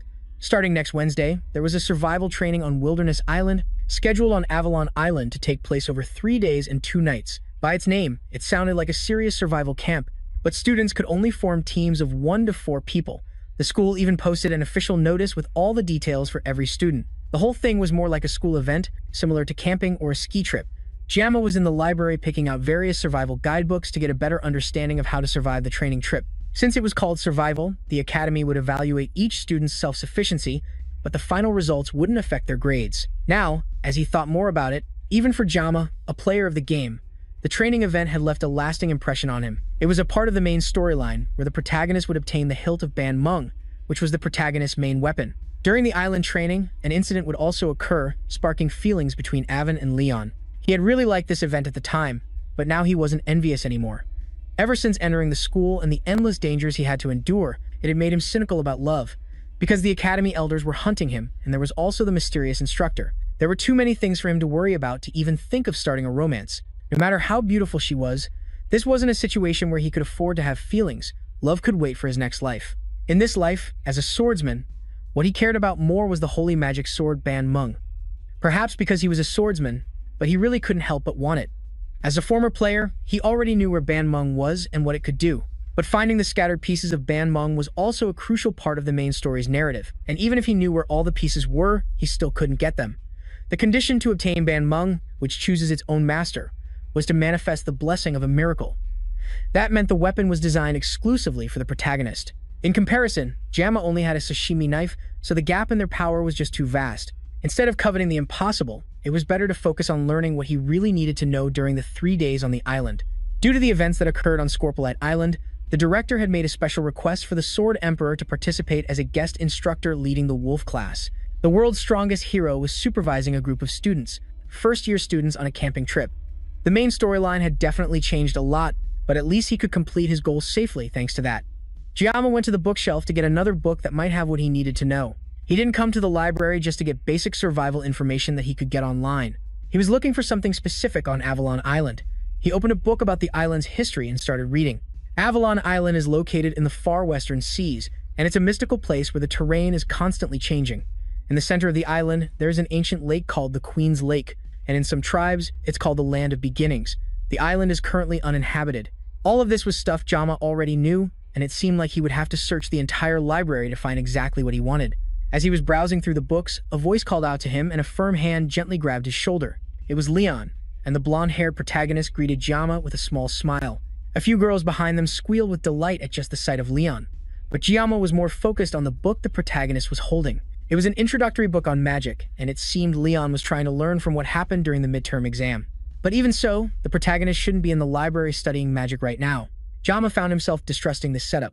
Leon sat down across from our main character and asked what kind of book Jama was reading. Jama explained that he was just trying to learn more about Avalon for their upcoming trip. Leon said that he found Jama surprisingly diligent, and our main character couldn't deny it.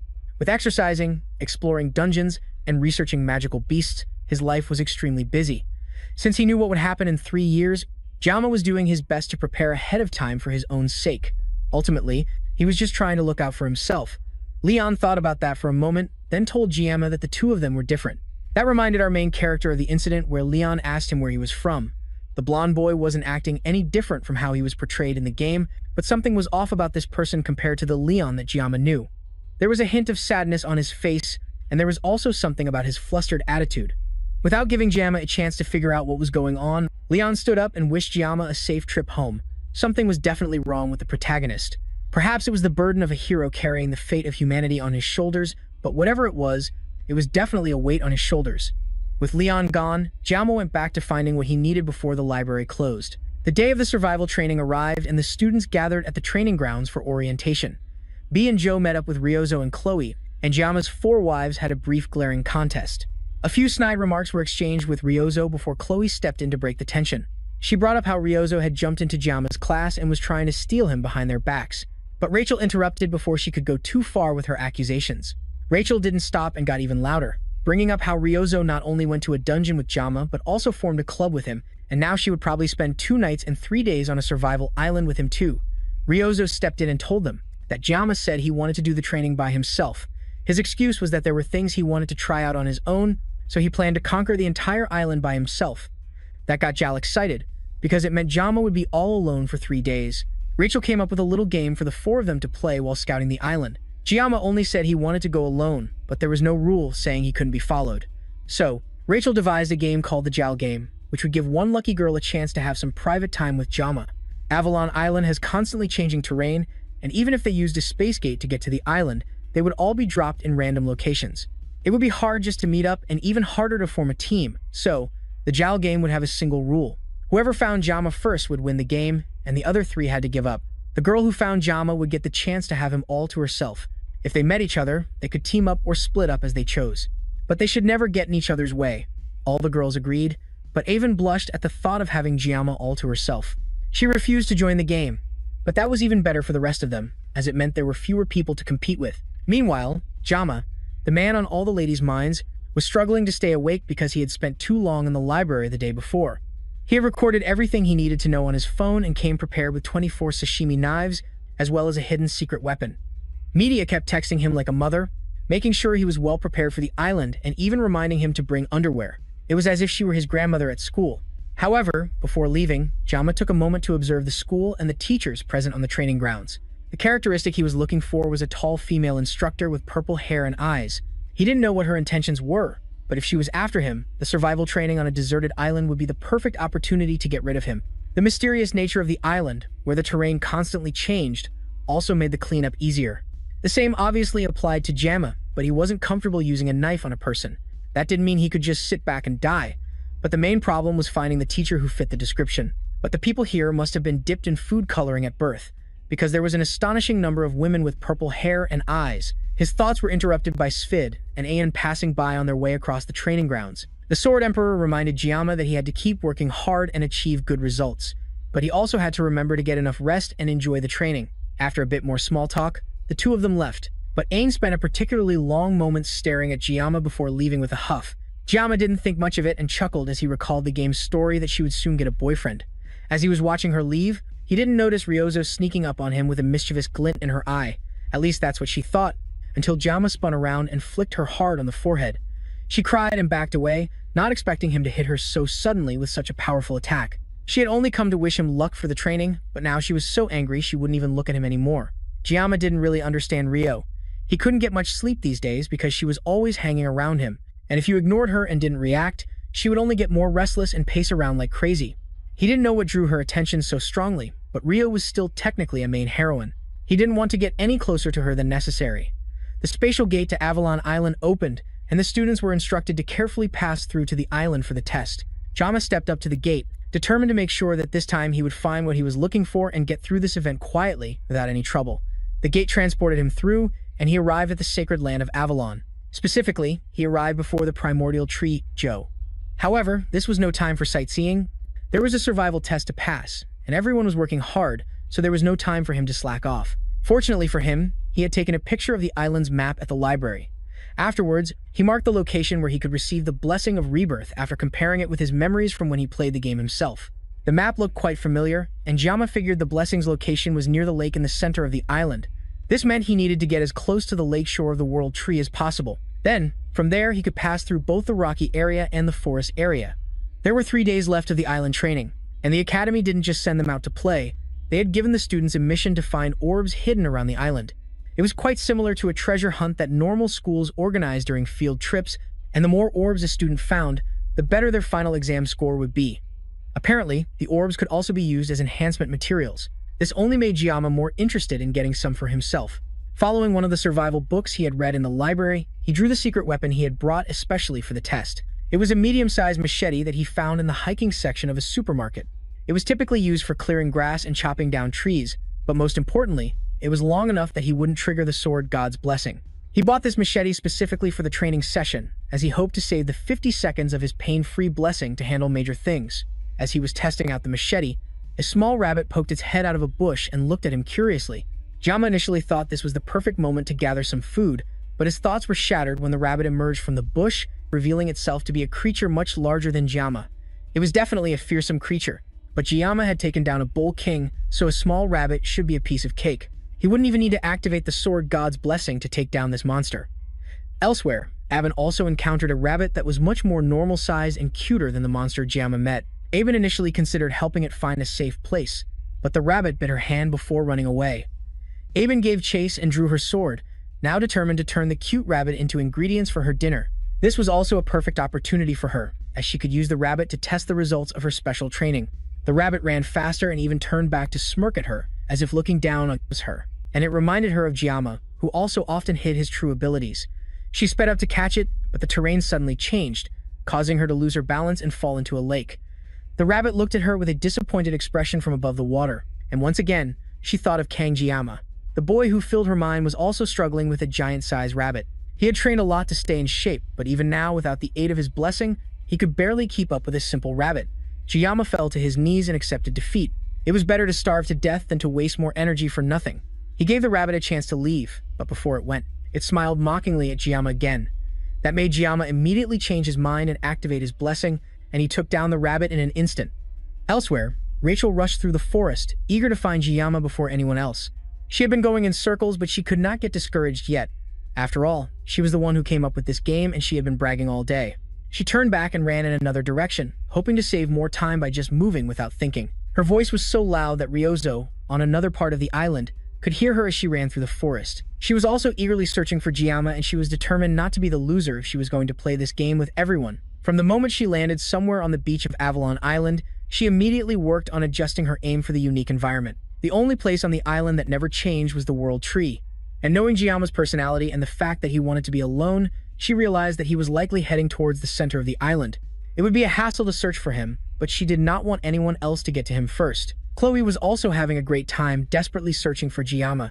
She barely paid attention to the monsters and animals trying to attack her as she dashed through the forest looking for him. She was one of the best scouts among all the first years, and on this island, she was confident that she could find him first and that he would only have eyes for her. She noticed someone in the distance and ran even faster, hoping it was her Jiyama. Meanwhile, Jiyama was resting by a campfire and roasting the rabbit he had killed earlier. He had spent all day skinning the monster, and now he did not have to worry about food anymore. He heard something running in the woods and immediately paid attention to it. It did not seem to be a wild animal, and Jiyama wondered if it could be someone targeting him. He could not let his guard down right now, especially when he knew there were people in the academy who wanted him dead. Fortunately, he had saved his blessing for a moment like this and was ready for a fight as the person got closer. Chloe dashed through the trees toward her target, but it turned out to be Jin Chul instead of Jiyama. The two immediately started arguing angrily as it seemed they kept bumping into each other. Meanwhile, Jiyama had to stop himself from nearly cutting Aben in half when she fell in front of him. They both froze and looked at each other, and the silence was only broken when Aben's stomach rumbled. Although she did not want to participate in the game, Aben somehow accidentally found Jiyama first. She observed his makeshift campsite and it seemed like Jiyama was doing very well for himself. He had a warm-looking fur coat and plenty of dried meat to ensure he would not go hungry, even during this survival test. It seemed Aben kept losing to him no matter what she did. It was embarrassing to think about, especially because of the previous incident of jumping into the lake. She was also very cold. Jiyama came up from behind her and gave her his fur coat to wear. The whole reason she found him was because she couldn't resist the smell of the food he was cooking, but the blanket he gave her was at least warm enough to calm her down. She had also sprained her ankle from before when she was chasing the rabbit. Jiyama didn't waste any time as soon as he noticed and went to bandage her ankle to take care of the wound before it got infected. After her wound was bandaged, he asked why she was wandering around alone. The game of tag immediately popped into her head, but obviously she couldn't tell him that. Instead, she told him that she felt more comfortable being alone. That made her somewhat similar to Jiyama. She remembered the fact that she had boldly told the girls she wouldn't participate in their game, but now that she was here with him, she couldn't resist the desire to win. She took out her phone and snapped a quick picture to show she had found Jiyama first. She sent it to their group chat, immediately confirming that she had won the game and the rest of them couldn't get near Jiyama. Jiuzo and Joe flew into a rage as soon as they saw the picture.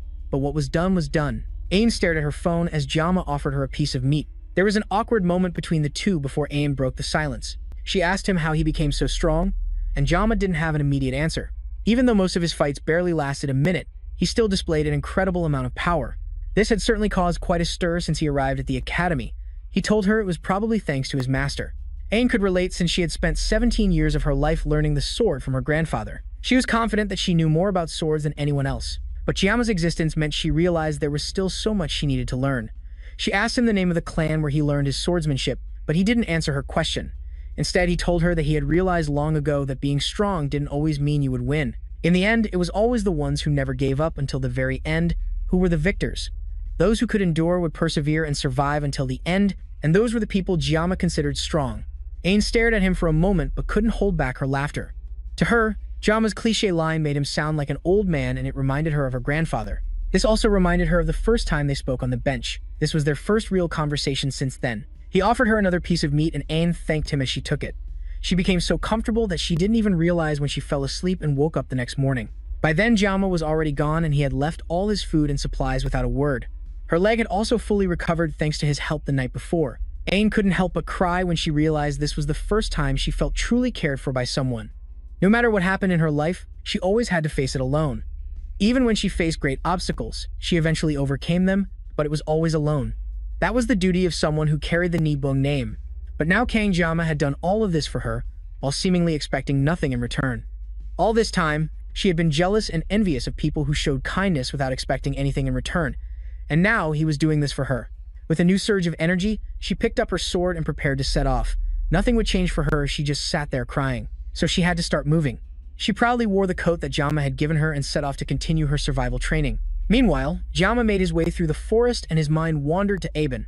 Even he thought she was really beautiful, but he also felt like Aben didn't like him very much. He wasn't too worried because he already knew that was Aben's personality. She had always been a distant and proud young woman. He ended up helping her due to their chance encounter, but it wasn't because he had feelings for her. She looked so pitiful that he couldn't bring himself to be cold to her. The main storyline might change a little now that he had interacted with her, but everything would surely be fine.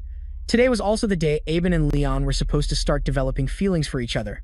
At least he hoped that she wouldn't give the fur blanket to Leon. Regardless, he made it out of the forest after a few hours of walking, and now his focus was entirely on finding the blessing before the sunset. The blessing he was looking for was the blessing of regeneration, a guardian-level blessing, just one tier below the blessing of transference. It was designed to amplify the body's regenerative abilities, but the catch was that it could only be used on the person who possessed the blessing. This meant the blessing was basically just magical doping. However, since he had the blessing of transference, that restriction didn't apply to him, and he could also repair his sashimi knives. At first glance, the blessing seemed like a cheat, but the regeneration wasn't powerful enough to regrow lost limbs. It was just a blessing that accelerated the healing of wounds. The blessing was also considered a hidden reward in the game, so it didn't particularly affect Leon's growth, since Leon would eventually get stronger later and receive more buffs, so he had to secure this blessing at all costs. After a bit more walking, Chiama finally found what he had been looking for, the blessing of regeneration.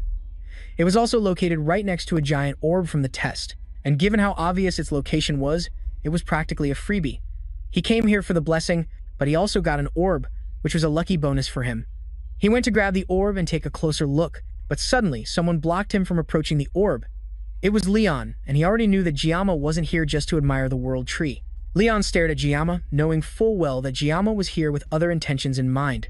Chiama lied, saying he just saw the orb from a distance and came to get it. Leon drew his sword and told Chiama to come and try to take it, but only if he could defeat the blonde-haired boy in a battle. From the day Leon was born, half the world had smiled upon him.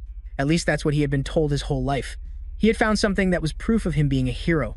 The sword in Leon's hand glowed as he glared at Chiama. However, this wasn't right, as Leon was supposed to be with Aben right now. Today was supposed to be a major turning point in the story. It seemed Chiama had unintentionally stolen their event and nothing had happened all night. But even knowing that, fighting over it seems a bit pointless. Leon slashed at the wall behind him, and it immediately crumbled without any resistance. He was serious about this fight, and nothing could change his mind. Chiama could finally see the sword Leon was holding, and it was Ban Min, the hero's sword that Leon was supposed to find. But its condition was very strange to Chiama. Ban Min was the worst, most sinister demon sword in the world, and the blue gem embedded in its center was a catalyst. The gem granted divine power to the divine demon sword Ban Min, and it was what neutralized its magic. But since Ban Min itself was based on magical power, and even while it was being neutralized by the gem, it was still heavily influenced by the user's personality. That's why in the game, Ban Min could become a demon sword or a holy sword depending on the player's choices. Leon told Chiama to calm down and just treat this as a sparring match. However, Leon must have been crazy because he couldn't even use his inner world yet. There was no way he could defeat Jama in their current state. Leon took a step forward, and it seemed like he was trying to use Jama as a stepping stone to get stronger after obtaining Ban Min. Jama could somewhat understand what Leon was thinking, but it was just a guess. One thing he was sure of was that the orb was just an excuse. Leon ran out of patience and rushed towards Jama to start the fight. Elsewhere, Ryozo scratched her neck tiredly as she walked through the forest. At some point, she bumped into Weapon and the two were now walking together while she tried to find Jama. Weapon didn't want to run into her, but the two were reluctantly walking together. He guessed that she was probably looking for Jama, and she didn't deny it. By this point, it was obvious to Weapon that Ryozo had an interest in Jama. Until a month ago, the only thing Ryozo did was doze off at the archery range. But now, whenever Kenji-yama was mentioned, she started acting energetic and different. He also noticed that she had started doing extra things without being asked, even though she always hated doing complicated or tedious tasks. Ryozo suddenly stopped and turned to him with a blushing face and asked Weapon if her feelings for Jama were too obvious. As the two were talking, a loud noise from the distance startled the birds in the trees. It seemed like an earthquake, but Ryozo could tell that this commotion was caused by Kenji-yama. Jama himself was facing a predicament. Leon was much stronger than Jama had estimated, and the staff he held as a secret weapon had been broken in two. Leon didn't even think Jama was fighting back and took it as our protagonist not respecting him at all. The truth was, Jama couldn't react at all. He didn't expect Leon to actually swing Ban Min, but Jama didn't want to get dragged into a fight when he didn't even know what was going on. He hesitated, because if he tried to use his blessing, he might have accidentally cut Leon, but if he didn't fight back, Leon could definitely slice Jama's head off. Leon was the main character of Blessing of Miracle M, and he couldn't be underestimated. As the blonde hero walked towards Jama, our protagonist had no choice but to draw his sashimi knife.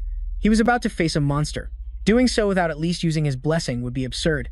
He needed to get rid of the naive thought that he could survive without using his blessing. He activates the sword god's blessing and engages in battle as Leon charges at him again. The two fight, but in the blink of an eye, Leon slices the first sashimi knife in half without much effort. Jama quickly opens his bag and pulls out one of his several spare knives, then throws it at Leon. The blonde boy easily slashes through all the knives before they can reach him, then charges at Jama again, cutting through several pillars behind him on the way. Jama manages to dodge the attack and then turns to create some distance between them. Leon was definitely on a whole other level compared to the midterm exam, but even the main character's buff has its limits. Another huge slash from Ban Meng sends the terrain flying in different directions.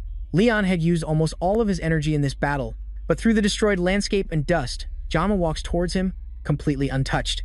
He asks Leon why he's going so far, and Leon pauses for a moment to think. The world had always told him that he would be the one to bring happiness to everyone, but now, ever since Jama appeared, it seemed like everything he had tried to build no longer mattered. Now this whole battle was supposed to show Jama who's who between them. Leon activates his sword again and gathers an even more devastating attack before swinging it at Jama. Our protagonist charges towards Leon as the giant slash comes down on him, and the two clash. For a moment, as the energy from Ban Meng dissipates, a small piece of it breaks off. Leon stops moving for a moment and stares at his damaged sword. It seemed the destiny that Leon was supposed to have was now far beyond his reach. From where he stood, Jama was the one who should have been chosen. As Jama puts his knife away, the wind rustles around them, and when the dust settles, Leon is gone. It was an unexpected match for Jama, but it seems he wants to use it as a way to help himself grow as a hero and solidify his strength. Jama had no intention of losing to anyone. Whatever his motives were, Leon didn't even attack him in a way that would have allowed him to end the fight easily, and he had lost several sashimi knives in the battle. If Jama had gone easy or made even a single mistake, he would have been dead. He had tried his best not to aim for Leon, but because of that, he ended up just dodging all over the place without really fighting back. Even so, Leon's growth was on a level befitting a protagonist. With that said, Jama ended up chipping Ban Meng a little, but as long as it gets repaired and he collects more parts later, reaching its final form wouldn't be a problem. At least he didn't slash Leon himself. That would have been a whole other issue. With no more surprise attacks, Jama went to get the orb for the survival training course and his new blessing as well. He picked up the blessing and a system message appeared for him, confirming that he had acquired it as one of his abilities. It was a passive ability, and to test it out, Jama used a rock to cut his skin. Instantly, the wound disappeared without leaving a scar. This was exactly what Jama had wanted, but all this time. Even so, getting this in the first place was very difficult. He returned to the forest and rested by a campfire as he gathered his thoughts.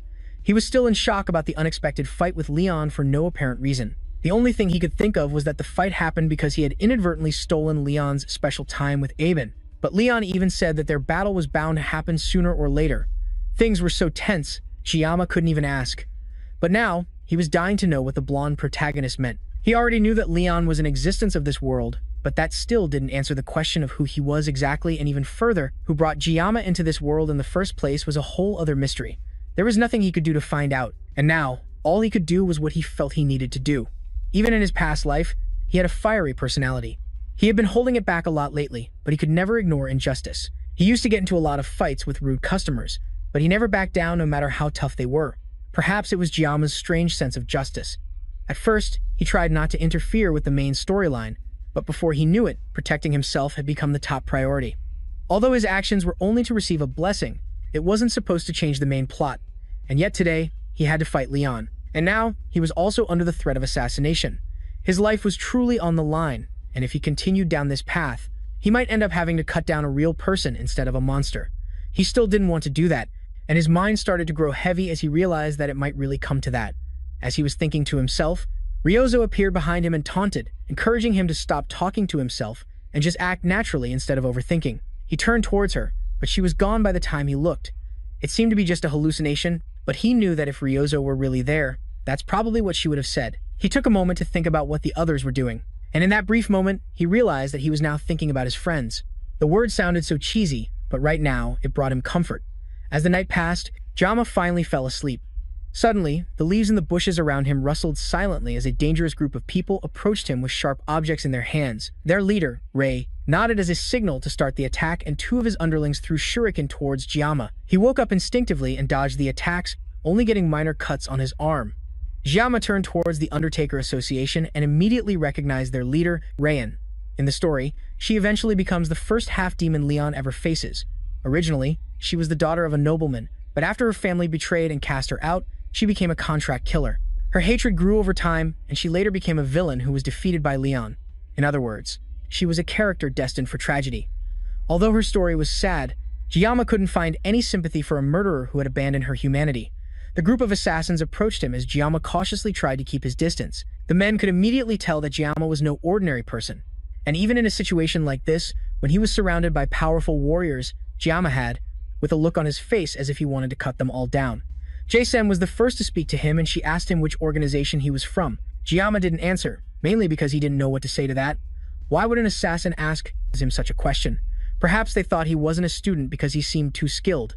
From what the other men were saying, it seemed this was the first time Jae-sen had taken an interest in someone they were about to kill. They knew he was the top first-year student, but they didn't think he would put up any resistance at all. Jiyama still didn't respond to their provocations and instead simply observed them. Then he realized that since these people had come for him, whoever sent them had to be at least an elder within the academy. That shocked them all, as they didn't expect Jiyama to be investigating them. He knew that the Undertakers Association was just a bunch of butchers who killed for money, and the more he spoke about them, the angrier they got. Jiyama walked right up to Jae-sen, stood directly in front of her and looked down on her, as if to mock her. One of the underlings finally couldn't stand the disrespect and turned to attack Jiyama, but in an instant, our protagonist activated the blessing of the sword god and quickly dealt with the fodder character. The man mocked Jiyama for just running around and dodging as his head slid off his neck, which had been cleanly cut by Jiyama. Just like that, he died before he could even realize he had been attacked. With this, Jiyama had finally cut down a person somewhere other than the Academy's subspace. As the group panicked and tried to figure out what to do, Jiyama's assimilation rate began to skyrocket from 12 to 88. In another reality, Chef Kim checked his phone and saw that it was past midnight. He decided it was time to quickly find what he was looking for and call it a day. He was searching for his humanity, but he couldn't seem to find it anywhere.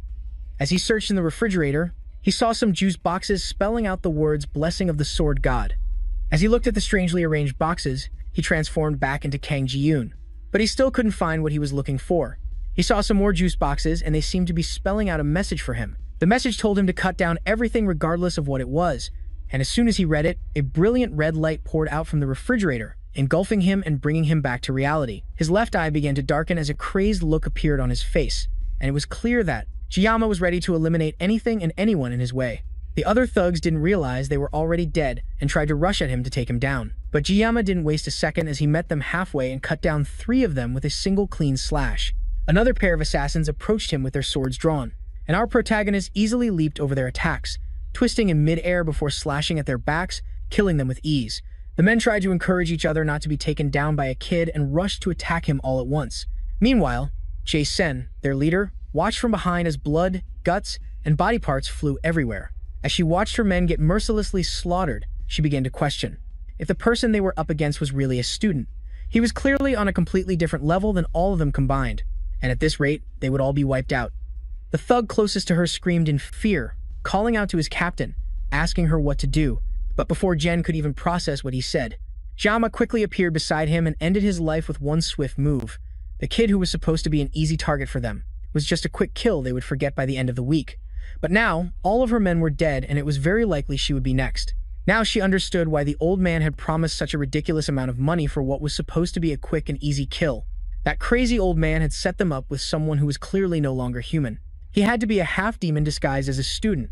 Giamma's attention turned to her, and before Jen could back away, her back was against a tree as Giamma pinned her, holding her completely still with a knife to her throat. Giamma had managed to end this whole thing quickly with 9 seconds left of his painless blessing. His entire time for the day had been used up because of Leon and this group of undertakers, and it was all in self-defense. But Giamma still wished he wouldn't have to use it again. Fighting humans was a completely different feeling from fighting demons. Although he didn't like what he just did, his opponents were butchers who were after his life. So there was no reason to show mercy, and he didn't have any regrets. Now, the only one left to deal with was Jen, and she had clearly lost all will to fight. He tied her hands to a tree, keeping her immobile. Then, he began his interrogation by asking her who sent her. However, even in this situation, Jen was a professional, and she wasn't going to let Giamma intimidate her. But Giamma wasn't going to give up easily either. This was finally his chance to find out who was after his life. All he had to do was figure out how to get the information out of her. Giamma leaned in close and asked if she was stupid. After all of her subordinates had turned into fertilizer for the forest, and there was a high chance she would be next if she decided to keep messing with Giamma. Jen couldn't take it anymore and gritted her teeth in anger, convinced that Giamma was a demon. But now, even she could understand why the Elder had ordered a hit on him. She had tried to look into Giamma before the mission, but all of his personal records had been erased, including his relatives and parents. That made Giamma pause in confusion, and the rest of Jen's rant fell on deaf ears. He didn't know what she meant by his family records being erased. He tried to remember his relatives and parents, but suddenly realized that he couldn't even remember his family's faces. He desperately demanded she explain while unsheathing his sashimi Thai knife. Initially, he was going to find out the name of the person who hired the mercenary group, and then he would let her go peacefully. But now that she had revealed something so disturbing, it seemed he had no choice but to take this more seriously. He told her straight up that if she didn't cooperate with him, she would lose an arm, a leg, and any other limb that Giamma wanted, as long as she could still talk in the end. He didn't care how maimed she would be. Suddenly, the area was flooded with an immense magical pressure, pushing both Giamma and Jen down. Giamma turned back and saw that the blood from the corpses seemed to be rising into the air and heading towards Zay. Suddenly, Zay's stern expression turned into one of absolute horror as she saw the blood gathering around her body. Elsewhere, Six was taking advantage of the break to go fishing with his brand new fishing rod. He hadn't caught a single one since he started, but it was still nice to enjoy the rare peace and quiet. A disturbance in the water made him briefly think that he was about to catch one. But instead, fish were thrown into the air as if something terrible was shaking the very island. He could immediately tell that something was wrong. There was a terrifying amount of magical power in the air, equivalent to a demon commander. As the blood completely enveloped Zai, she began to groan in pain as she begged Giamma to help her. Her skin started turning purple, and her eyes looked broken as she pleaded with Giamma not to let her die. Then, suddenly a massive explosion blew up the area where Zai had just been, and the blast was bright and loud enough to illuminate the entire island. The smoke from the explosion cleared, and Zay was standing in the rubble. Except this clearly wasn't Zay. This was a new person. Her skin was burning in different parts all over her body, and the first thing she did was stretch and comment that she hadn't been in the human world for 700 years. This level of magical power made the merman who almost killed Giamma look like a small fry. That, as well as the impure flames covering her body, made Giamma certain of who he was looking at. This person was the commander of the 5th Corps of the Demon King's army, the succubus Kibis, the seductive Flamago. It seemed that right after slowly turning into a demon himself, Giamma was about to face a demon commander. The succubus laughed with glee as even the birds in the sky fell to the ground from the immense heat caused by her appearance. She asked Giamma if this was how humans greeted each other. After all, it had been 700 years since she last set foot outside the demon realm, so she was no longer familiar with human customs. Regardless of whether she was right or wrong in her introduction, she did it again, even saying it was nice to meet him before asking for his name. Giamma remained stunned in silence as she continued to ask questions that he could barely hear anymore. Right now, he was struggling to dig through his memories, hoping that even the smallest and seemingly useless fragments could serve as a mirror for him to see into the future. Giamma's greatest advantage right now, the thing that had helped him survive in this world for so long, was his memories from playing Blessing of Miracles in his past life. From what he remembered, Succubus Ego was a fire-type demon and one of the Legion commanders. Although her physical strength was rather average compared to the other commanders, she excelled in mental magic. Those were the basic details he could remember from reading about Ego on the game's wiki. But he didn't know why Ego would descend to the human world after 700 years. Furthermore, she had used a possession technique to descend using Zai as a host. He had no more time to think about it as Ego spoke to him once more. She asked if he was the one who killed all the mercenaries scattered on the floor. From the moment she descended, she realized that Jiyama was not an ordinary human, and the fact that he was still standing with a clear mind after seeing her was proof of his outstanding potential. However, even with that, just from his physical appearance, she could tell he was just a chick, but it was highly likely he would become great in the future. If so, she approached him with an offer to sign a contract with her. As she said that, she activated her mind control powers, completely enchanting Jama as he looked at her. He tried to ask what she was doing to him, but she cut him off before he could say anything. After all, Jama should be honored that a Legion commander was giving him the special opportunity to become her slave. She finally knew that although humans could act noble, they only end up judging one another and creating their own hierarchies. They chase their own interests and kill others to cause suffering. Instead of letting him live in a world like that, Agar was giving Jama a chance to dream a glorious dream with her. The mind control spell began to take effect as her words seeped into his mind. The more he thought about it, the more he couldn't help but agree with her. After all, humans only judge others and get in their own way. If he wanted to survive, accepting Agor's offer would be the right thing to do. On top of that, his ultimate goal of survival would be much easier if he sided with the Demon King's army. But his opponent was a demon, and not just any demon, but the succubus Queen Agor. That was why he had to resist her influence and make his own decision. Just as his mind managed to overcome her power, Agor noticed that he had dispelled her high-level magic. She began to wonder if he had broken free because she was in a pathetic body. She had only signed that contract with Len because of all her whining, but now she was starting to regret her decision. As she continued to complain about her host, Jama started to laugh. He found her meaningless, barking hilarious, and couldn't contain his amusement. There was a short silence as Agor tried to process what Jama had just said, and then he pulled out his sashimi knife to answer her question about becoming a slave. With a quick slash through the air, he told her to get lost. Agor smirked at his insolence as flames began to gather around them. Jama sliced through the flames she casually sent his way, and she even yawned while he tried to dodge her attacks. But our main character wasn't even moving at full speed yet. He managed to move fast enough to slash at her, forcing her to dodge and jump away while laughing maniacally. The more they fought, the more she began to want him, even though her offer to make him her slave was only said half-jokingly. She decided to see just how far his abilities could really go and unleashed more of her power at once, sending multiple fireballs at him. Jiyama cut through all of them with ease, passing through the wall of fire, straight for Agor.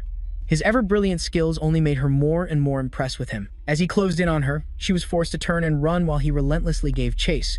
Jiyama had clearly surpassed human limits, while she, on the other hand, was adapting too slowly.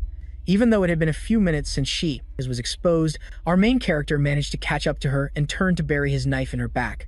This time, Agor was genuinely worried that Jiyama was so fast he could catch up to her in a flash. The two of them collided, creating a massive explosion that destroyed the ground around them. When the smoke cleared, Agor stood over Jiyama, easily catching the knife he was about to stab her with just a moment ago. She commented on his hot-headed personality and asked if he was in a hurry. He didn't need to go anywhere, because Agor had all the time in the world for him. However, Jiyama was in a great hurry and knew there was no time to waste. With all his might, he sliced through her grip, freeing his hand and lunging into attack again. His body began to glow with an aura as he pushed himself even harder to settle this battle. There was no time to waste, and the clock was slowly ticking down until his painless blessing ended, leaving him completely vulnerable. Agor noticed that he was somehow even faster, despite already surpassing what a human should be capable of. The two continued to clash, sending bright sparks flying everywhere as the seconds passed. Their battle grew ever brighter until finally, his painless blessing wore off, leaving Jiyama completely exhausted as he panted, barely able to stand while she towered over him. Meanwhile, Agor had nothing to show for the brutal fight but a severely torn hand that was covered in flames. If it weren't for the pact that humans and demons signed 700 years ago, this battle would have gone very differently. As she stared at her hand, she couldn't get used to seeing her own red blood flow from her many wounds. It almost felt as if she had become human, and just like that, she used her flames to completely heal her arm, leaving it good as new. She approached Jama, who could barely stand up straight anymore, and told him it would be a waste to let him remain just a human. He had a burning determination that consumed his body, and that captivated her. He might be impolite, but Agor liked his fiery passion, and at his age, he might even have more potential than the other child who was prophesied to be the vessel of the past hero. Agor laughed as Jiyama continued to glare at her defiantly. She had now almost fully adapted to her new body. She began to see Jama in a different light and wondered if he was the one who would fulfill the demon's wish. To find out, Agor decided to give him one final test to see if he was truly what she was looking for. She gathered more flames around herself as she flew into the air and told our main character that if he could survive her next attack, he would pass. The flames surged and formed an orb in the Legion commander's hands, looking brighter and hotter than anything she had used so far. Jama began to daze off as she gathered the attack. It was clear that he had no energy left. Agor told him he had to endure at least this much as she threw the small sun toward him. At the same time, someone else rushed in from the side, leaping up towards them and stepping in front of the projectile to block it from hitting Jama. It was Sickfist, and he had arrived just in time to save his young student from certain death, using all his strength to block the stream of fire heading toward them. Jama, he told our main character to pull himself together and snap out of his daze. Agor was slightly annoyed by the old man's sudden interference in their battle, and she told Sickfit not to interfere between them. However, the old man absolutely couldn't let Jama fall in battle, especially with all the potential he had shown. Since the swordsman chose to risk his life for Jama, Agor was more than willing to put him to the test to see if he could truly protect the boy. Meanwhile, Jama's consciousness floated in an empty space as he struggled to regain himself. His first thought was to wonder if he had died when he heard a cough from somewhere in front of him. He was just barely able to come to his senses and see someone standing before him. The first thing he saw was a ball of fire where an arm should have been, and as his vision cleared, he saw the Sword Emperor standing before him with a missing arm. Despite losing a limb, the Sword Emperor was determined to ensure that an unparalleled talent like Kang Jama wasn't lost in vain in a meaningless battle like this. With all his strength, he had used his sword and his bare hand to completely block an attack from a Legion commander, and even after losing his entire arm, he still stood before his student like a protective shield. All of this was because he knew that the boy he was risking his life to protect would surely become the link between humans and demons, and he would grow up to become the hope that shatters the chains. He noticed that our protagonist seemed to have woken up and told him to rest for a while until his body recovered. From what Sickfit could see, the situation was dire and he needed to hold the line while his student rested. Jama pointed out that Sickfit had lost an arm, but the old man told him not to worry about it for now.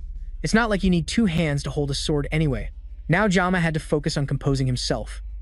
Agor had run out of patience for their little chat, and she called out to Sickfit. She couldn't understand how someone past his prime could face her magic head-on. After all, he was just a mere human, and he should barely be able to think in her presence, let alone stand firm like this. Sickfit didn't answer, and instead tried to grasp the situation he had thrown himself into. Currently, he was facing Agor, one of the Legion commanders, and for someone of such a high rank to appear, they needed to use flesh and blood as a sacrifice to loosen the barrier between the demonic realm and the human world. From there, they could possess a human body as a catalyst. Due to the backlash from the entire process, demons couldn't exert their full power while possessing someone, but that didn't change the fact that they were unstoppable calamities whenever they appeared. Luckily for them, it seemed that Agor and her current host body were not a good match. Her struggling against Jama was understandable considering how powerful he was, but she was even being pushed back by a dying old man. She didn't know what tricks Sickfit had used to be able to hold on against her for so long, but she would make sure her next attack wouldn't end with him just losing an arm. With that, she made another dash towards him, and Sickfit retaliated, lunging at her with the sword held in his one good arm. The two zipped past each other and our grandpa managed to sever her arm in retaliation. Agor screamed in pain, furious as her flaming arm fell to the ground. She stared at it in disbelief as Sickfit asked if she was scared yet. After all, things were now even between them. That only made her angrier, and she charged into attack again, creating massive flames that covered the entire area. Sickfit calmly held his sword as it gathered aura, preparing for a counterattack. He didn't know exactly why she had crossed over from the demon realm into the human world, but he could clearly see that her eyes were filled with fear as the flames moved toward him like a molten whip. The old man easily slashed it away and dodged the attack. Then, he leaped from where he stood, moving faster than Agor could even see. The demon Agor still didn't think that Sickfit was a major threat, and it was so busy mocking him that it almost got its head chopped off by his sword. In the blink of an eye, Sickfit appeared beside it, swinging his sword at its neck, and it barely managed to dodge. Sickfit had such a dense aura around him that it couldn't even sense his movements. It was only then that it took a serious look at his face and realized that Sickfit was a descendant of Eren, one of the heroes of old. Even so, Agor tried to calm itself before panic could take over. After all, Sickfit was still just a human with a body that was far too old. There was no reason for it to be so concerned over someone like this. It flew into the sky to create some distance, then summoned a barrage of flaming spears overhead. Descendant of Eren or not, there was no way a frail body like Sickfit's could dodge this next attack. The spears filled the sky, and the heat was so intense that even the clouds began to dissipate. It cackled like a maniac as both the proctor and Sigfit realized that this next blow would be incredibly difficult to dodge. Without giving them more than a second to think, it unleashed the rain of fire upon the ground. Sigfit may have been old, but he was still spry enough to move quickly and dodge the fiery rain. Gid could only stand and watch, calling for his master. He wanted to help him, but now he only had enough strength to stay conscious. If he let go of the sashimi knife, he might never be able to hold it again. Giving up the blessing in this situation was basically suicide. Sigfit continued to jump and dodge the molten spears as they tore apart the ground around him. With his one good hand, he swung his sword, cutting down any attacks that came too close, perfectly splitting the fire spears in half. Even Agur praised his impressive performance with such an old body. In its eyes, he was upgraded from an annoying bug to a scurrying rat, but the attacks kept raining down with seemingly no end. However, Sigfit was not just blindly dodging them all this time. He had been getting closer to it with every step, and now he was within jumping distance. As he closed the distance, he agreed with it that demons were absurdly stronger than humans. In fact, in his youth, he had resented the world after accepting that truth and understanding that his effort alone would not be enough to overcome it. But he had realized something now, in his old age. Agur mocked him as he spoke, but even though its words were filled with contempt, it could not ignore the masterful skill that showed just how experienced the old man was with the sword. Sigfit was almost in attack range, and it still had not found a weakness to exploit. Then it realized it just as he got closer. His left side, where his arm was missing, was completely open and a sitting duck for an attack. It smirked as an idea popped into its head and told Sigfrid to keep on rambling. The old man leaped into the air, getting closer to it, and with his sword ready for the final slash, he yelled at Agur. He told it that humans could grow and evolve even in hopeless situations, and that was what demons feared the most. That was why they never stopped trying to invade the human world. With that, Sigfrid finally got within striking distance and raised his hands above his head to deliver the final blow. When he got close enough, Agur started laughing, and with a quick movement of its hand, it impaled his leg with a fire spear that shot up from the ground. With that, Sigfrid's heroic leap was thwarted, leaving him wide open for a finishing blow. Agur wasted no time and closed the distance between them, placing its hand on his chest. It was tired of hearing him ramble, and there was only one way for it to put an end to that. With that, it shot a beam of fire from its palm that tore through the Sword Emperor's abdomen. The beam then exploded, completely engulfing the old man in bright flames as Agur walked away, once again looking bored with the whole fight. Sigfrid spat out blood and fell to his knees as he coughed in pain. His body was on fire, his arm was gone, and there was a hole the size of a ping-pong ball in his stomach. Honestly, the old man had definitely seen better days. He was now truly defeated. Agur approached and placed a flaming foot on his head, pressing him to the ground, with no strength left in his body. It seems Sigfrid had no more words to say. Agur understood humans well, and whether it was 700 years ago or today, heroes were always so cliché. The mighty Sword Emperor couldn't even open his mouth to argue as it tore him apart with its words. Jama called out to his master again, still only able to move weakly or do anything to save him. Agur had almost forgotten about the kid, but its attention turned back to him after his cry. For the first time since they met, it called him by name and approached him to continue their conversation from before. Now that the matter of the trespasser had been dealt with, it was time for it to tell him the results of the test it had given him earlier. The Sword Emperor tried in vain to scream for his student to run away, but it was too late. Jama had passed its test, and as a reward, he got to taste the feeling of being mind-controlled again. His already weak mind could hardly resist as the Legion commander placed its flaming hand on his body. In its eyes, Jama would surely serve as a perfect host for the hope of the demon race. It lovingly told him that they would meet in hell, while Sigfrid screamed for it not to turn its back on an enemy to go after a young trainee. Agur scoffed at his attempt to save our protagonist as it prepared a seal on its tongue. It had no desire to associate with an old man like Sigfrid, and its attention was fully focused on Jama. It leaned in and placed its tongue on his forehead, leaving him with a demon seal as a mark of approval for passing its test. With that, Jama fell to the ground, seemingly completely taken over by the demon woman's magic. The demon seal seemed to burrow into his head and spread throughout his body, completely covering him with its power. The system immediately detected an unauthorized intrusion from the outside and began to panic. It automatically activated the self-defense program, but just like that, the blessing of the sword god. The program couldn't be executed because the user's level and inscription were too low, so, instead, the system uses Joel as a catalyst to temporarily raise Jama's level. Then it uses its restraint to readjust and synchronize the inscription.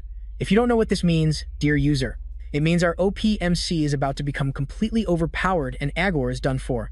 Jama's synchronization level increases from 12.7 to 99% and finally to 100. With that, the condition for his mysterious lock power has been met and Jigiyama is about to awaken. Meanwhile, Sif is still trying to fight the overconfident demon, but in his weak and battered state, he is just an insignificant threat. He is much slower, but even Agor can't help but praise the fact that he is still moving despite his injuries.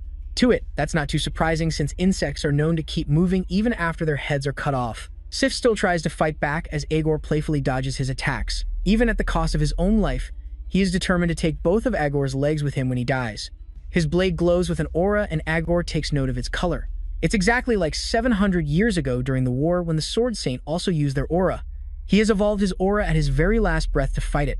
It seems it has no choice but to finish off the old man before he becomes a problem later. It charges at him for one final battle and Sif prepares to face it head-on.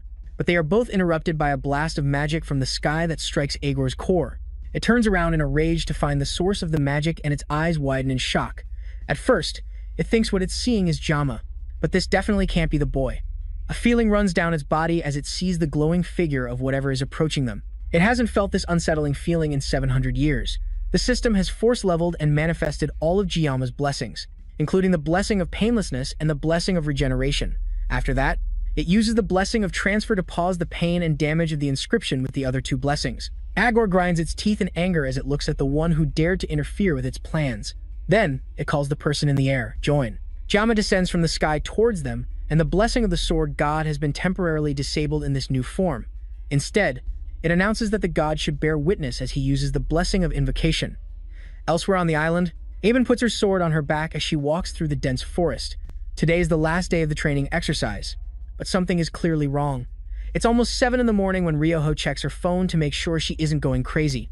Webb wakes up behind her and asks what she's doing walking around when it's not even dawn yet, but she tells him that dawn has already passed. The sun rose a long time ago, yet the sky is pitch black as if it were still the middle of the night. Whatever is happening, it's time for the students to return to the academy and they will eventually meet there. Even Chloe and Joe, who are sound asleep while dreaming of Kangji Yama. The other students are also waking up and realizing that it's time for them to reunite at the return point, and Ryoho is sure that many others have already gathered there since yesterday. Whatever is going on, Ryoho is certain that this is not a good sign for them. Back at the battlefield, the smoke shows no sign of clearing, as Jiyama calmly descended to where the demon and the human had almost killed each other not long ago. Agor still couldn't believe that Joaquin had suddenly appeared out of thin air. And for the first time during the entire battle, the fear that Sixfit had seen in its eyes was now clearly written on its face. But when our main character's feet touched the ground, while crackling with electricity, Agor finally had a chance to get a good look at the person who had appeared before them. It wasn't the Joaquin it had feared for 700 years, but instead the Jiyama it had just been toying with about 5 minutes ago. Now that it got a good look at him, it realized how careless it was to think this was Joaquin. No matter how strong he was, 700 years ago, he was still human. So, there was no way he could still be alive. But that didn't change the feeling of terror that washed over it as Jiyama approached. And at this point, even its judgment began to falter. And where was Sixfit in all this chaos? He was basking in the light of a new god. As soon as Jiyama got close enough, his knees gave way and he bowed in reverence. Jiyama looked at him for a moment before raising his hand, and Sixfit's wounds immediately began to heal and scar over. After Sixfit was taken care of, Jiyama closed his eyes to concentrate. Then he opened them, unleashing a surge of power as the electricity coursing through him began to envelop the entire area.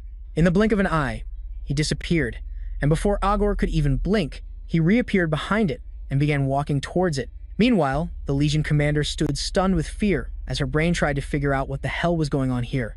She couldn't get a clear grasp of his form, and it seemed his new power was beyond her comprehension. She began to wonder if it was because of the flimsy body she was in, but it was definitely more than that. This whole situation was simply beyond understanding. However, there was one thing she was sure of: this guy was definitely not human. If that was the case, she had to take back what she had said a moment ago. She apologized to Jiyama for taking back her words as she reached down, drawing mana from the earth for a massive attack.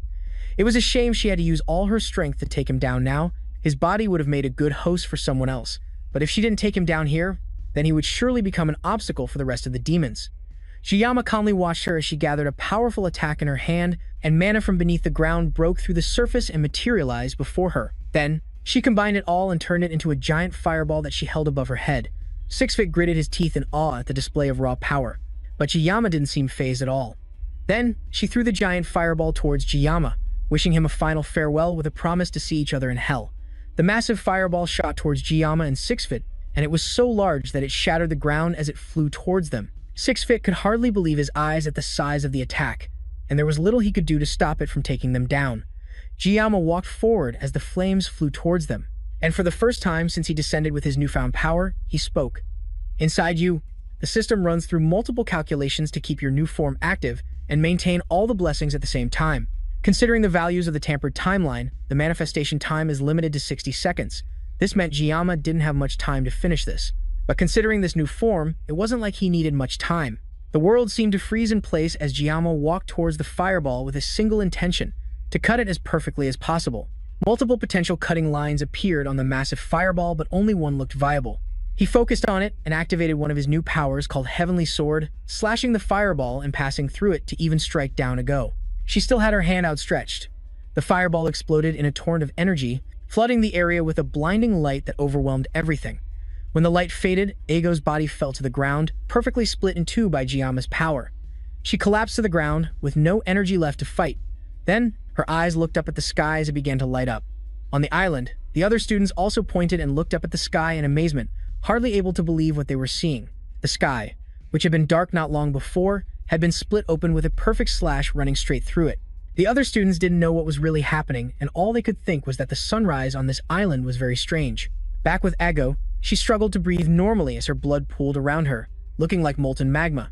She couldn't regenerate her body, and it felt as if even her mana core had been severed. At this rate, she would die soon, and there was no way to save herself. Next to her, Jiyama's transformation faded, and he could barely keep his balance before collapsing to the ground. It seemed the transformation had drained all the strength from his body, leaving him unconscious right in front of Ego. The Legion commander saw her chance and began to crawl toward the unconscious boy. She couldn't accept the fact that she was going to die so pathetically. But more importantly, from what she was seeing, Kang Jiyama would become a calamity for the demon race. She used the last of her energy to activate one final, powerful spell called Flamma and aimed it at Jiyama. Even though she was about to die, this was her only chance to save her race before it was annihilated. But her spell was interrupted by a sword piercing straight through the back of her neck and out of her mouth. She barely had time to turn and see Siegfried holding the sword to her throat. He had warned her not to turn her back on an enemy, and her carelessness was just like that of the 6th Legion commander, Batman. However, to him, she was tougher than Batman. But this is where her story ends. She had one last chance to curse him before he charged his sword with his aura, channeling his energy into her and killing her from the inside out. Her screams finally faded until they were nothing but choked gurgles of pain. Then her body slowly disintegrated and vanished as she faded into nothingness. As she died, Siegfried finally declared that his name was not descendant of Iron, but Siegfried von Nibelung. Then the Sword Emperor turned his attention to the unconscious Jiyama, who was still lying helpless on the ground. He went over, turned the boy over, and checked his body to see if he was okay. His breathing was steady, and although some of his blood vessels were blocked, he had no fatal wounds and seemed to be just sleeping. Fortunately, his life was not in immediate danger. Now that he had confirmed that, Siegfried wondered just what in the world Kang Jiyama was. Earlier, after Jiyama had revealed his new form, Svid was compelled to kneel as a sign of respect. The act wasn't intentional but merely the unconscious reaction of a swordsman. Since ancient times, humans have believed that an incomprehensible will resides in all of creation. Storms and floods, lightning from a clear sky, comets falling from the night sky, and even supernatural or transcendent powers have always been the subject of mankind's fear. But ironically, people worship these transcendent forces in the hope of receiving blessings and protection. Over the years, people began to call such things calamities or deities. Yeah,